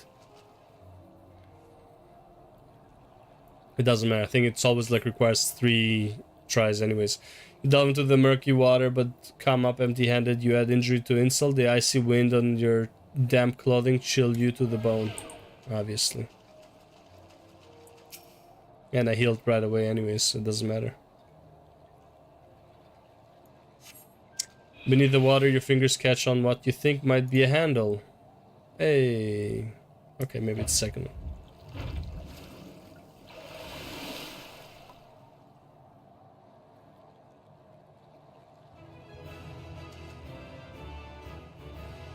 Epsilon. You open the hatch and retrieve a cerulean tank. But it's still cold.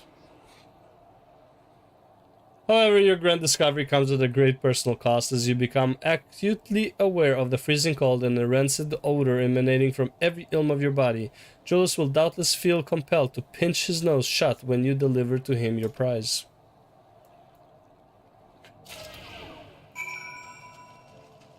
Drenched in ice cold water, causing damage over time. Did you find anything? I hope you did.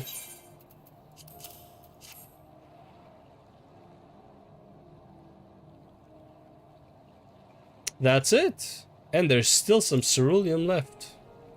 Ah, the fire is still not ready. Hold on, I'll give Alphino a hand. And Alice is still in the water while I have the thing.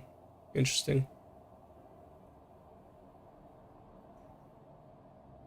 Call me an Uldan, because by fire I am reborn, and my clothes are mostly dry now too. Appreciate you discovering the cerulean, but I wish you had taken the time to discuss the plan with me beforehand. Despite the way you have been treated, in Lord Quintus's eyes, you're still envoys deserving of protection. If you were to die on my watch, he would be most displeased. Your concerns duly noted, but all's well that ends well. Julius, you mentioned coming here with your younger siblings. Did you grow up in Garlemald? I did, not far from here. My father was an accomplished researcher in his youth, and for his contributions to the Empire awarded an estate. We lived well, better than many. What was Garlemald like in those days? Everything. It was everything you could imagine, and so much more. Even during the coldest winters, we always found warmth and comfort at home. Coming in from the snow, taking off your coat and sitting down for a hot meal with family.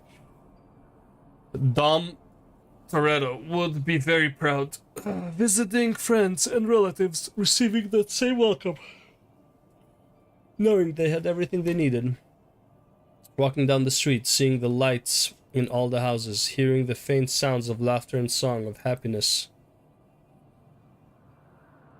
And although the summers came and went all too quickly, that brief respite, the ice would melt and the forgotten grass make its triumphant return.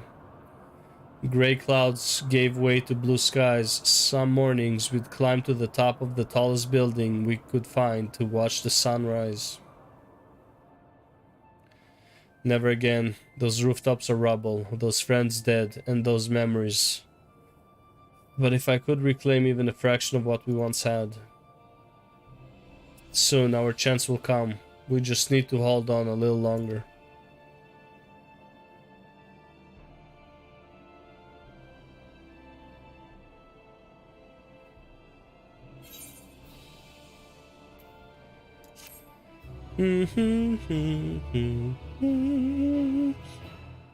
I got, so it's 3 PM. I have about 2 hours left. Nice. Okay.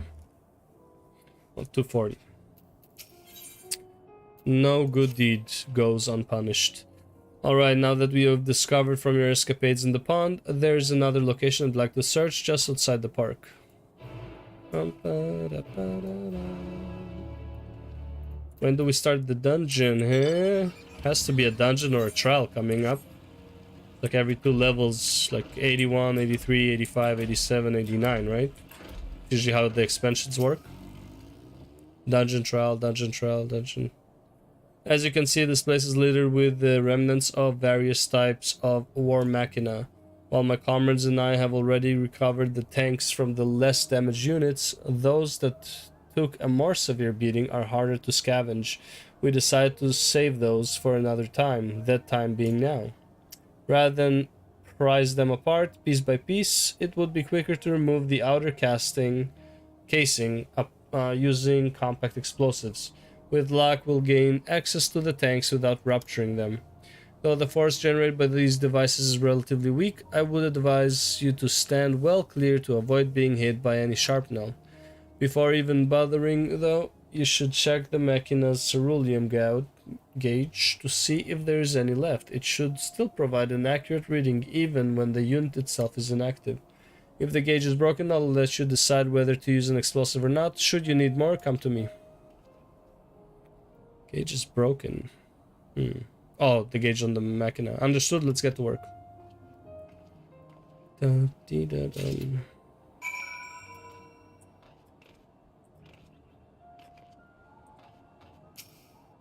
Swim gauge on this unit appears to have been broken, giving you no way to determine how much fuel its tank may hold. We're blowing it up anyways. Not a problem. Ew. Get fucked. After successfully removing the War Machina's outer casing and retrieving the serum tank, you find it to be completely empty. Just my luck. Just my luck.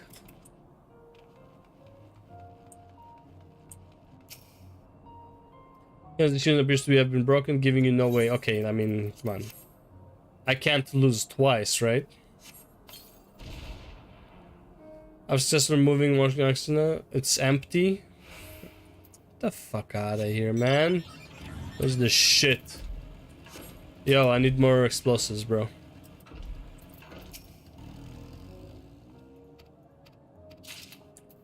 Just give me like 10 explosives so I don't have to come back for you every time, huh? Huh? Huh?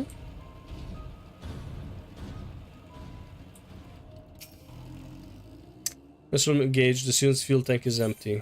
Why would I use it? So engage with this unit broken. Blow it up.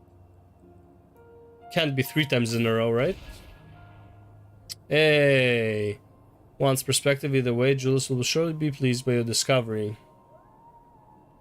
Half full or half empty. Alright, you good? Is that it? Just the one? Okay.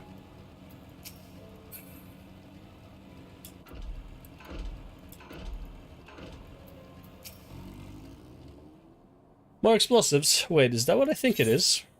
Yep. It's a tank. You have done it again. Truly, luck is on your side. And the minimap. With this, we should be able to refuel quite a few of our heaters. It's time we headed back. Wait here while I go and see how Alize and Alfin are faring.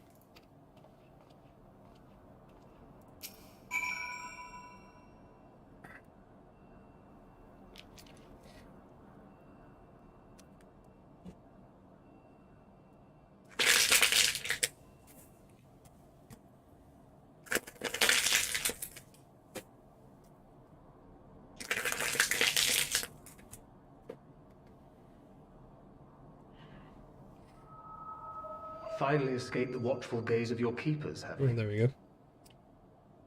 Finally escaped the watchful gaze of your keepers. Stop, Thancred. Don't react. You'll only draw attention to yourself. Just carry on as you are and listen. After you left with the Garlean lad, Lucia bade a few of us scouts follow you at a discreet distance. We observed you being led into the station, but decided against venturing inside.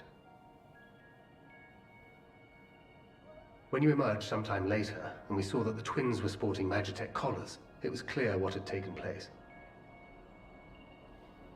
Now, as quietly as you can, tell me everything.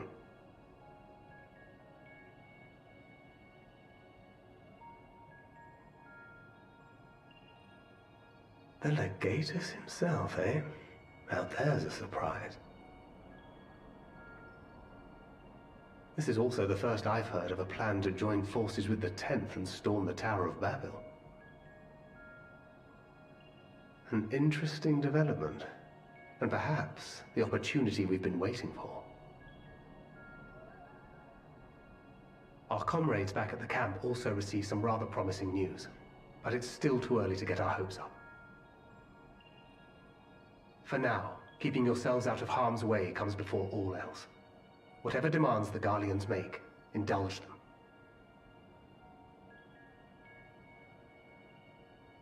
With luck, this will all be over soon. Until then.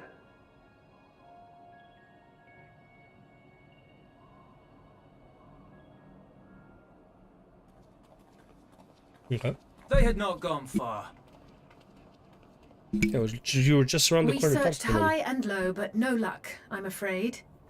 I might have guessed you'd be the only one to find I anything. know, it's like a repeat occurrence in this scenario. I wasn't expecting much to begin with. Eventually, there will be nothing left out here for us to safely salvage. For now, this will have to suffice. We should return to the station. Okay. Let's do just that.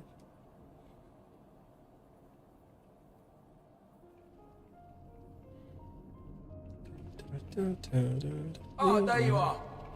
Heard you'd gone hunting for ceruleum above ground. Brought back a king's ransom? Hardly. But thanks to these three, we have enough to last a little while longer. Well, well. It's not at all what I was expecting, these ones. For savages, they seem positively docile.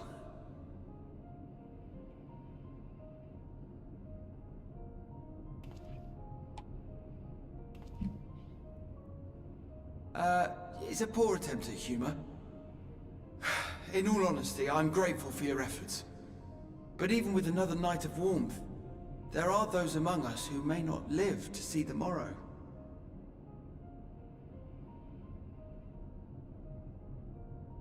I trust your expedition was fruitful. Lord Quintus! The mighty beard himself. Use what you procured to refuel the armor.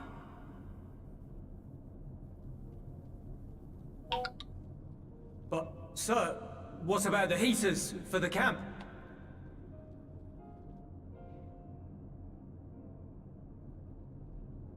The time for action is upon us.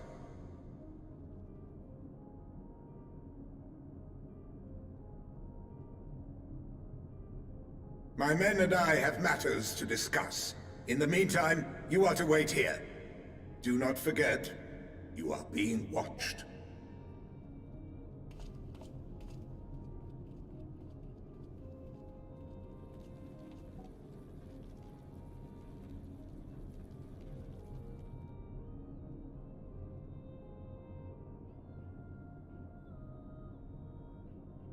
The time for action. What did he mean by that? I can only speculate. Clearly something requiring their magitech, given what we just heard. Whether they plan to utilize it now, or after they join with the 10th, is another question.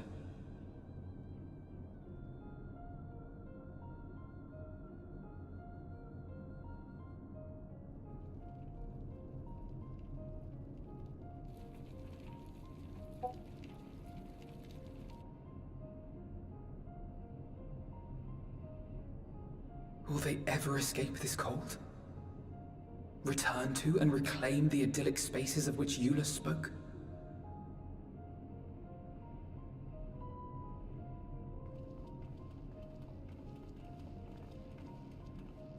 Finished your war, Council?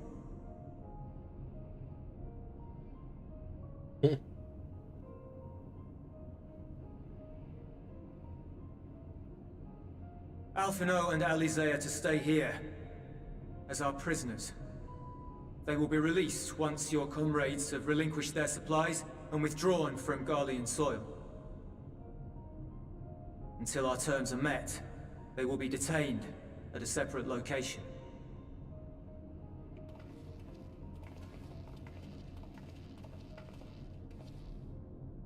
After everything we've said and done, this is how you treat us. Wow, you're shocked, huh? Imagine. Our allies have but limited supplies. They may stave off cold and starvation for a short while, but what then? Not his problem. That's why you don't send kids to the front lines.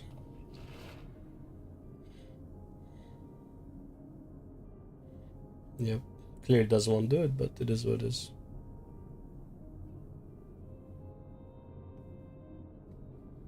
For now, keeping yourselves out of harm's way comes before all else. Whatever demands the Guardians make, indulge them. Just as it says, kids. That's why you shouldn't have come here. Idiots. Babysitter expansion, man. Babysitter walker. Not even EndWalker.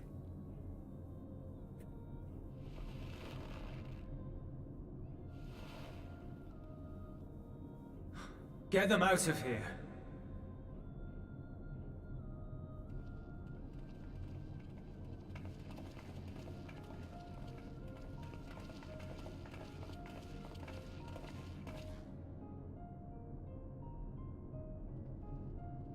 Stay strong. Keep the faith. The duties end. We will meet again. We will. The rain has stopped, and we are blessed with another beautiful day. But you're not here to see it. Okay. Alpha and Alza will be fine, providing they do not resist. Sure. Alia Lacta Est. You'll accompany me back to your camp, where I will meet with your leader and present Lord Quintus's demands. Before we depart, however, there is something I would ask of you. Assuming your contingent complies, the supplies they surrender will need to be transported here. That task falls to Legionaries Marcellinus and Octavia, who will pilot Magitech armor to your headquarters. You are to inform them that we are leaving shortly. Tell them to ask the eel for further details in those words. Once you have seen to that, meet me by the exit.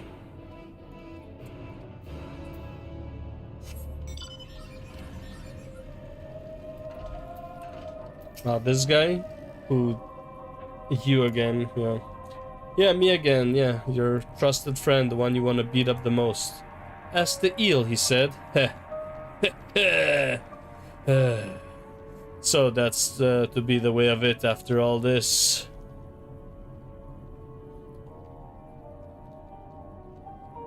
How ironic that you should be the one to deliver the news. If those are my orders, then so be it, for the glory of Garlemald. Yeah, that sounds like good news indeed, yeah. I'm glad I can be a part of the conspiracy against myself. It's fucking great. What do you want with me? Ask the eel, so Lord Quintus has reached a decision. I knew he would understand, that he would recognize the savage is a ruthless, merciless creature, and to defeat him, we too must be uncompromising. I am ready in the name of Emperor Varys. For the glory of Garlemald, I will fulfill my duty. Yeah, you're pretty much spelling out. You guys are really bad soldiers. It's just like I understand, move on. You're just telling me everything I need to know. Yeah, these guys are up to no good. Yeah, shit is gonna go south. Obviously. Like, what the fuck? It's like, why didn't you just spell it out? Yeah, we're planning an ambush or some shit. I don't know. Right? It's like, oh yeah, we're just gonna fuck you all up as soon as we get there with our war machines and fucking shoot you all down. How would you just say that? Have you done as instructed? Their duties involve more than the transportation supplies, don't they?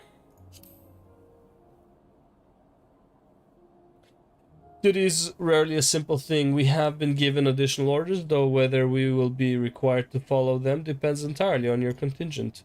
You and I are in this together now. Like it or not, we have to cooperate. There is one other matter. A place I'd like to visit on the way to your camp.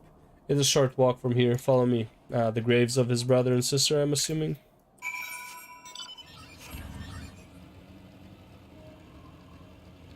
Visiting graves is always a good sign of shit going south.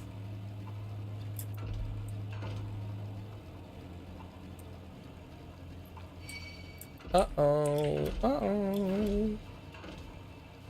Look at this. Look at this car. Who drives this? Hey, hey, hey. Get off me.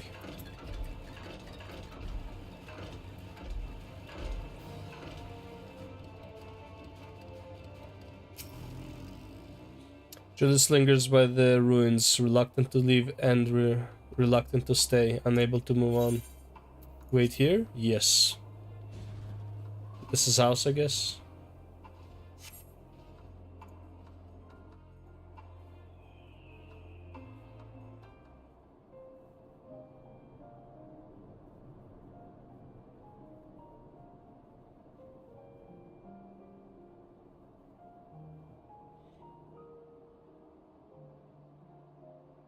This is my home.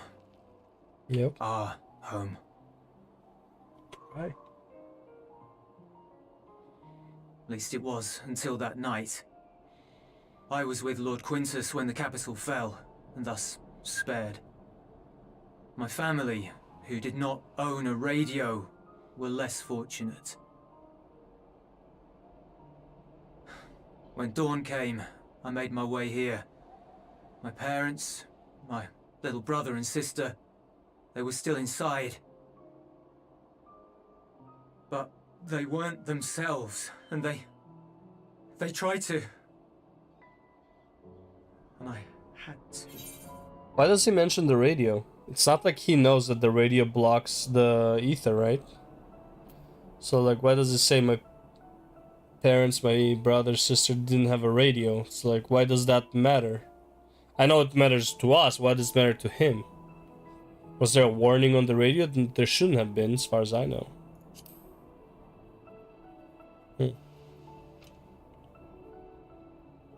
I'd promised to take them away from the capital that very morning, to somewhere safe, to hide until the fighting stopped. Uh-huh. Too late. I promised. The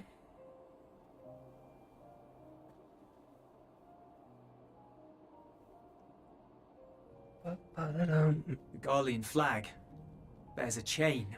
The bonds between our countrymen. And the bonds of civil war every other fucking A red link at its expansion. center. The blood of the fallen. Our loved ones who lived and died for Garlemald.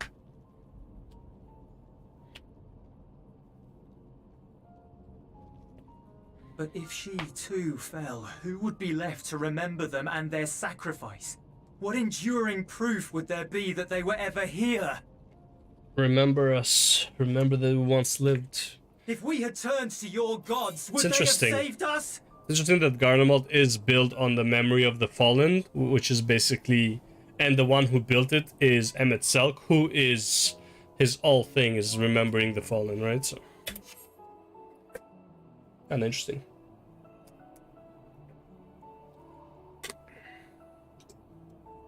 Coincidence? I'm sorry, forget I spoke. We should go.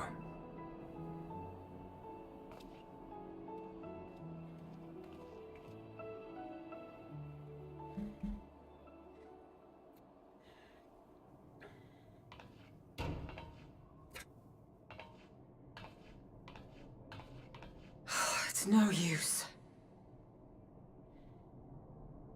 Believe me, I do not enjoy being here any more than you. But she wanted us to play along, so that is what we will do.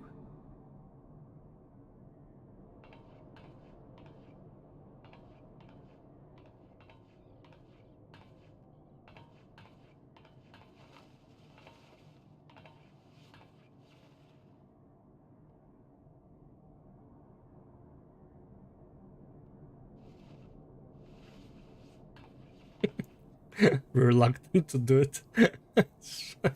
Like, who cares? Your brother and sister, you're not lovers, okay? Like, Jesus Christ.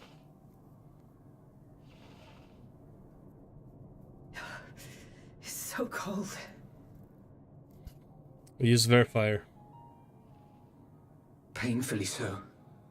Unbearably. Their ears must be fucking I've been freezing, thinking though. about what Quintus said. About why no one would accept Garlean rule. Irreconcilable differences.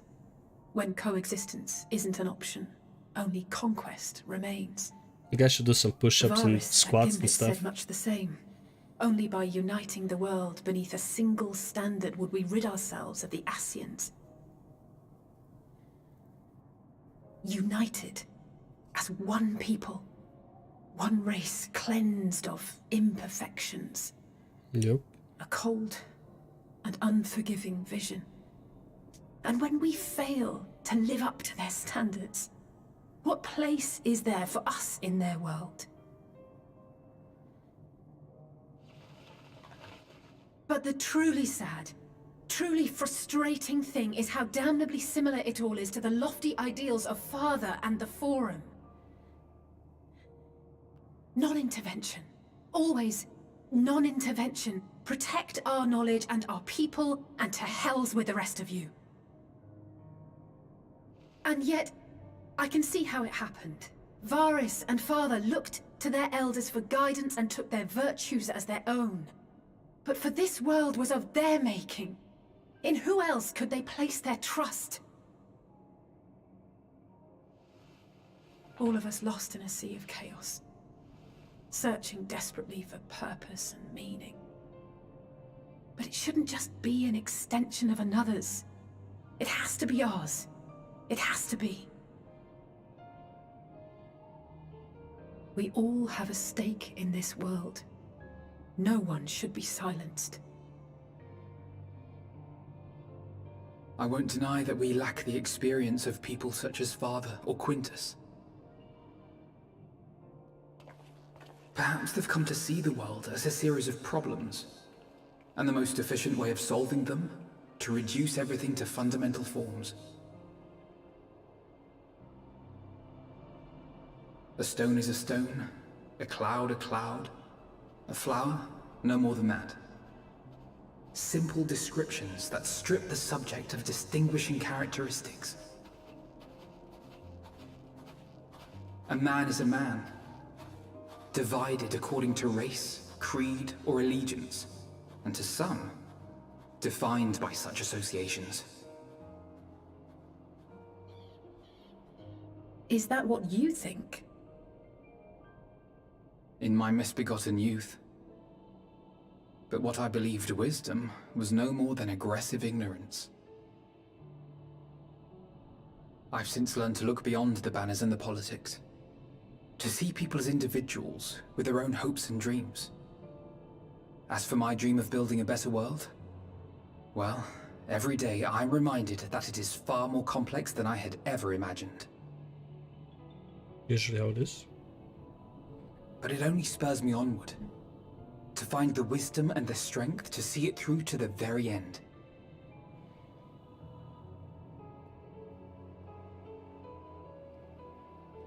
Higher, oh, higher.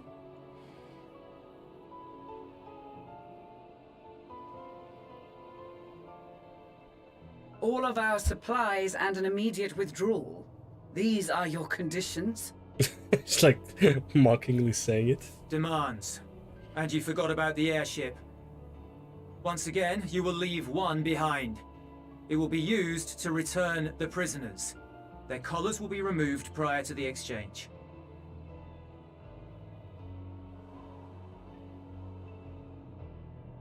So in the end, not even Father's expertly worded rhetoric could deter you from your chosen course. Huh? Not that I thought for a moment that it would. I've no love for violence, of course. Ours is a cause worth fighting for. Yeah, okay. I just wish he'd realize it too. No love for violence. Sometimes the only way to protect the ones you love is to take a stand. To refuse to suffer in silence. I want you to know I share your conviction. Whether it be on the battlefield or in the debating chamber, I won't back down. I guess what I'm saying is...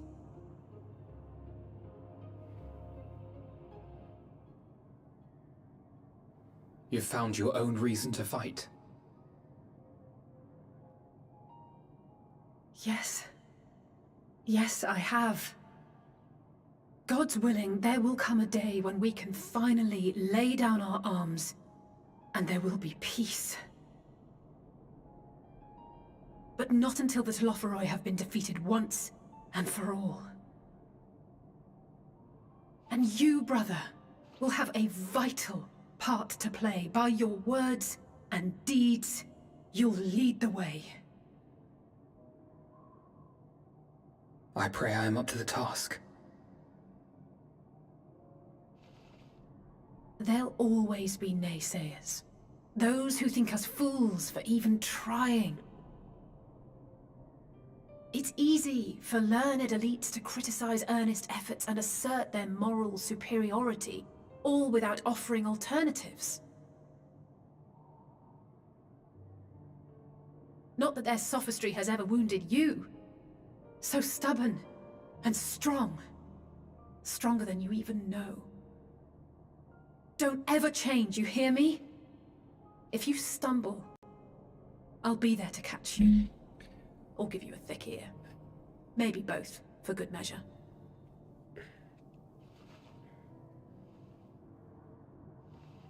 Thank you, Alice.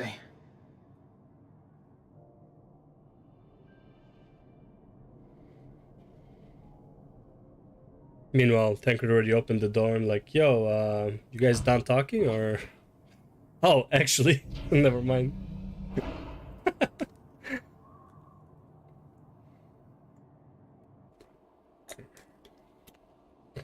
Stenian opened the door.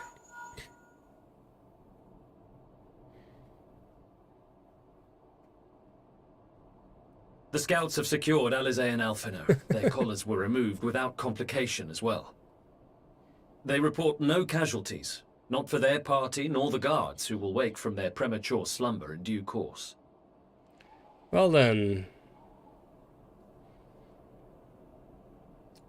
It would appear the situation has changed. Just a bit. I propose new terms. We have information that will be of great interest to Lord Quintus, and I wish to speak with him in person.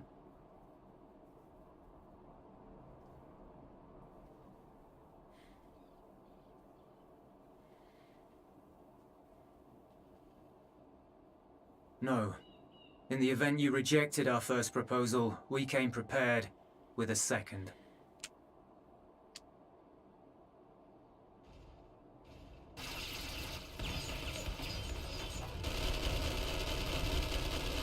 Ambush! You guys have no scouts? You couldn't see this coming? More are coming! Make ready! But you just... Everyone gathered in the fucking center? No one is looking? The loyal soldiers of the First Legion, proud servants of Garlemald, Are about to get our hand... Emperor Varys shall safeguard these lands. No, you're about to get your ass handed to you. From the barbarian hordes until our countrymen return!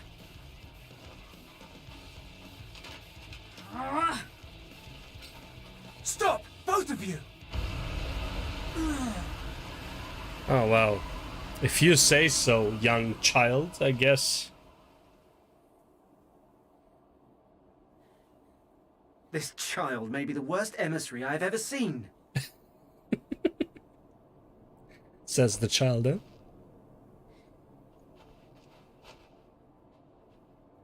We received an urgent communication from the Grand Company of Eorzea. Envoys from the Imperial Army, led by members of the 10th Legion, came to Alamigo and requested an audience. They explained that their efforts to coordinate the reclamation of the capital with the aid of the 4th, 5th, 8th, and 12th had ended in failure. Communication between most legions has broken down entirely. Most of the 10th's conscripts have deserted, leaving their forces severely depleted. That is why, unable to continue the fight on their own, they and their allies turned to the Grand Company of Eorzea for aid. Lies! Every word! It is the truth, and I have not finished. The 10th has requested that we deliver a message to Lord Quintus. Have the ill stand down.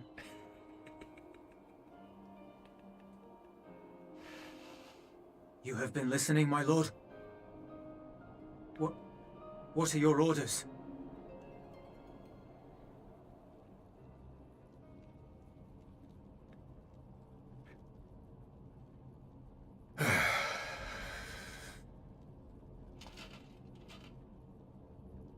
Inform her that we will honor the 10th decision.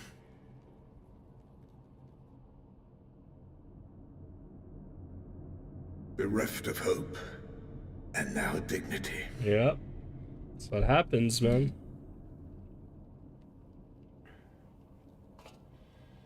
I release you from your duty. All of you.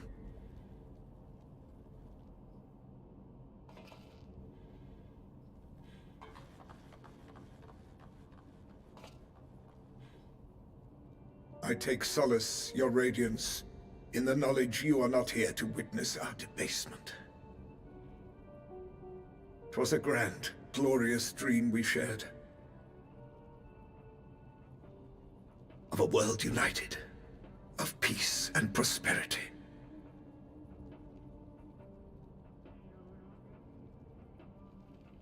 We are ghosts, you and I, memories of days gone by.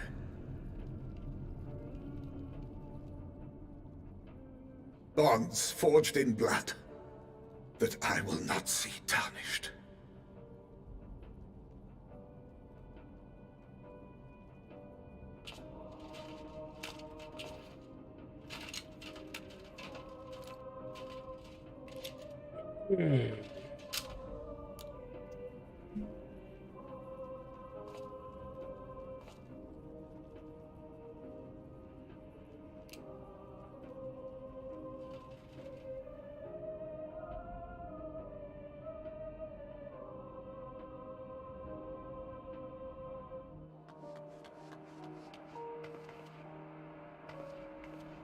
Quickly!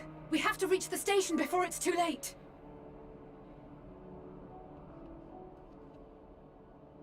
If there is still a chance that Quintus will agree to a truce, That's the we scouts. must All take of the scions are the scouts. I just hope we get there before he and his men do something rash. Ooh. Not the best time to say that. Yeah, literally all of the scions are the condition. Minus maybe Ystola. Ooh, well. There goes that rashness out the door. Or he does something rash.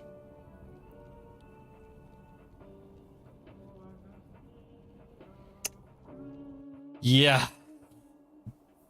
Or he does something rash my ass. Oh, man. Okay, I gotta pee, so I'll be right back.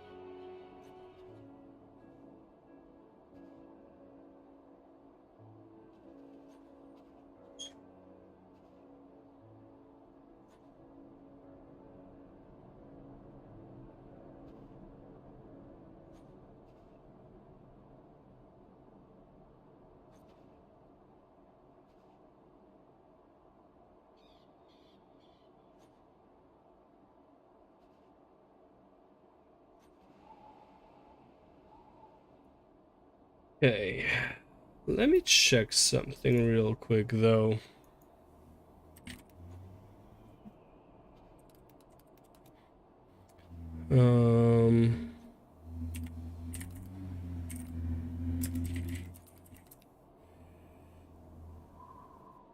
Ethereal. Okay. Christ. Etherochemical. Research facility bosses. What's the first boss? Whoa, whoa, whoa, whoa, whoa, whoa. Get the fuck out of here. Why is everything so highlighted? Blah, blah, blah. Yeah, it's Regula. Purpose dodges Regula Van Hydrus. This boss is pretty straightforward. Okay, Regula Van Hydrus. That's the guy who's with the Emperor. Legatus of the Six. Oh, okay, so he's the Legatus of the Six.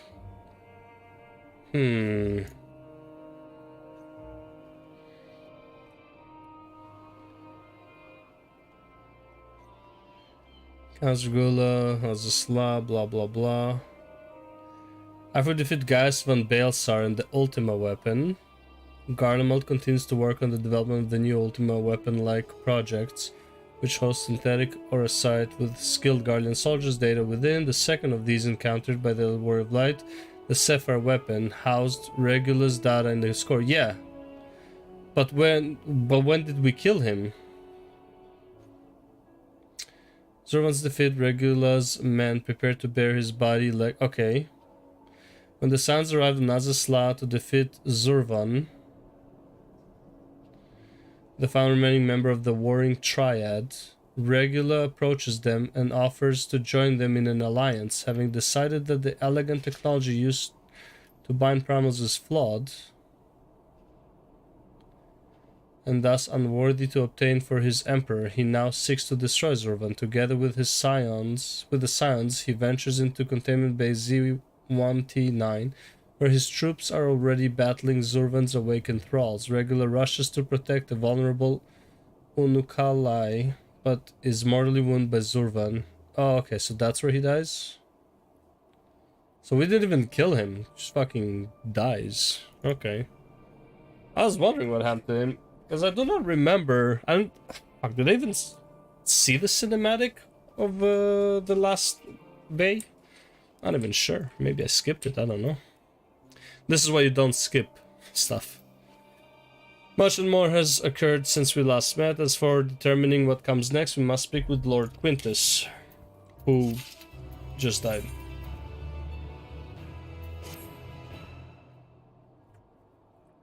Before we proceed, tell me what you want. Tell me what you know of the First Legion and the disposition of their forces.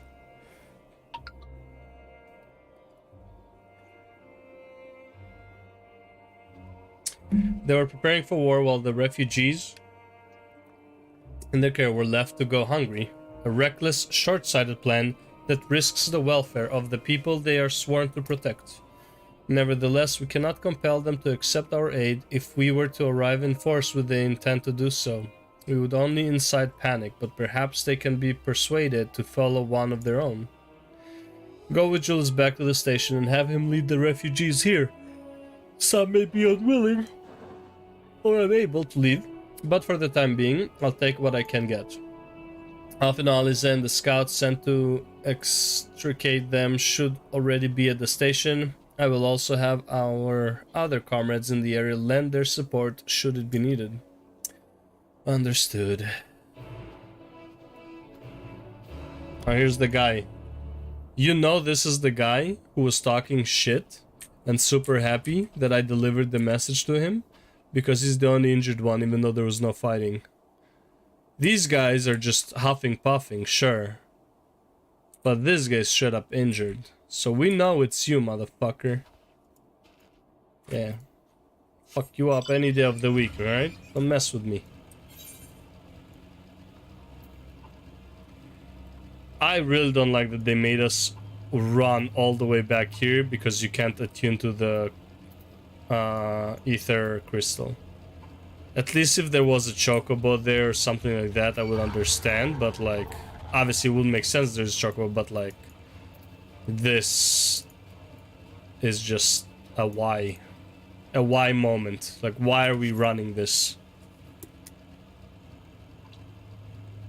I'm complaining about nothing really. So far I'm having a good time with the expansion. I'm just saying, like, this kind of like doesn't make sense. This is like with the longest run I've ever had to do between two quest objectives. Like, by far. I just hope this is the only time this happens. Oh no, Jotun is coming after me.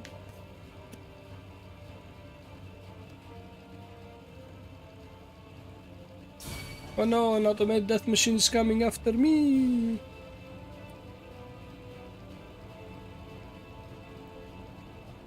Love to have these like small mini cars here. Though you have never seen anyone drive these mini cars, but they have these mini cars.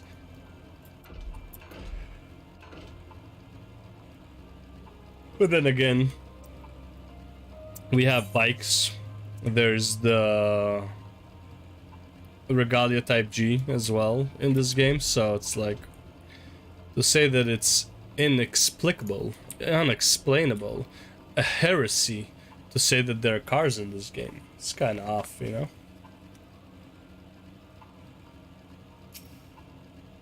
Ninja?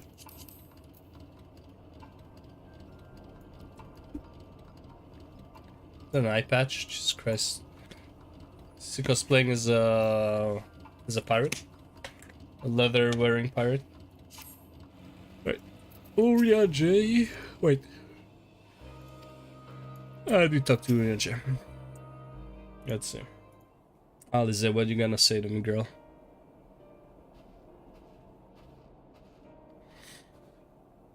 Filmina. Angelus. Angelus.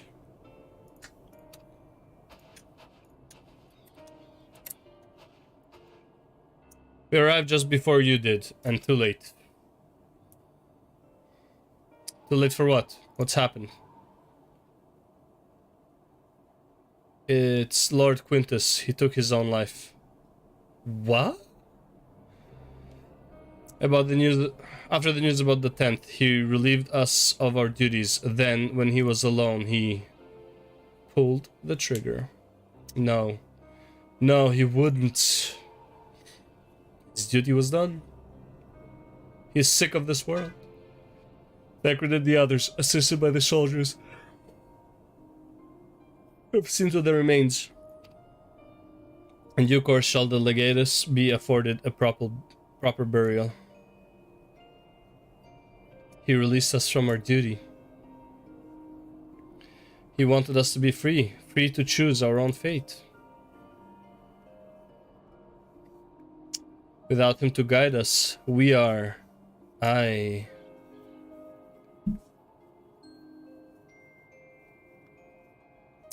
have just this moment spoken with Lucia. We are ready to commence the transfer of the refugees here to Camp Broken Glass, should they be willing to accept our aid. Some would rather die, but most of us just want to live. Songs and standards be damned, we just want to live. Fair enough. And live you shall. We'll need to speak with the refugees. They'll have to decide for themselves if they wish to come with us. If any would prefer to stay, we can have supplies brought over for them. It'll be a hard journey for the others, but we'll see they reach our camp safely.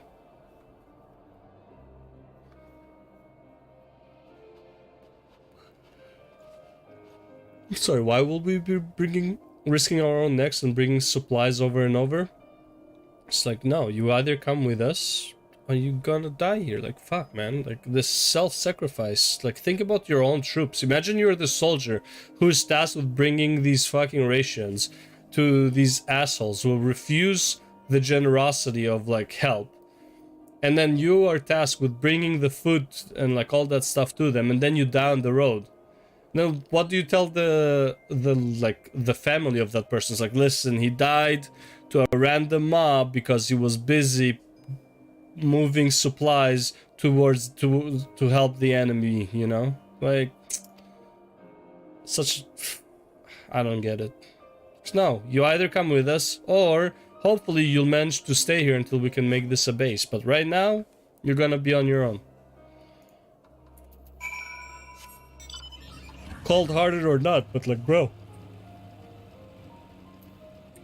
we're not in a position with the small army that we have, and probably the very small amount of rations that we brought for ourselves. We're not in a position to just be like ever so charitable. We're charitable enough, man. If people don't want help, then fuck them. Sabinianus, it was only ever a dream, wasn't it? To think we could reclaim it, rebuild it all ourselves. Before this all began, I sent my wife and daughter away to the provinces. If there's a chance I might see them again, I'll take it. So take me with you, please, bro. If she went to the provinces, she's probably dead by now from the rebellions. Just saying. Well, got the Aetheryte sorted in the end. All it took was a few adjustments, and now it works as well as it ever did. From what I can tell, the one latter room is also functioning as normal. That's where you lot are staying, isn't it? Now that most of us are packing up and leaving this place, I reckon there'll be more use for me and my skills over at your camp. Hey, man, I can attune. Where were you before this quest?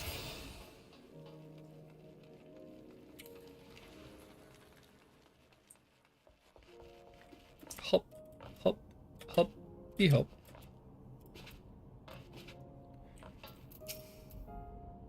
Ah, it's you, the one who treated me with such kindness. I heard from the others that you're not from around here. Heh, thought you were one of us. Not that it makes much difference now.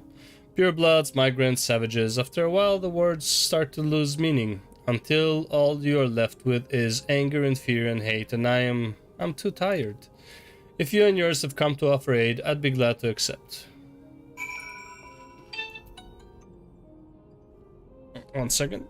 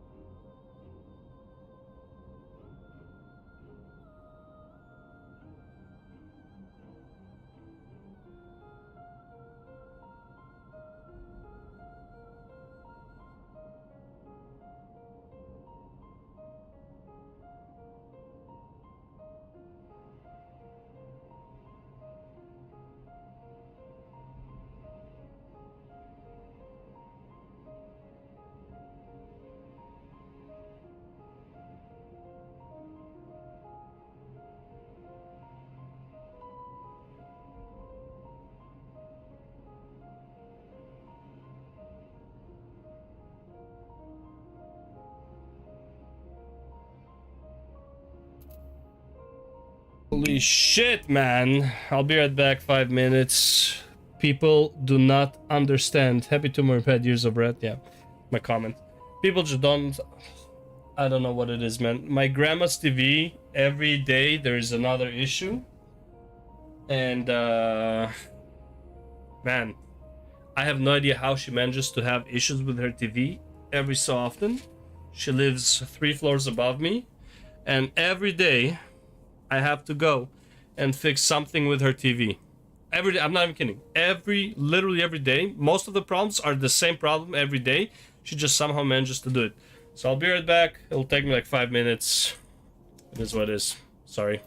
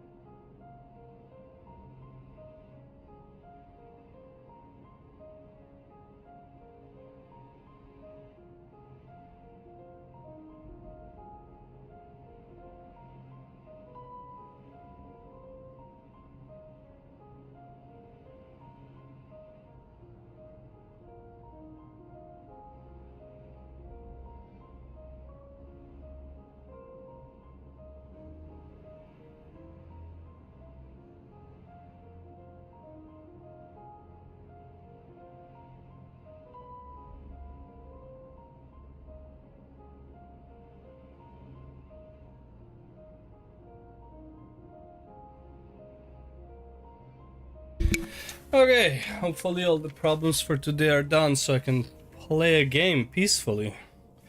Though, knowing my grandma, something else will come up. It is what it is.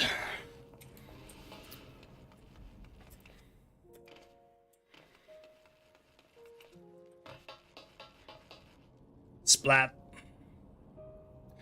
More surprised that this is the only place there was blood. Didn't he fall on the floor after? Would there not be more blood around or something? We have much to discuss. Our rescue, the attack on Camp Broken Glass, what we had hoped to talk about with Quintus. But all of that can wait. More urgent matters demand our attention. Are any of the refugees willing to come to our camp? Yeah, like everyone I talked to. Thank the 12. Thank the 12. You and I should go first and secure the route back to Camp Broken Glass. With all the creatures and Tampered skulking about, I expect we'll have our hands full. This should come in handy, Conqueror's Chain, courtesy of our Lominsan friends. Let's save it for the Tempered, though. I'll mark a few points that need surveying on your map. Once you have taken care of the riffraff, we'll meet back at our camp.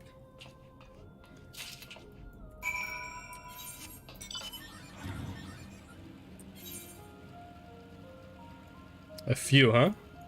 The whole route, basically.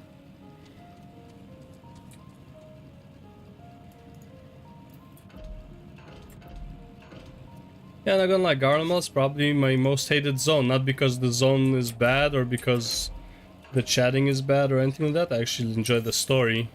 But as far as the zone goes, it's like 2 times I have to travel all of this.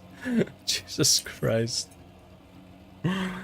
It's a lot of traveling.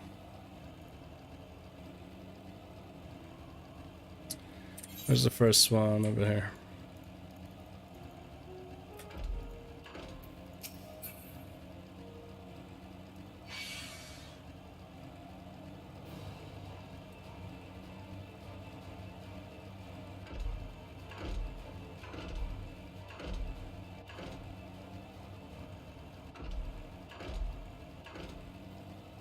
I love that, like, all this time I haven't been in combat. I still have 20 gauge and I still have my 2 sigils out. Fucking great.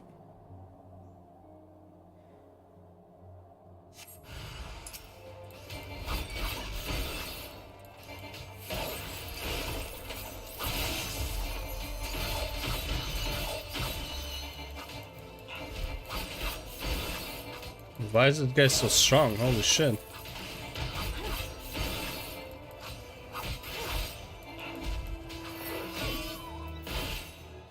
No, like seriously, why is that guy able to take such a beating? I'm fucking 3 levels above him. It's messed up. Look at this train. It's called train.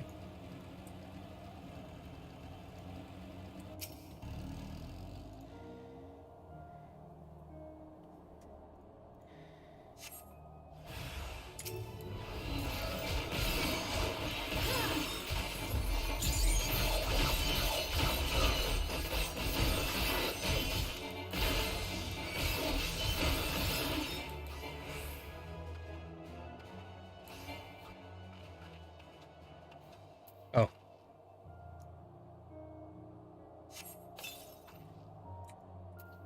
Thank God the quest doesn't let you beat them up to death when you have to use an item. Unlike in World of Warcraft, it's like, oh yeah, use on these targets when they have low HP. And then you one-shot them. It's like, oh my God, I have to take off my weapon, I guess, to make sure that I can actually use it on them.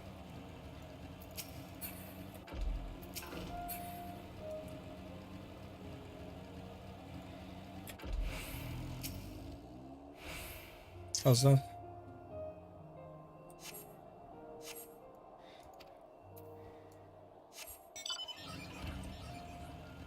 Oh, that's the plant or something?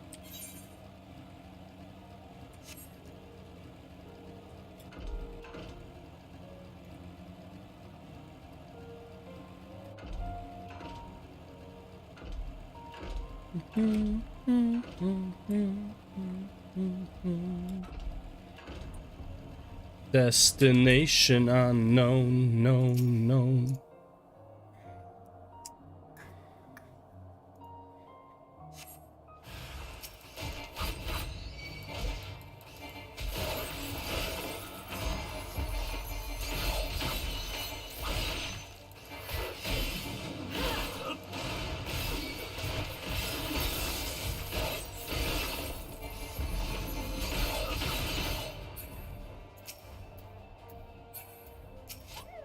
Woohoo! Bloop.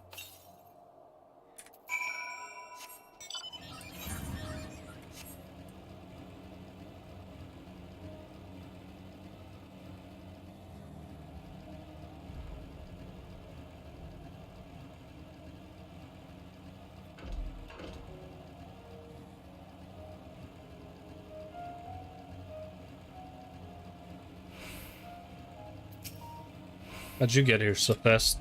Oh, because you went straight and I had to deal with all the trouble, huh? Ah, there you are. As expected, I ran into a few beasts who went down without much of a fight. The Tempered proved somewhat troublesome, but those chains should keep them under control until our allies take them into custody. With that taken care of, I'm to gather a few supplies and then return to the station. While I sit with that, would you mind apprising Lucia of our progress? As it happens, I have some rather pertinent information from our recent scouting forays, but I'll save that for later. First things first, and all that.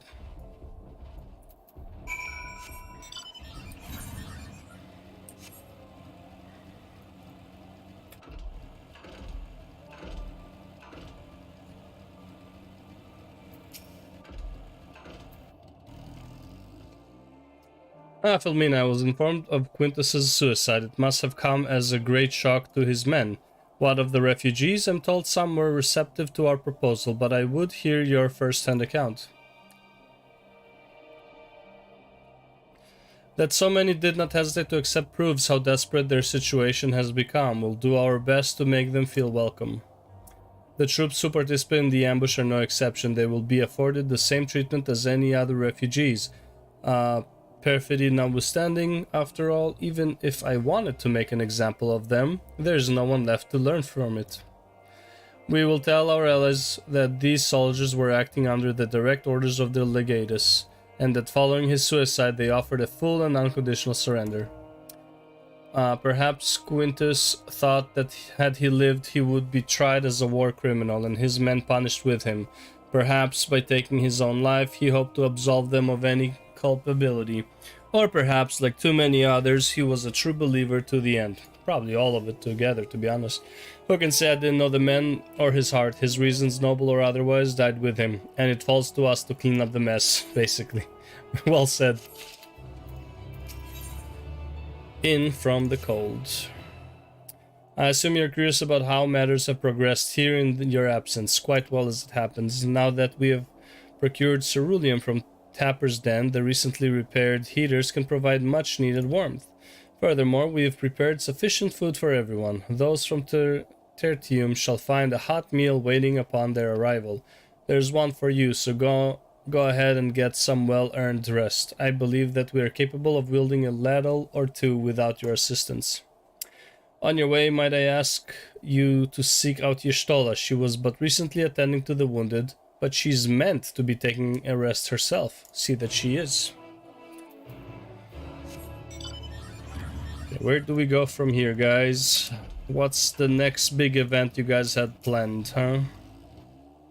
Yes, I have been taking proper breaks and imbibing sufficient water. But what of the Warrior of Light? You and the twins have an established history of reckless disregard for your own well-being. We're all fortunate that none of you landed yourselves in my care. I've already quite enough to deal with between the Tempered and the first wounded. Alas, though I can mend their bodies, the toll their experiences have taken on their hearts and minds is another matter altogether. For their sakes we mustn't waver, but nor must we rush ahead in eagerness to see the day won, and in so doing invite disaster. While sitting down for supper, several cutscenes. Bro, let's go. Several cutscenes, I'm down. However, actually no, screw it. I'm not grabbing my snack for this.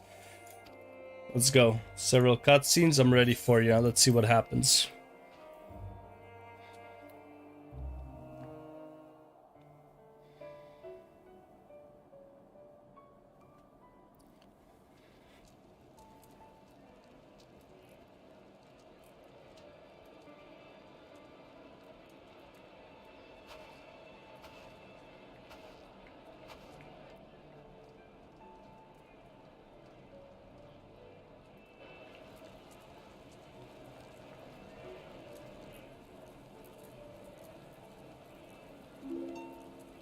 Hey, when a humble bard graced the ride along.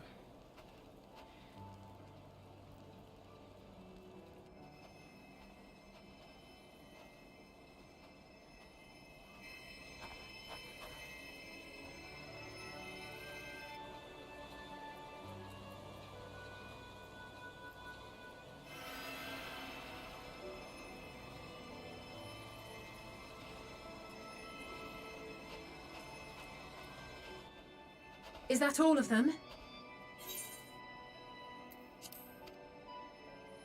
The last of those who agreed to join us, yes.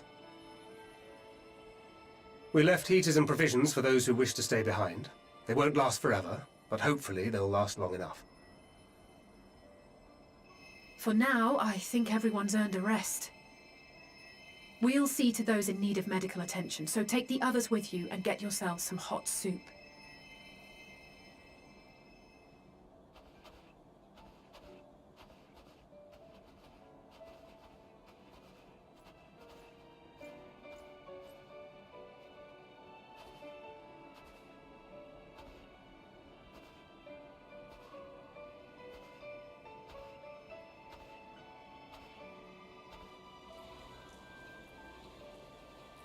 The two best friends.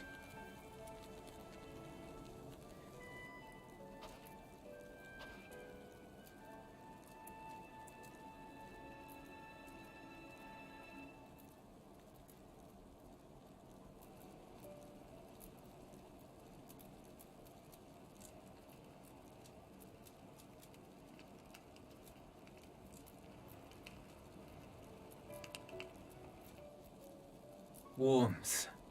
At last. Marvelous, isn't it? All thanks to the resourceful machinists of Ishgard, I might add. You had to test On the their credit. behalf, I bid you warm yourself to your heart's content. Hold on. Your people might have scribbled a few There we things go. on a piece of parchment, but it was our Minson Smiths that put the bloody things together. Well, be that as it may, we single-handedly got the interior heating up and running again, didn't we? The hells you did! We were there every step of the way. Idiots. We? You barely raised a finger to help, you ale-sodden reprobate. Reprobate, jeez. I did a damn sight more than you lily-livered bilge rat. Lily-livered bilge rat. Take that back! Make me. I will not stoop to your level. Here.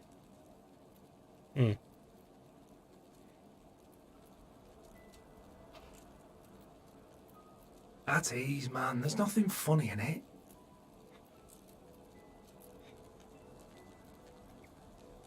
This scene means quite a lot, I guess, yeah. I'm from Alamigo, but was a conscript until recently. Used to eat this with the officers. Apparently, it's adapted from a steppe recipe. This is my first time trying it, and I have to say, it's not half bad. Mmm. It's a bit too flavorful for my liking. Perhaps compared to what you're used to.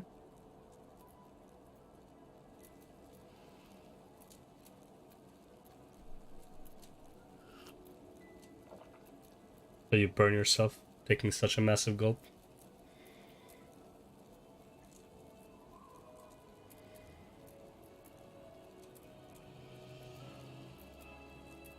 It's the little things that make life worth living, don't you think?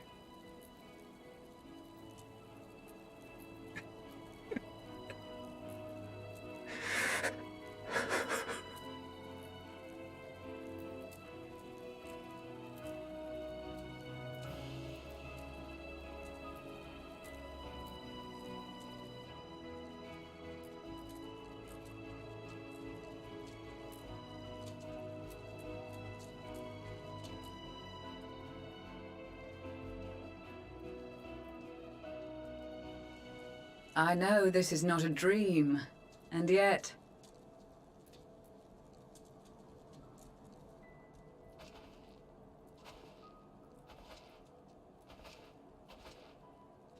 I felt the same way at the Dragon Song War's end.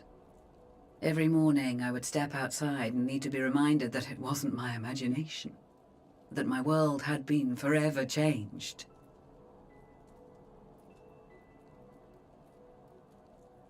And just as I had grown accustomed to the idea, again you changed my world in ways I never thought possible. A tendency to meddle. Were it not for you and your fellow scions, the rifts between man and dragon and myriad tribes might never have been bridged. The Grand Company of Eorzea, the Ilsabard contingent, we owe it all to you. We've shed many tears in recent days, of pain and sorrow, triumph and joy. I much prefer the latter.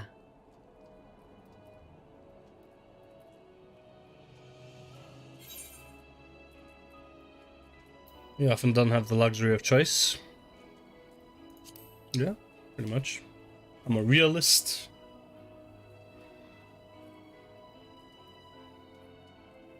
Indeed. We can but do our utmost to unite these disparate peoples and lead them to victory.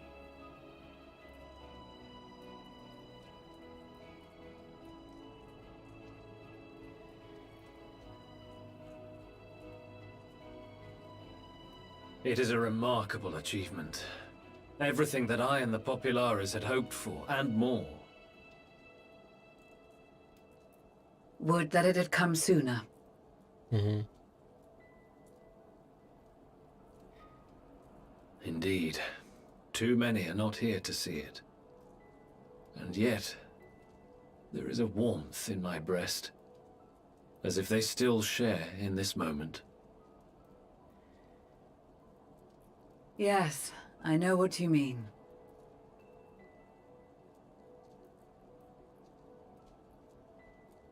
On a night like tonight, the wind and cold seem to pass me by.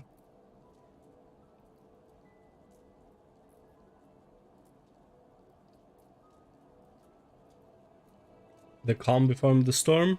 Something like that? It's a bit too calm. A bit too peaceful. A bit too peaceful. Oh, here we go. The flower.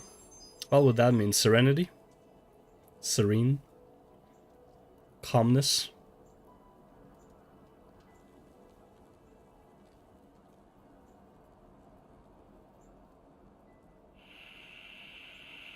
Well.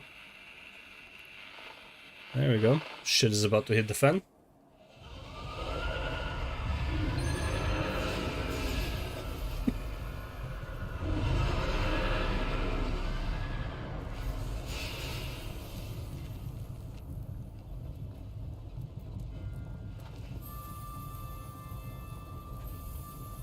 Yeah, but not everyone has one, right?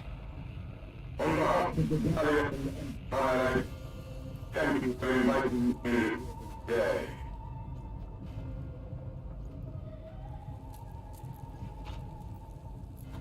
What? Emperor Varus?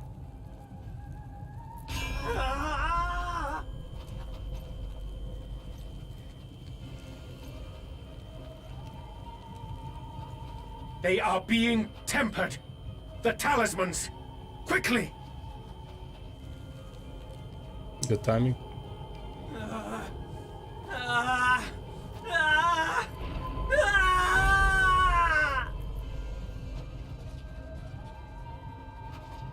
Save me, brave hero! This fucking guy. My lord has requested your presence, and I would hate to disappoint him. Cheers.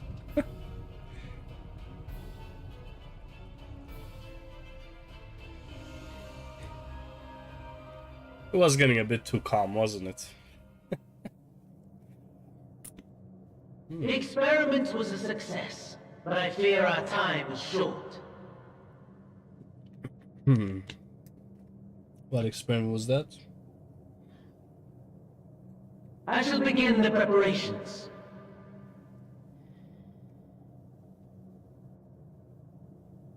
Now, it is time for you to awaken.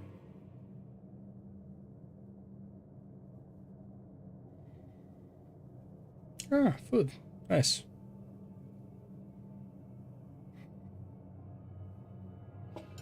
Good Great. morrow to you. Here, have a taste before it gets cold. Oh, but be sure to remove your helmet. Take a moment, too, to familiarize yourself with that borrowed flesh.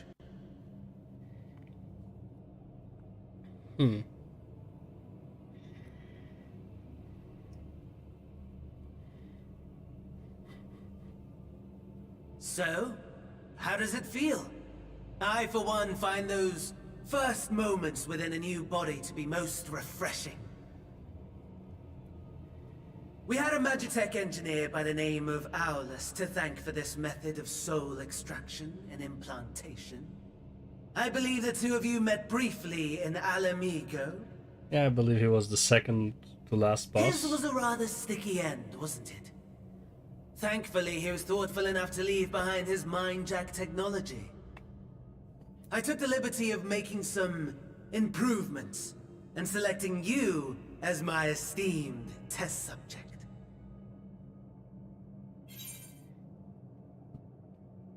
This is such a pain in the arse. This is such a pain in the arse. Come now. To us Asians, it is no different from trying on new clothes. Why not make the most of it by partaking in this fine cuisine? Might as well. I mean, food is food. I must say, I have gone to great lengths to reunite you with my lord. When I discovered that his friend was in this neck of the woods, I suggested inviting you over for dinner. Thank you very much for He never that. deigned to respond, but I took his silence as a resounding yes.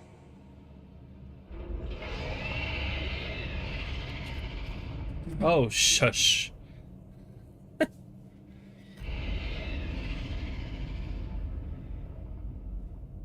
Oh my! Daddy is pleased his grumpy little boy has finally found his playmate. Oh god. What?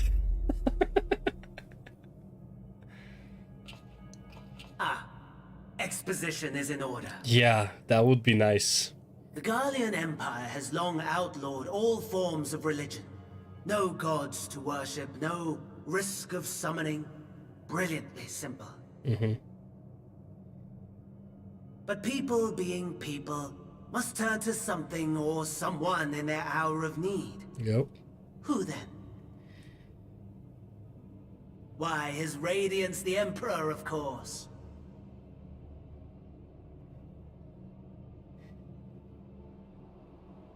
As you have observed firsthand, Garlemald has seen better days. The legendary Solus Zosgalvus, dead. Provinces near and far in open rebellion. Our bold new emperor assassinated. And that last one even sparked a civil war. What rotten luck. They all sparked civil war, but yeah. The people cried out for salvation. Their earnest pleas, one might even call them prayers, a supplication united for the Empire to reclaim her former glory. And so their will did manifest, channeled through the corpse of none other than Emperor Varus himself. And lo, the Savior was born, the embodiment of the Garlean spirit. Their anima.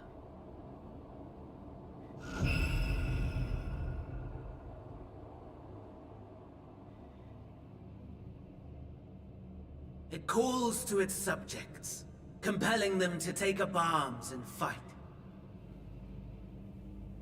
And just as the wealth and power gravitate towards the Empire's capital, so too does ether from every corner of the globe.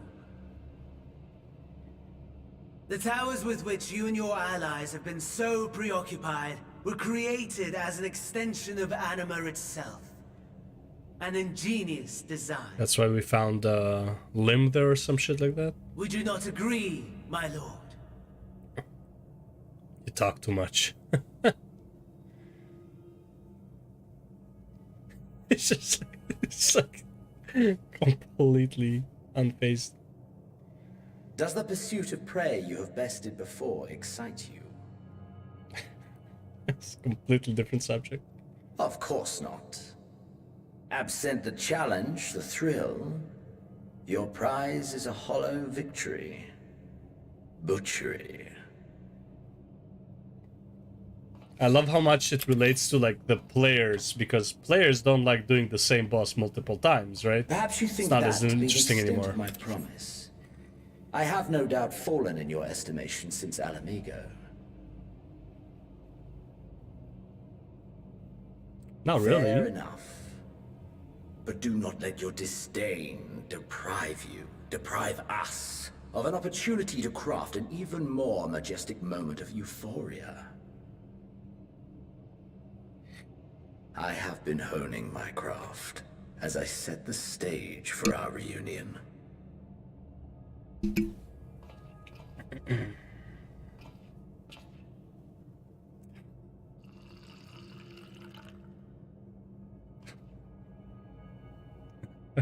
Wheresoever there is suffering and despair, you appear to fulfill your duty as defender of this star. It's like, bro, I just want to adventure. Just happens to be. The chaos and destruction that my hordes have wrought are my gifts to you alone.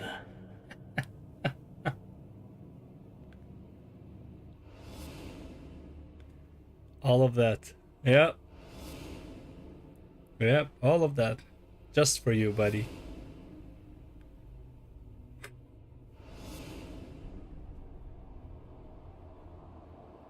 You think too highly of me.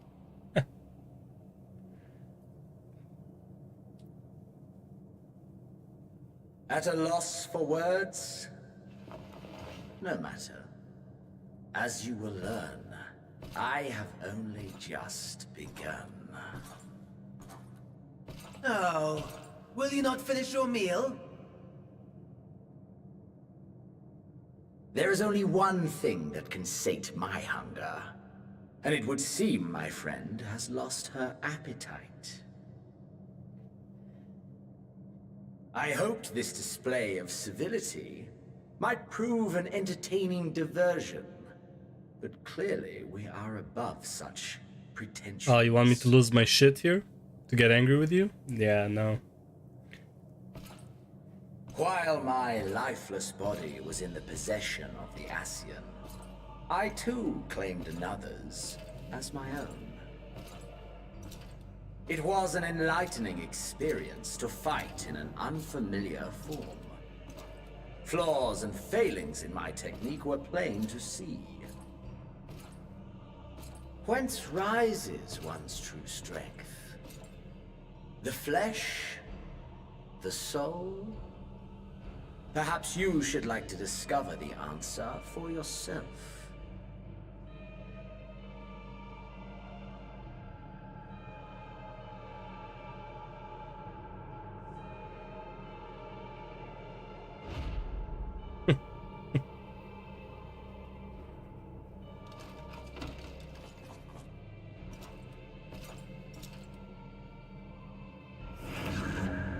Or together.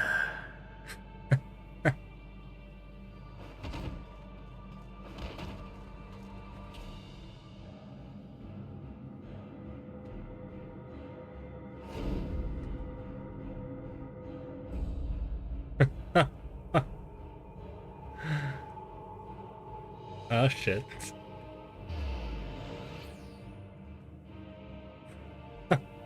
Oh dear!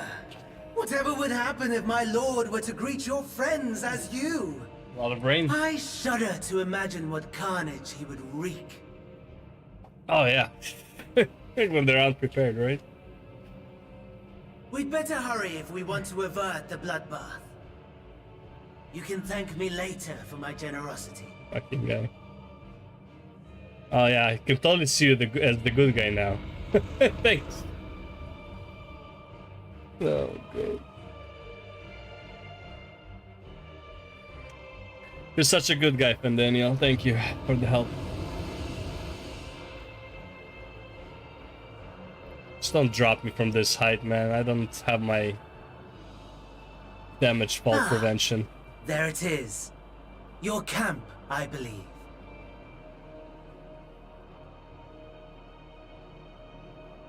If I were to hazard a guess, I would say that you, the other you, is making her way there as we speak.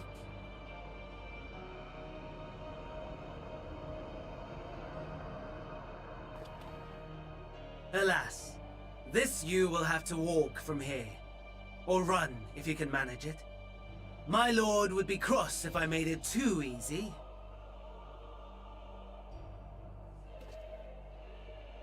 Such ingratitude. I'd not squander this fighting chance. After all, you've obstacles enough to overcome. Right on cue.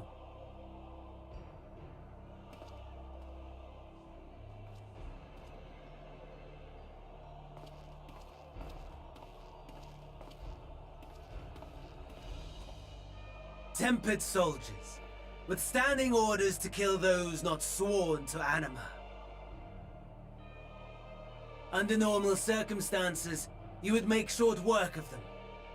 But on this occasion, the odds are not so heavily stacked in your favor. Mm-hmm.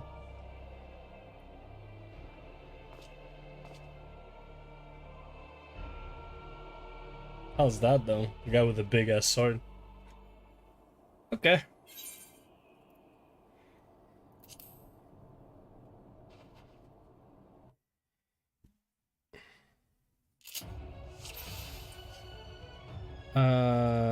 Right, then. Yeah, I have the tank abilities, the paladin abilities. Yep. Yeah. This is closed. I have to beat this guy up? I guess so.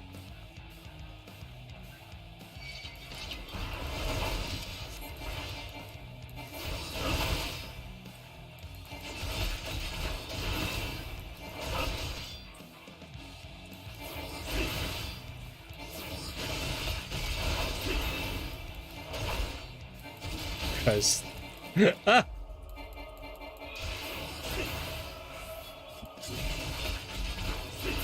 Not bad at all, given your diminished capacity.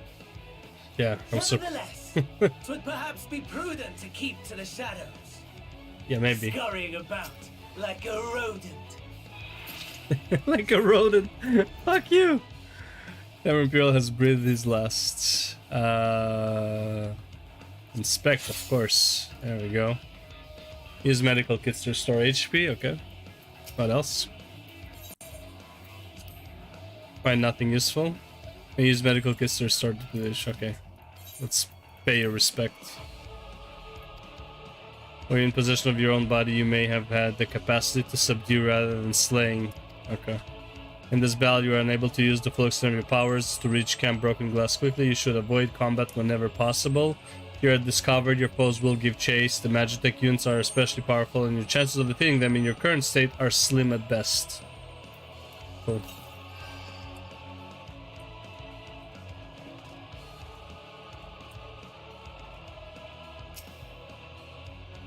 Aztec Reaper's fighting days are over.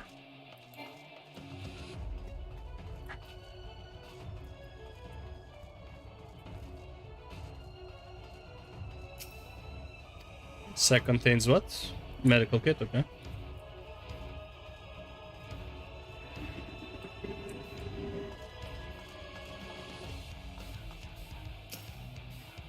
So this last nothing here, okay.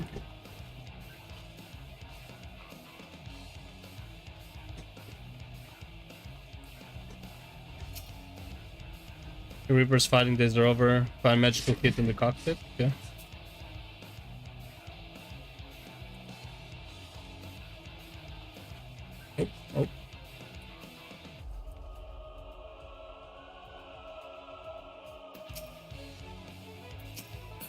Come on. Turn around, you piece of shit.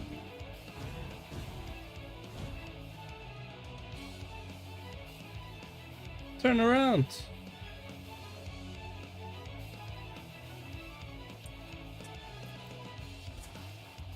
There we go.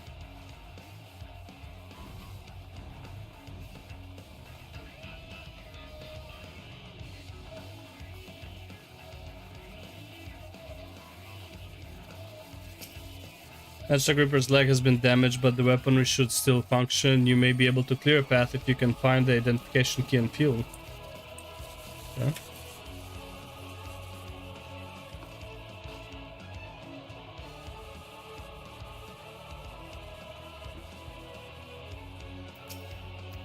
You've not been turned? Thank goodness. I thought I was the only one left. Ah, the bastards got my hand when they took down my Magic Reaper. You can repair its leg though, it should still work. Here, take this key. If it's run out of ceruleum, you might be able to find more in the wreckage. Okay.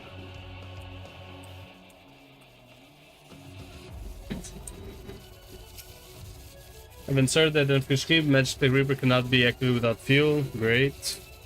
Fuel. Okay, he's looking that way.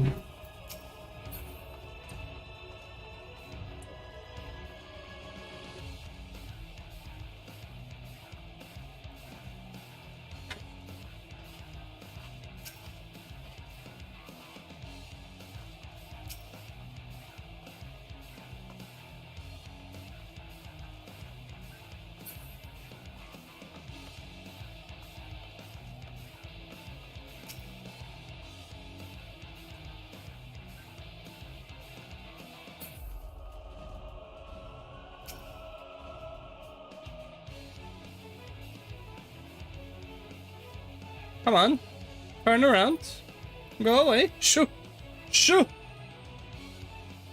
Go away. Just move. Right, wait, taking way too long. Oh my.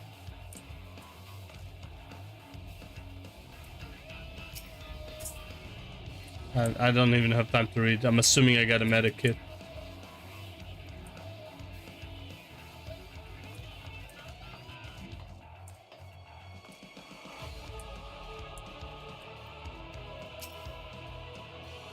Discover medical kit, okay.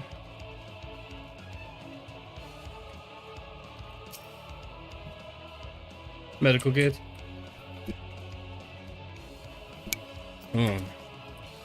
Lots of med kits, but kinda need some fuel over here, guys, you know? Like slasher.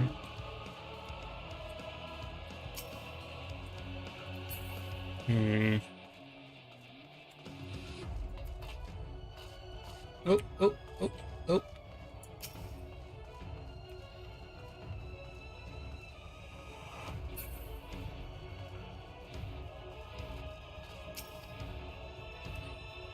Medical kit. Jesus Christ, bro.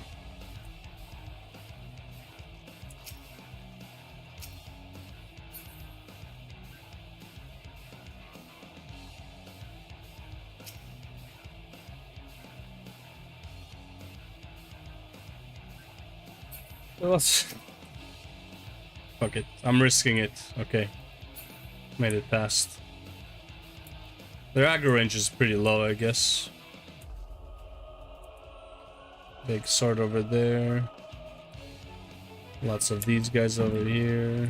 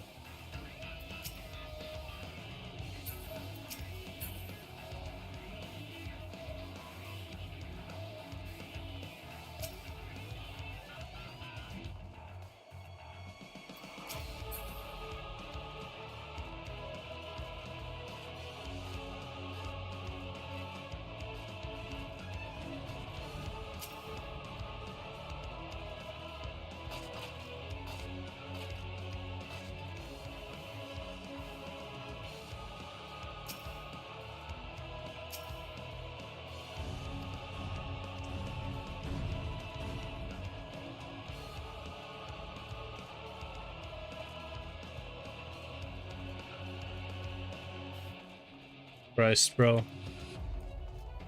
Where the fuck is that ceruleum shit?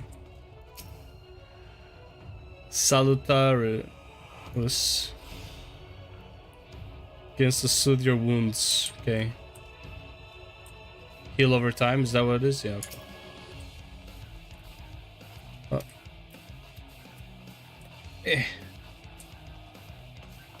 Ain't nothing in here.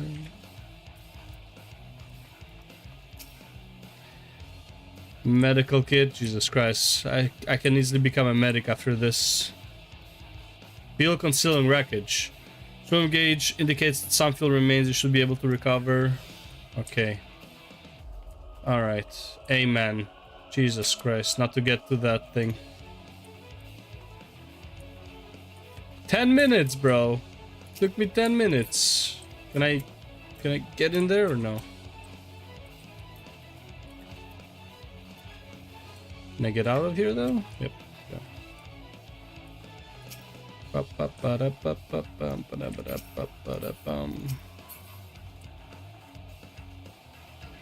Ooh. Ooh, do not turn around. Do not want to fight you right now.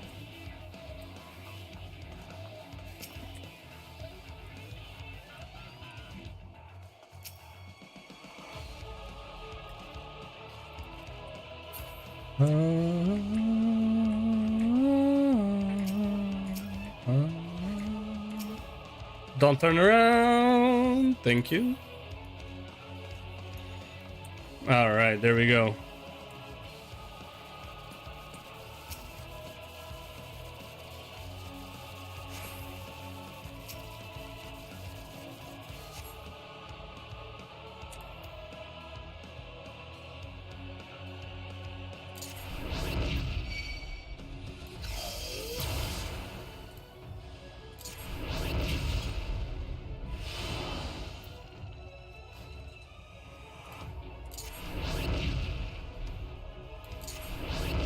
I don't even know where I'm shooting there.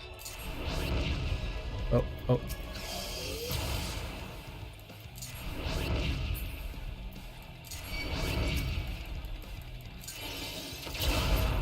Oh, okay, never mind. That does a lot of damage.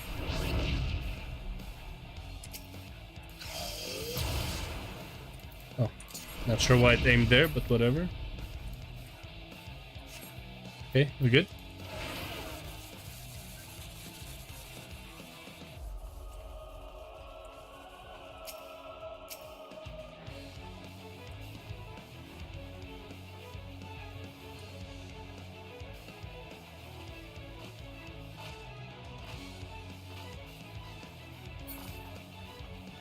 Save while avoiding tempered soldiers, okay.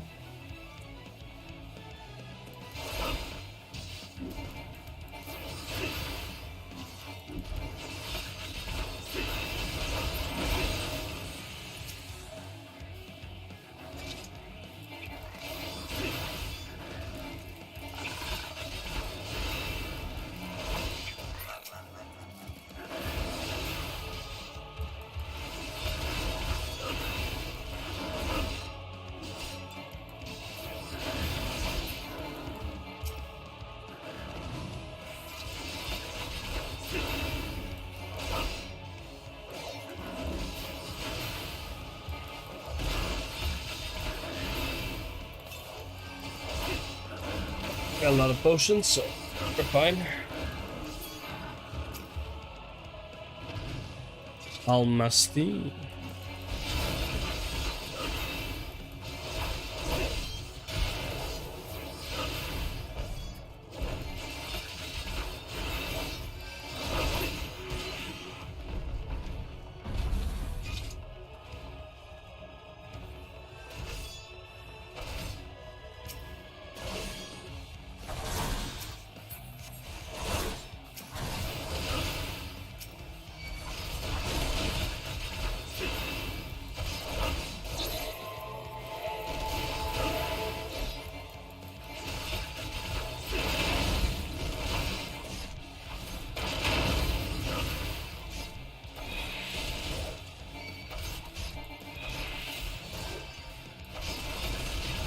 Business ability defeating the transformed Imperials, so... Oh.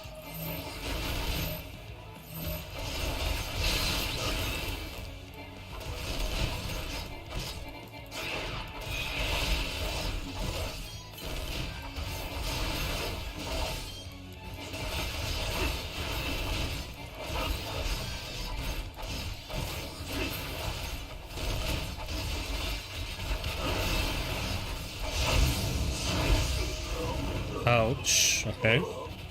Bro, I was in the circle. I was safe. What shit is this? Oh.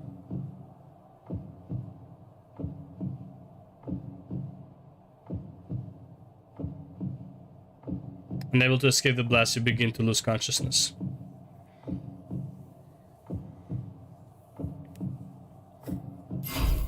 Ready.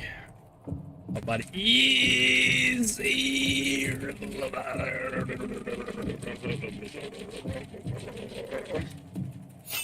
Easy. I fought on. Crawl to safety and regain. It's quite a distance to crawl. Don't you think so? Oh, there's another way to crawl. You can't just like turn around. That's a whole lot of crawling. I don't know if 10 minutes is enough. I don't know about this, man. Alright, whatever. I can't even move. So no matter if I click going back, it goes forward. Go forward, it goes forward. Sideways, it goes forward.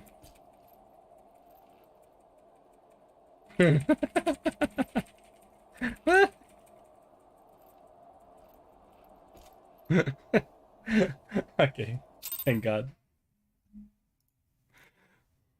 Jesus Christ. That was an interesting quest for sure. Pretty fun. It is a miracle we were able to restrain the Tempered without suffering casualties. Yeah, well, probably that wasn't the A goal. welcome one. Arun, Senna and the others have their hands full as it is. Thankfully, there are enough scales for everyone. And what of Euless? His symptoms were particularly severe. They were, but others fared still worse, including some brought back from the Magna Glacius. As those in most desperate need take priority, it may be a while before he receives treatment. But rest assured that he will. In the meantime, we must find our missing friend. May the Fury guide you.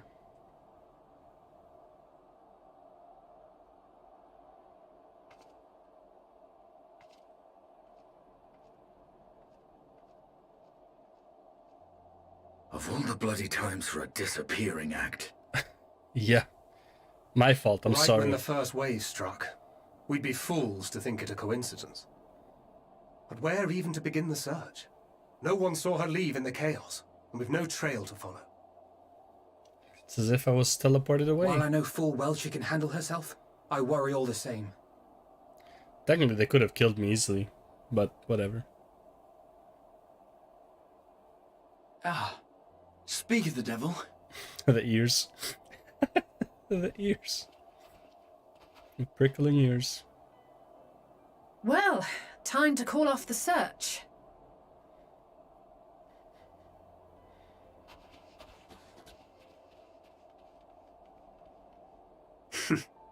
Case closed.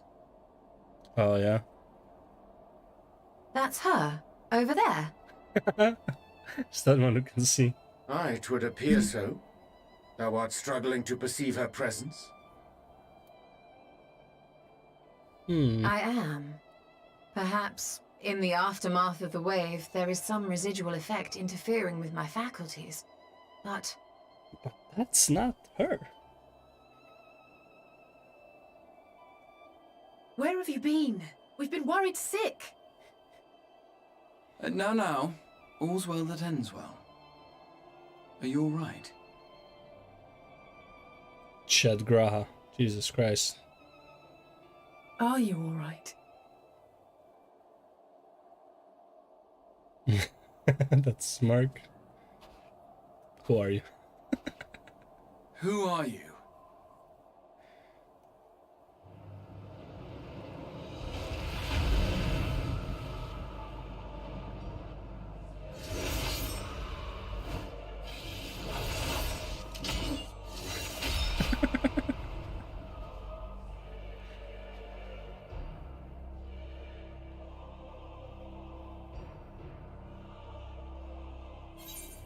Enough, Xenos.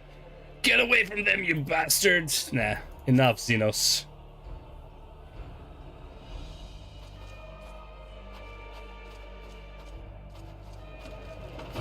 Oh, please. As if I could have done that to Xenos at any state with this body. Come on. Oh, body's resonating back.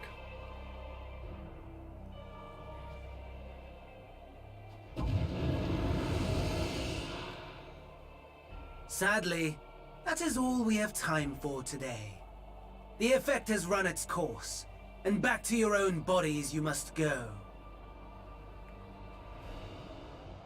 Well, finally, these guys decide to run up.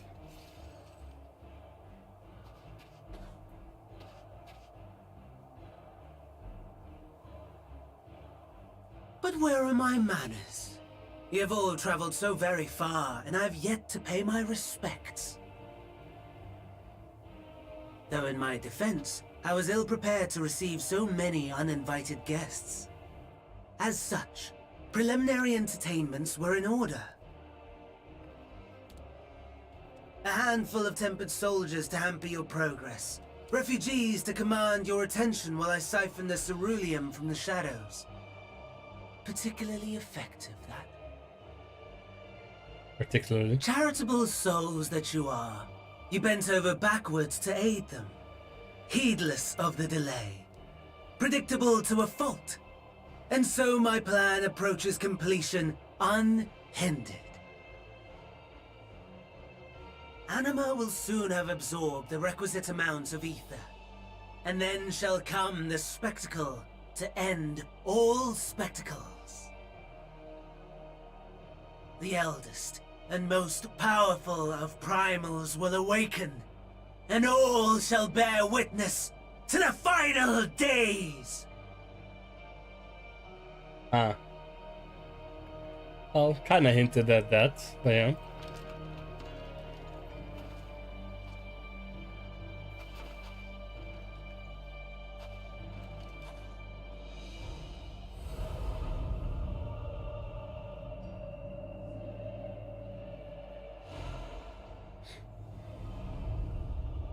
The gods themselves will be my meal. Your dear companions my dessert. Upon this world I'll feast, and death shall follow in my wake.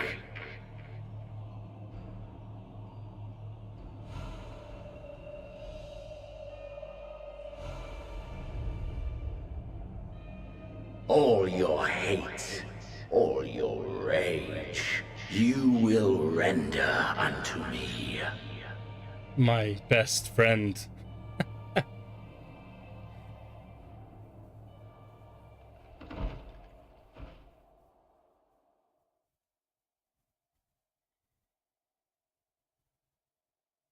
For upon thy life's wheel wind too many threads of fate, power, wheel enmeshed with woe. More terrible still is the attrition wrought upon thy companions, as they are swept up in the storm of thine existence. Take heart and protect them well. They will be your strength and your salvation. Not if I fail to protect them, then it'll be my rage and my undoing, right? Thank goodness. She's awake. But a trifling matter.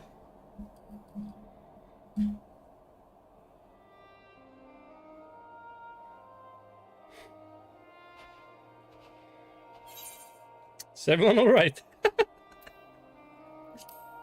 Yeah, I'm gonna ask that. Perfectly fine, yes. I hope the same can be said of you.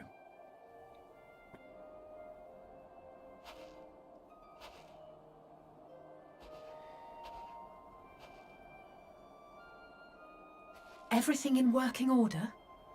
All the faculties are back in place.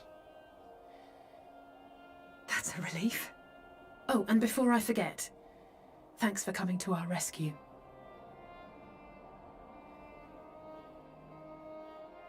Given recent events, I would be surprised if you weren't feeling a bit poorly. Better than A I felt hearty in meal that and a body. long rest would be my recommendation under normal circumstances, but these are anything but. If Van Daniel's boasts are to be believed, we must act quickly. Once you've blown away the cobwebs, we can discuss preparations for our assault on the Tower of Babel.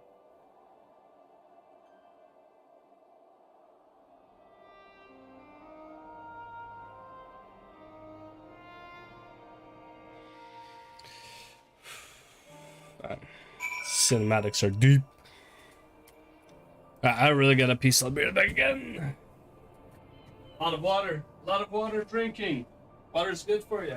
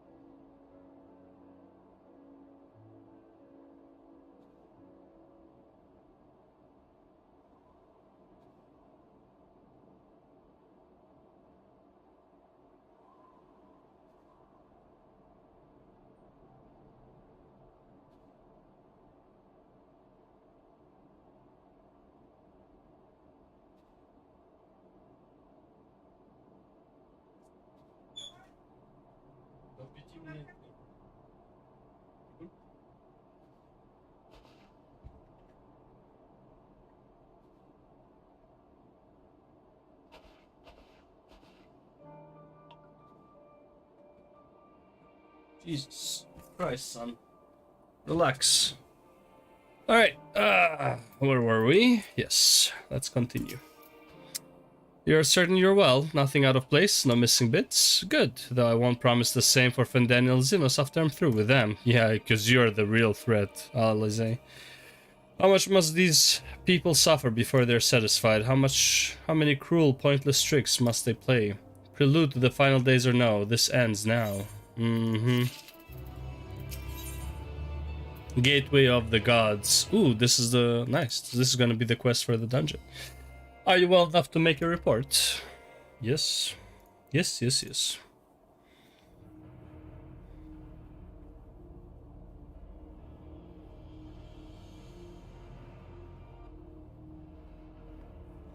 This animal was summoned with the corpse of Emperor Varys. Does their depravity know no bounds? Oh, bro, straight up. It seems not. More to the point, we can surmise that wave of ether issued not from the Tower of Babel, but from the primal lurking within it. A primal whose cry rang rather more loudly in your ears than ours. If you were taken to the tower itself, then this proves beyond a shadow of a doubt that it is the beating heart of the Telephoroi machinations.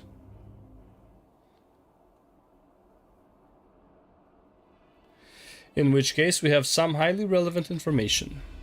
As many of you know, ever since we dispatched troops to free the Levailleurs, we've been developing a plan to infiltrate the tower. According to Thancred and his scouts, the main structure is lousy with tempered and enemy magtech. Furthermore, the road leading to it has collapsed, making it difficult to approach in numbers. Thus do we propose dividing our forces into two parties, one to distract and one to infiltrate. The diversionary force will be comprised of the Ishgardian, Gridanian, and Lominsan delegations. They will begin the construction of bridges to make the Telophoroi believe we are marching upon the tower. Meanwhile, the best suited of our Alamegan, Ul'dan, and Eastern comrades will use a different method to ingress.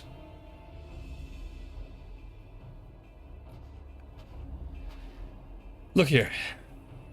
I'm looking at. The facility mark is in red is the Enceladium, a vast Magitech manufactory. In ruins now, of course. But the freight tunnel connecting to the erstwhile Imperial Palace remains intact. While the Telophoroi's attention is elsewhere, our infiltration force can use it to enter the tower undetected. Be aware, however, that the underground rail network remains very much operational. The Tempered are using it to bring supplies to the tower even now.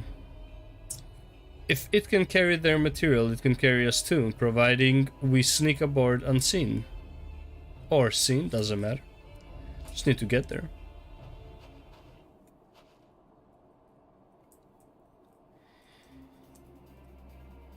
Sans will lead the infiltration party. Once inside, you must locate and dispatch Vendaniel and Xenos. You'll save the people of Garlemald and those who suffer the world over. I'll have my vengeance yet. It's time we ended this once and for all. I'll have my vengeance yet. Took my body. Xenos played around with my areas. Yeah. We'll get our fill, you and me both. How quickly can we enact this plan? Vendaniel made it quite clear that haste is a priority. Of paramount concern even, assuming he didn't name the tower Babel on a whim. In Amon's time it meant gateway to the gods, gateway of the gods. Zandi used it to refer to a void gate, but in this case it almost certainly alludes to something altogether greater. The eldest and most powerful of primals. All the more reason to act now. The rest of the contingent is aware of the plan and are ready to move at a moment's notice.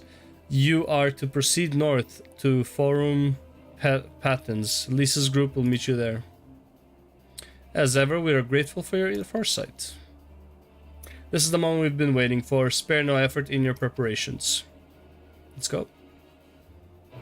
Oh. Jesus Christ, Garlemald has a lot of cinematics. Holy hell. Was already almost 16. We're at 14 cinematics just for Garlemald. Well, technically 2 of them are in what's it called? In Charlian, but they kind of relate to this, I guess. Maybe, I guess. Well, not really. 2 of them are kind of the in-betweens, but still, I'll relate them to Garlemald, I guess. Which one is this cinematic, by the way? Shh. Don't worry about that. Yeah, this is already okay. This is connected to Garlemald, so I'm not gonna. That is really cool. The automated cavalry. That is such a cool unit. Look at this shit. That is so cool. The horse is cool. The unit on it is cool. It's not so cool that it's chasing me, but whatever.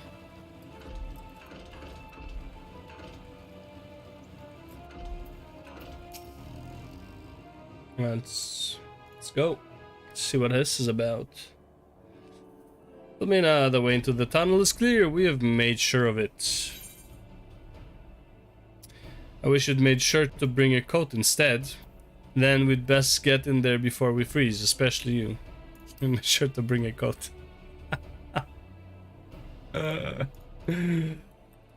Oh, I'll warm up when I throw a punch or two.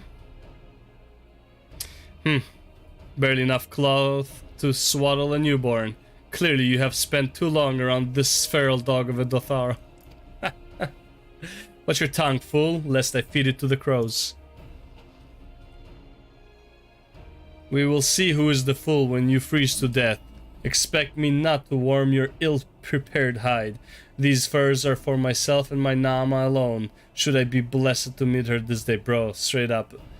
I wish in like the next expansion or in 2, we meet them again and they're married.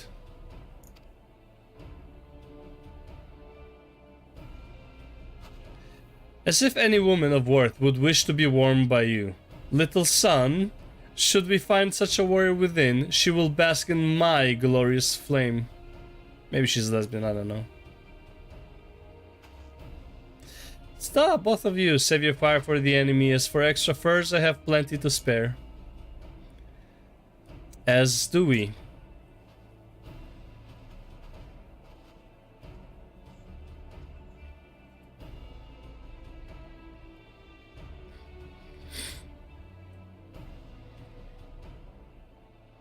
Hello everyone. All set for battle, I see.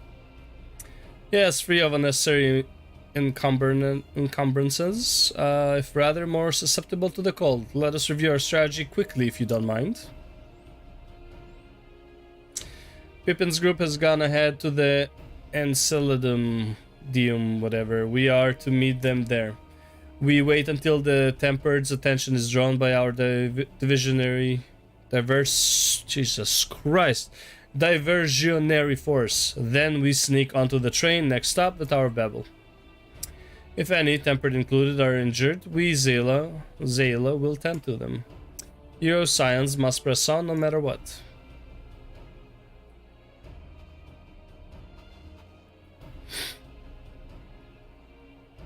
Should avoid moving as a group until we are underground, so we'll need to make our own way to the Enceladum. See you there. Sure. Just say you don't want to be seen with us, I get it. I'd be embarrassed too.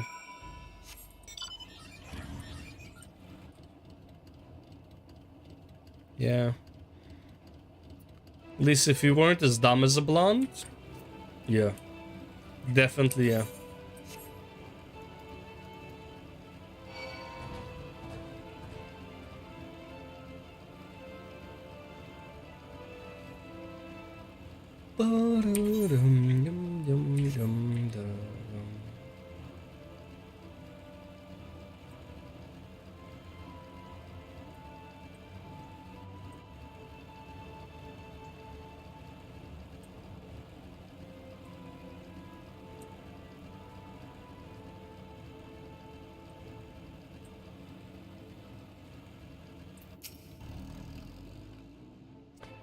Hail, it's good to see you, Filmina. We heard that you collapsed, but were given only the most cursory explanation. I'm glad you have recovered and quickly enough to take part in the operation at that. As you will have heard, we have secured the way in. Some few are to remain behind to keep your escape route clear. Our comrade from Lentis Tears will lead the way to the station. I'll join you soon.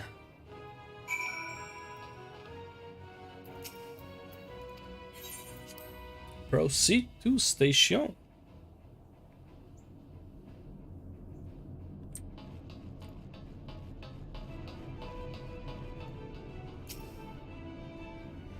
Oh, shit's ready 5 PM? Oh man, I don't even have time to do the dungeon. Oh, that's sad. I won't have time to do this today. I'll do it tomorrow or for Saturday. That's really sad.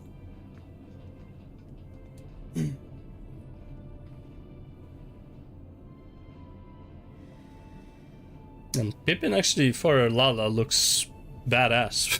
This is everyone. I mean, especially for Lala, but like, he just looks badass overall. And especially for Lala.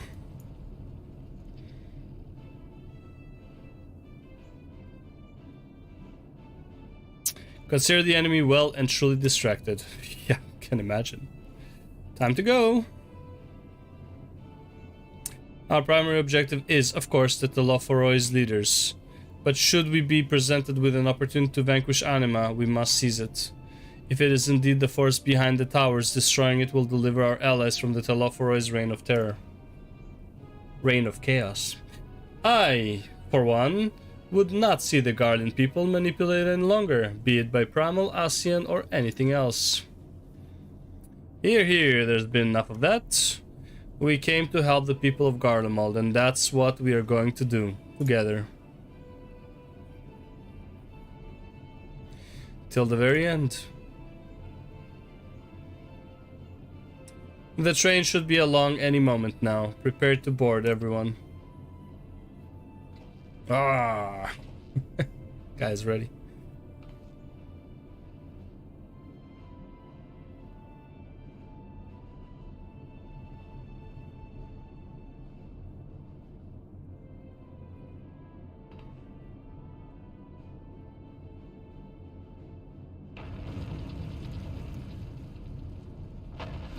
Time to go. I think it's time to go. Tower of Babel now accessible. Alright, well, that's where the stream will end today. Next time. Holy shit, I can...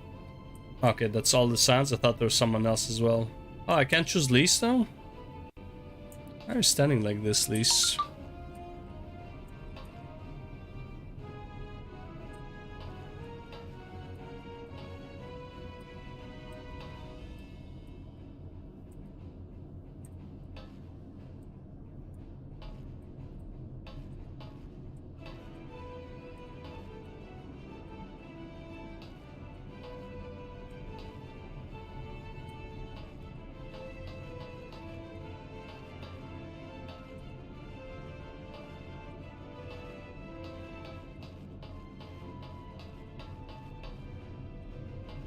Oh, anyways, I'm not doing anything.